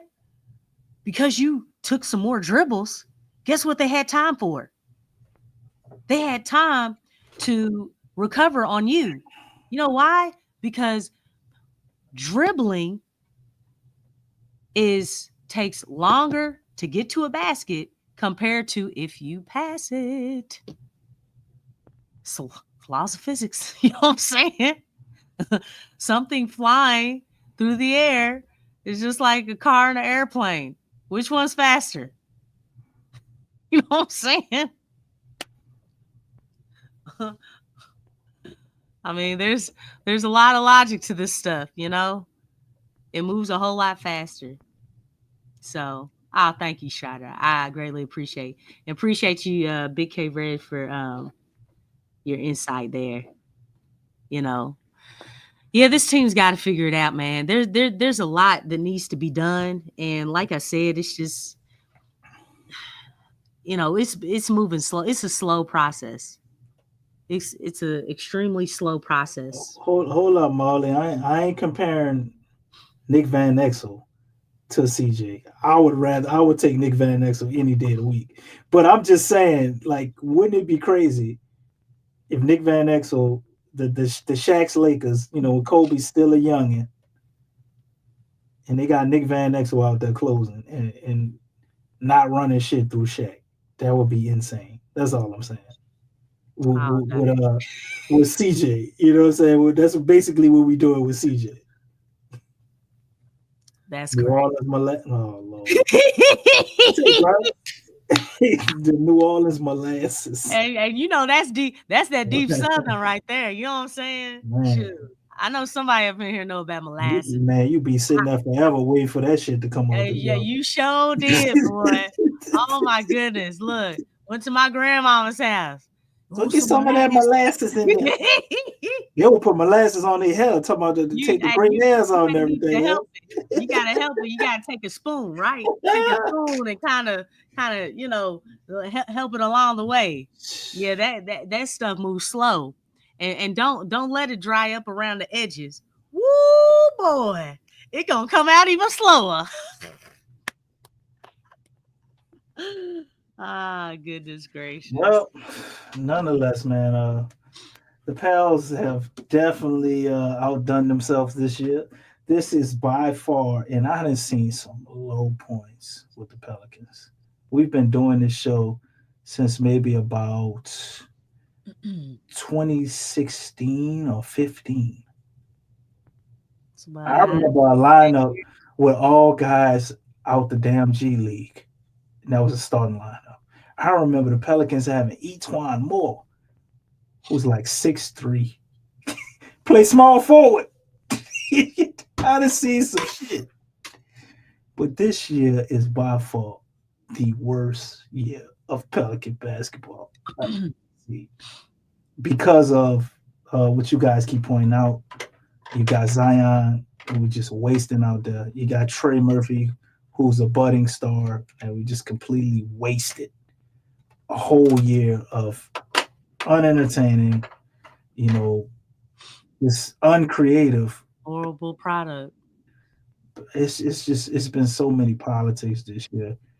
It's been such a burden to do this show. But I am so glad for all the PPR supporters as well as the Pelican supporters who come in here and support this show. I was about to tell you to press the button. The hand clap. I ain't got the board. Y'all are true champs, man. Because without y'all, we ain't nothing. And if y'all ain't been showing up, I for sure would not be missing my sleep to be here and talk about this bullshit. So I am kind of ready for the end of the season wrap up. We do get to see Zion play some more games. I think they're probably gonna shut him down at like the 10-game mark. So cherish every minute of it because they want the pick, Lex. I know you don't want them to get it, but they're going to make their last-ditch effort to tank. See, that's what I'm talking about. It's not that I don't want them. No. I know why. You know what I'm saying? Gotta explain it. Yeah, I want it to be clear. I want the organization to win. But it's like, what are you doing to win? How are you positioning yourself? And just right now, there's no winning mentalities in that front office, on the coaching staff. There's just not. There's no winning culture. That's a problem. So you're swimming in mud by getting a top pick, getting a top talent, but you don't have a winning culture. You don't have vision. You don't have direction. You don't have an identity. You're still trying to figure it out. All that is a major problem. You're not getting anywhere. I just want that to be clear. It's not that I don't want those things. We want to trade for good players.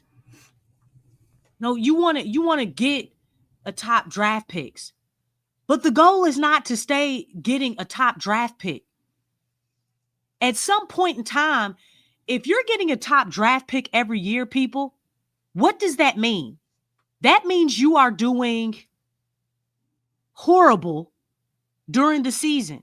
That means you are not winning. Does everybody understand that? If you're getting a top draft pick, that means you're not trending in the right direction. You're losing. So, in order to win,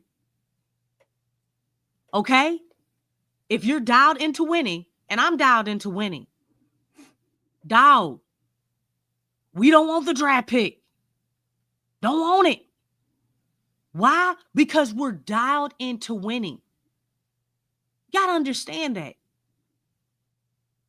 You got to understand that. Because if you're getting a top pick, that means it's like you're working your way up from the bottom to up. And let me tell you something. The Pelicans were never up. You know what I'm saying? They were never up. Being a borderline playing team is not up. That's mediocrity at its best. Mm-hmm. That's mediocrity.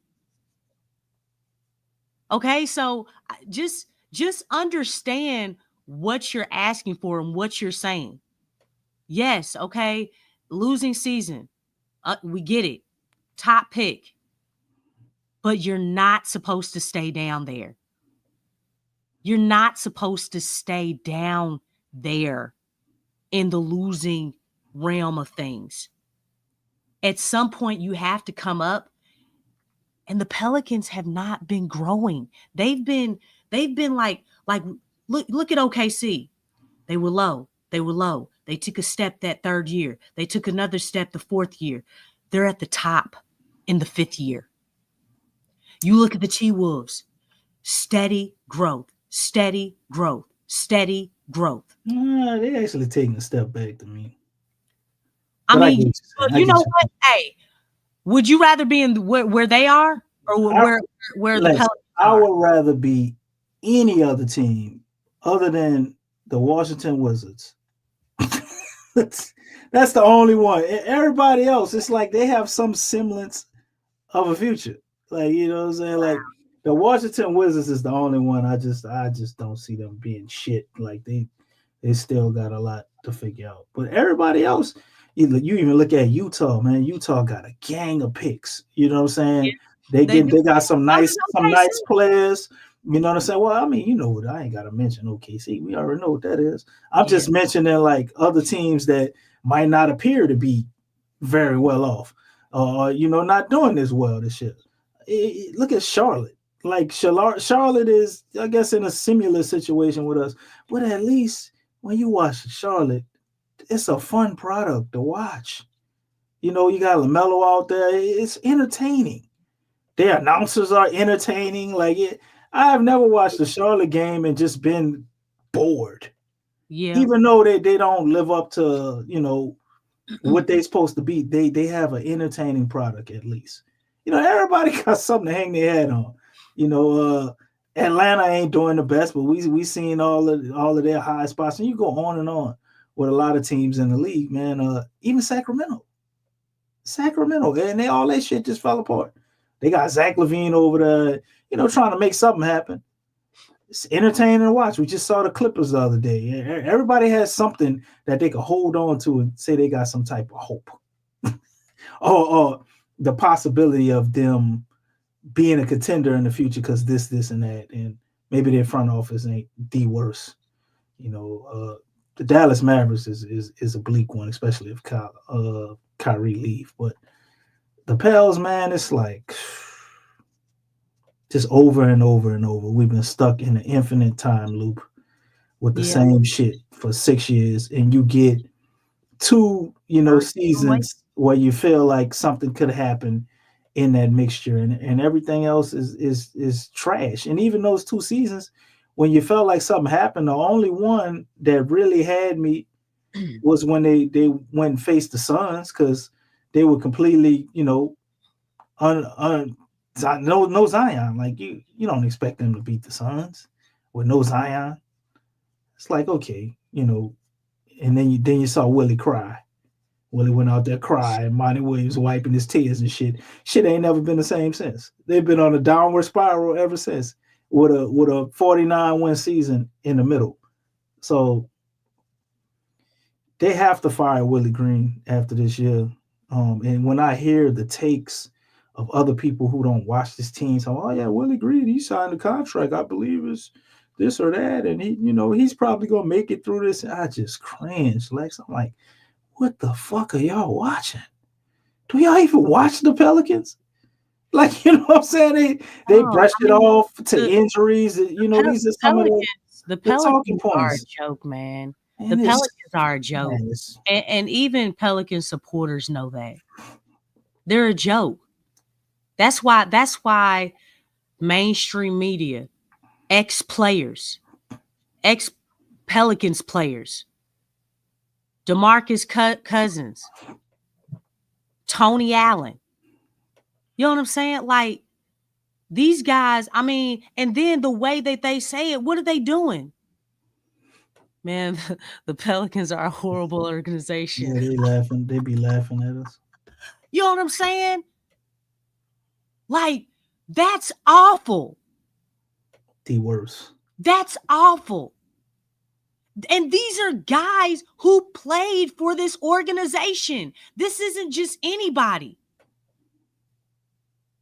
And if you're mad at them for doing that, really, you shouldn't. It should be more so you need to be pissed off at how horrible this organization is, because that's how bad it is. When you have ex-players, they're even saying Zion needs to leave. They're saying CJ is not the vet for Zion. They're saying, man, they don't know what they're doing over there. They're saying, man, it's injury plagued over there. I don't know what's going on with that place, but something is really wrong. Dyson recently said that he's glad that he's not here anymore. After he had his old spiel, he said that at the end. He was glad that he was not there anymore. And you know what? When you look at, like, I know we talk about a lot of different players. Jackson Hayes, do you know by Anthony Davis being traded, that has opened up doors for him? And he's flourishing. He's doing well. He's doing very well. Man, we got to give him his props. It took some time. But it's just really I'm not buying it. I need to see a lot more. I mean, yeah, but that's fine. But you know what? He's getting more minutes than he did staying with the Pelicans. And he's getting meaningful minutes. He has a secure role on the team. You look at Najee. Like, I know Dallas is struggling. You know, Najee balling out. Yeah, Najee is balling, averaging 20, 25 points per game. Like, he's really stepped it up in his play. Dyson Daniels, so you all can understand, Dyson Daniels is leading the league in steals. He is going to be first team all defense. He's doing well. And I say this all the time. He became a legitimate starter before Trey Murphy. He became a legitimate starter before Trey Murphy. Let that sink in. That's crazy. He went to another team and became a legitimate starter, not because of injuries, but because he is a legitimate starter.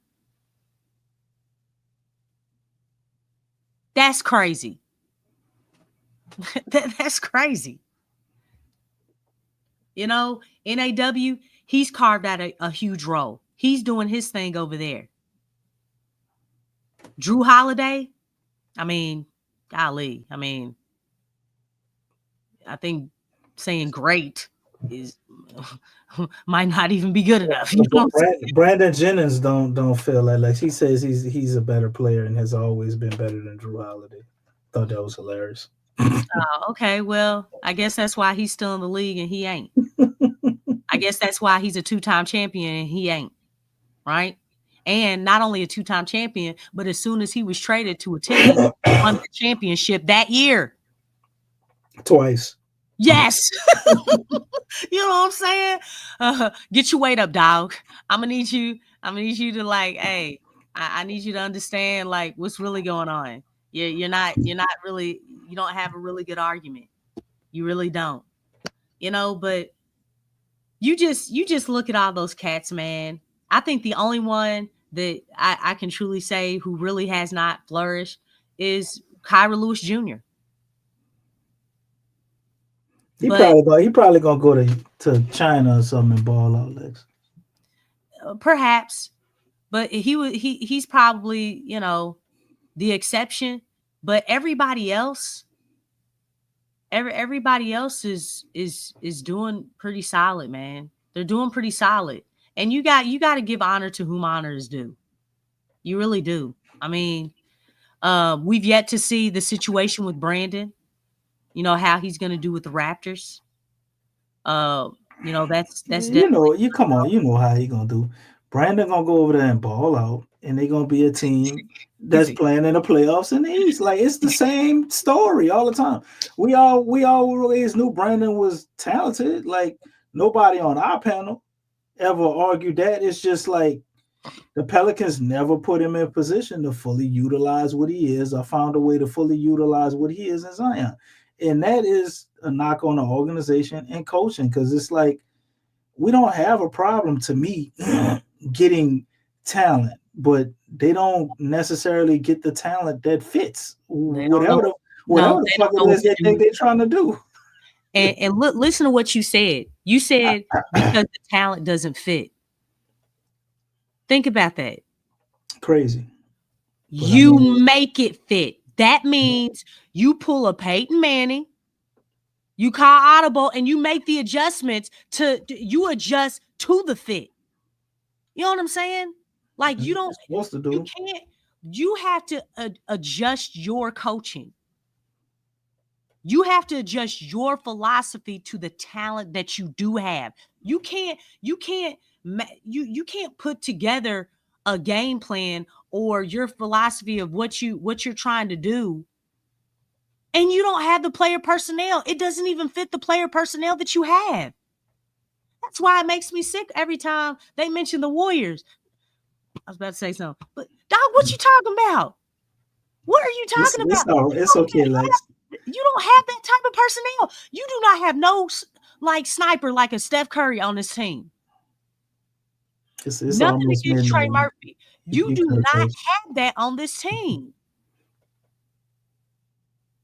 You don't even have the ball movement or player movement philosophy to successfully carry out that plan. Because even if Steph is in the game or not, do you know that the Warriors play the same way? They play the same way, whether Curry is up in there or not. That's a heck of an identity.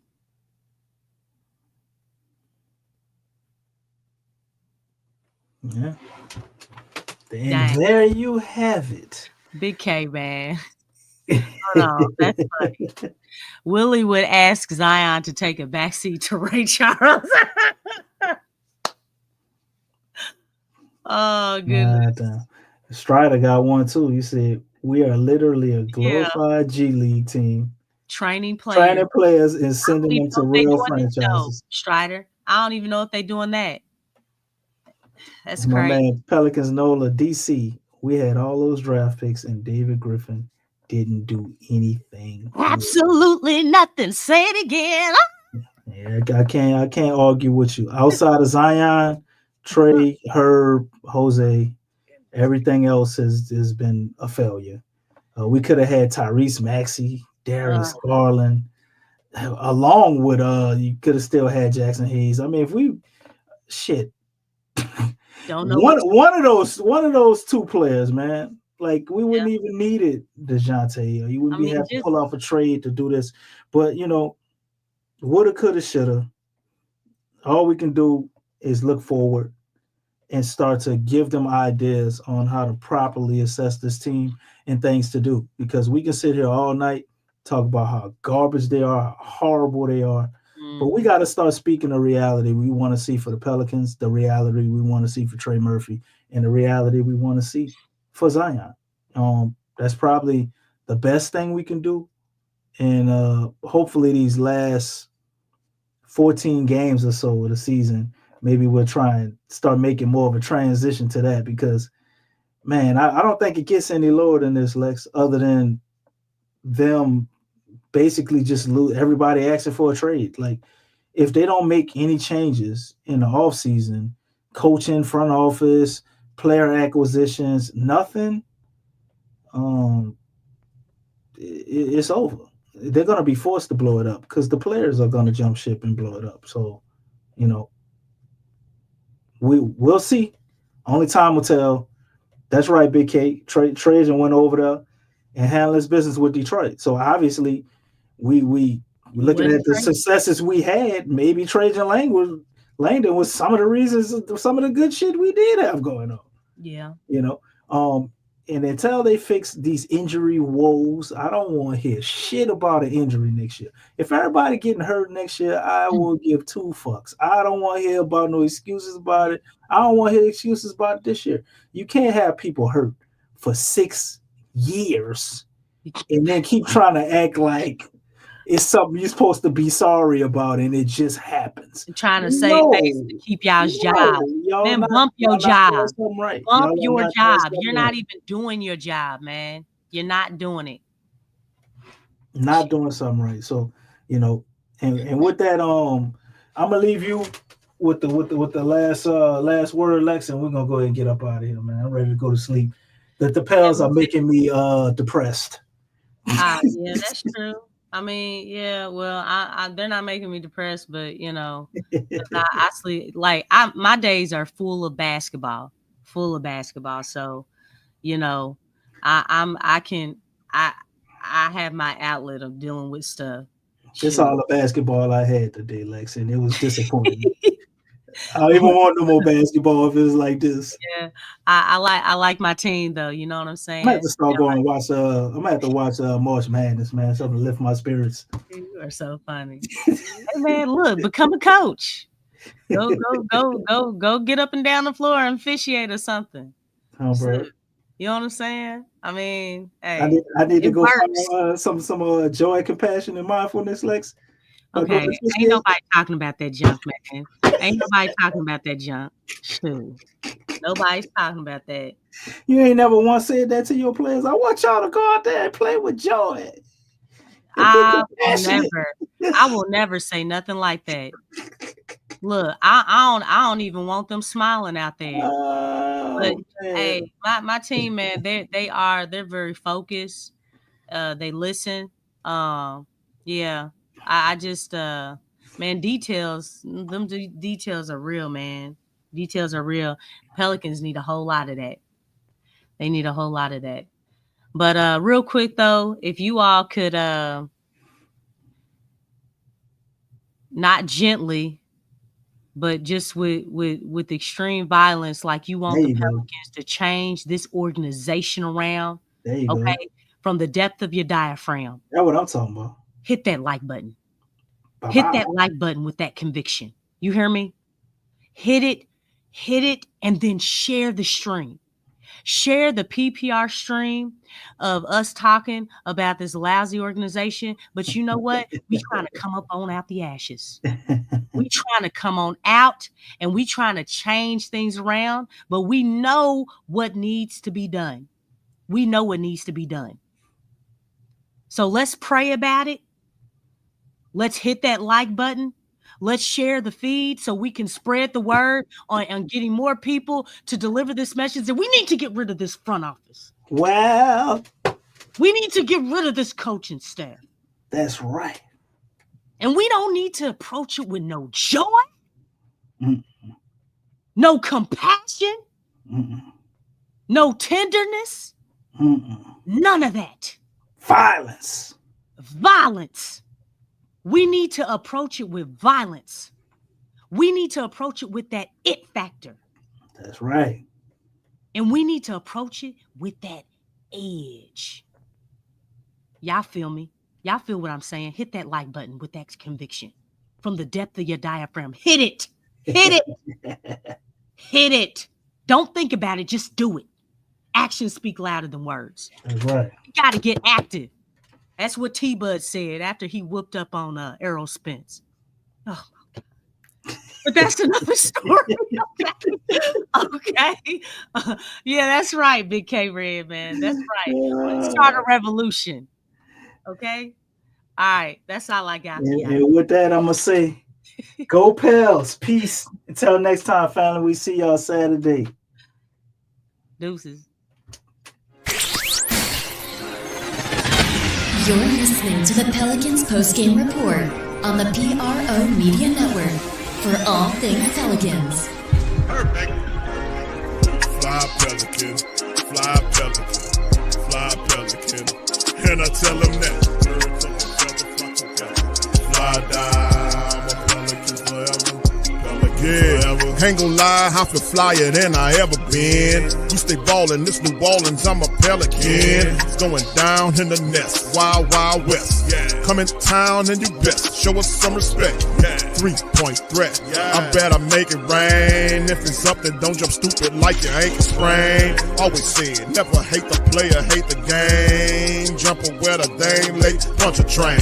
Post game, Big Q, talking about business.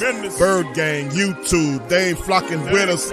Lock up the division mission, get into the finals. Finish competition, then it's going win the title.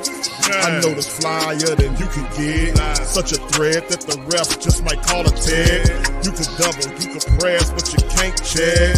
Right, left, slide by you like a Eurostep. Fly Pelican, fly Pelican, fly Pelican. And I tell them that birds of a feather flock together. Fly down, I'm a Pelican forever. Pelican forever.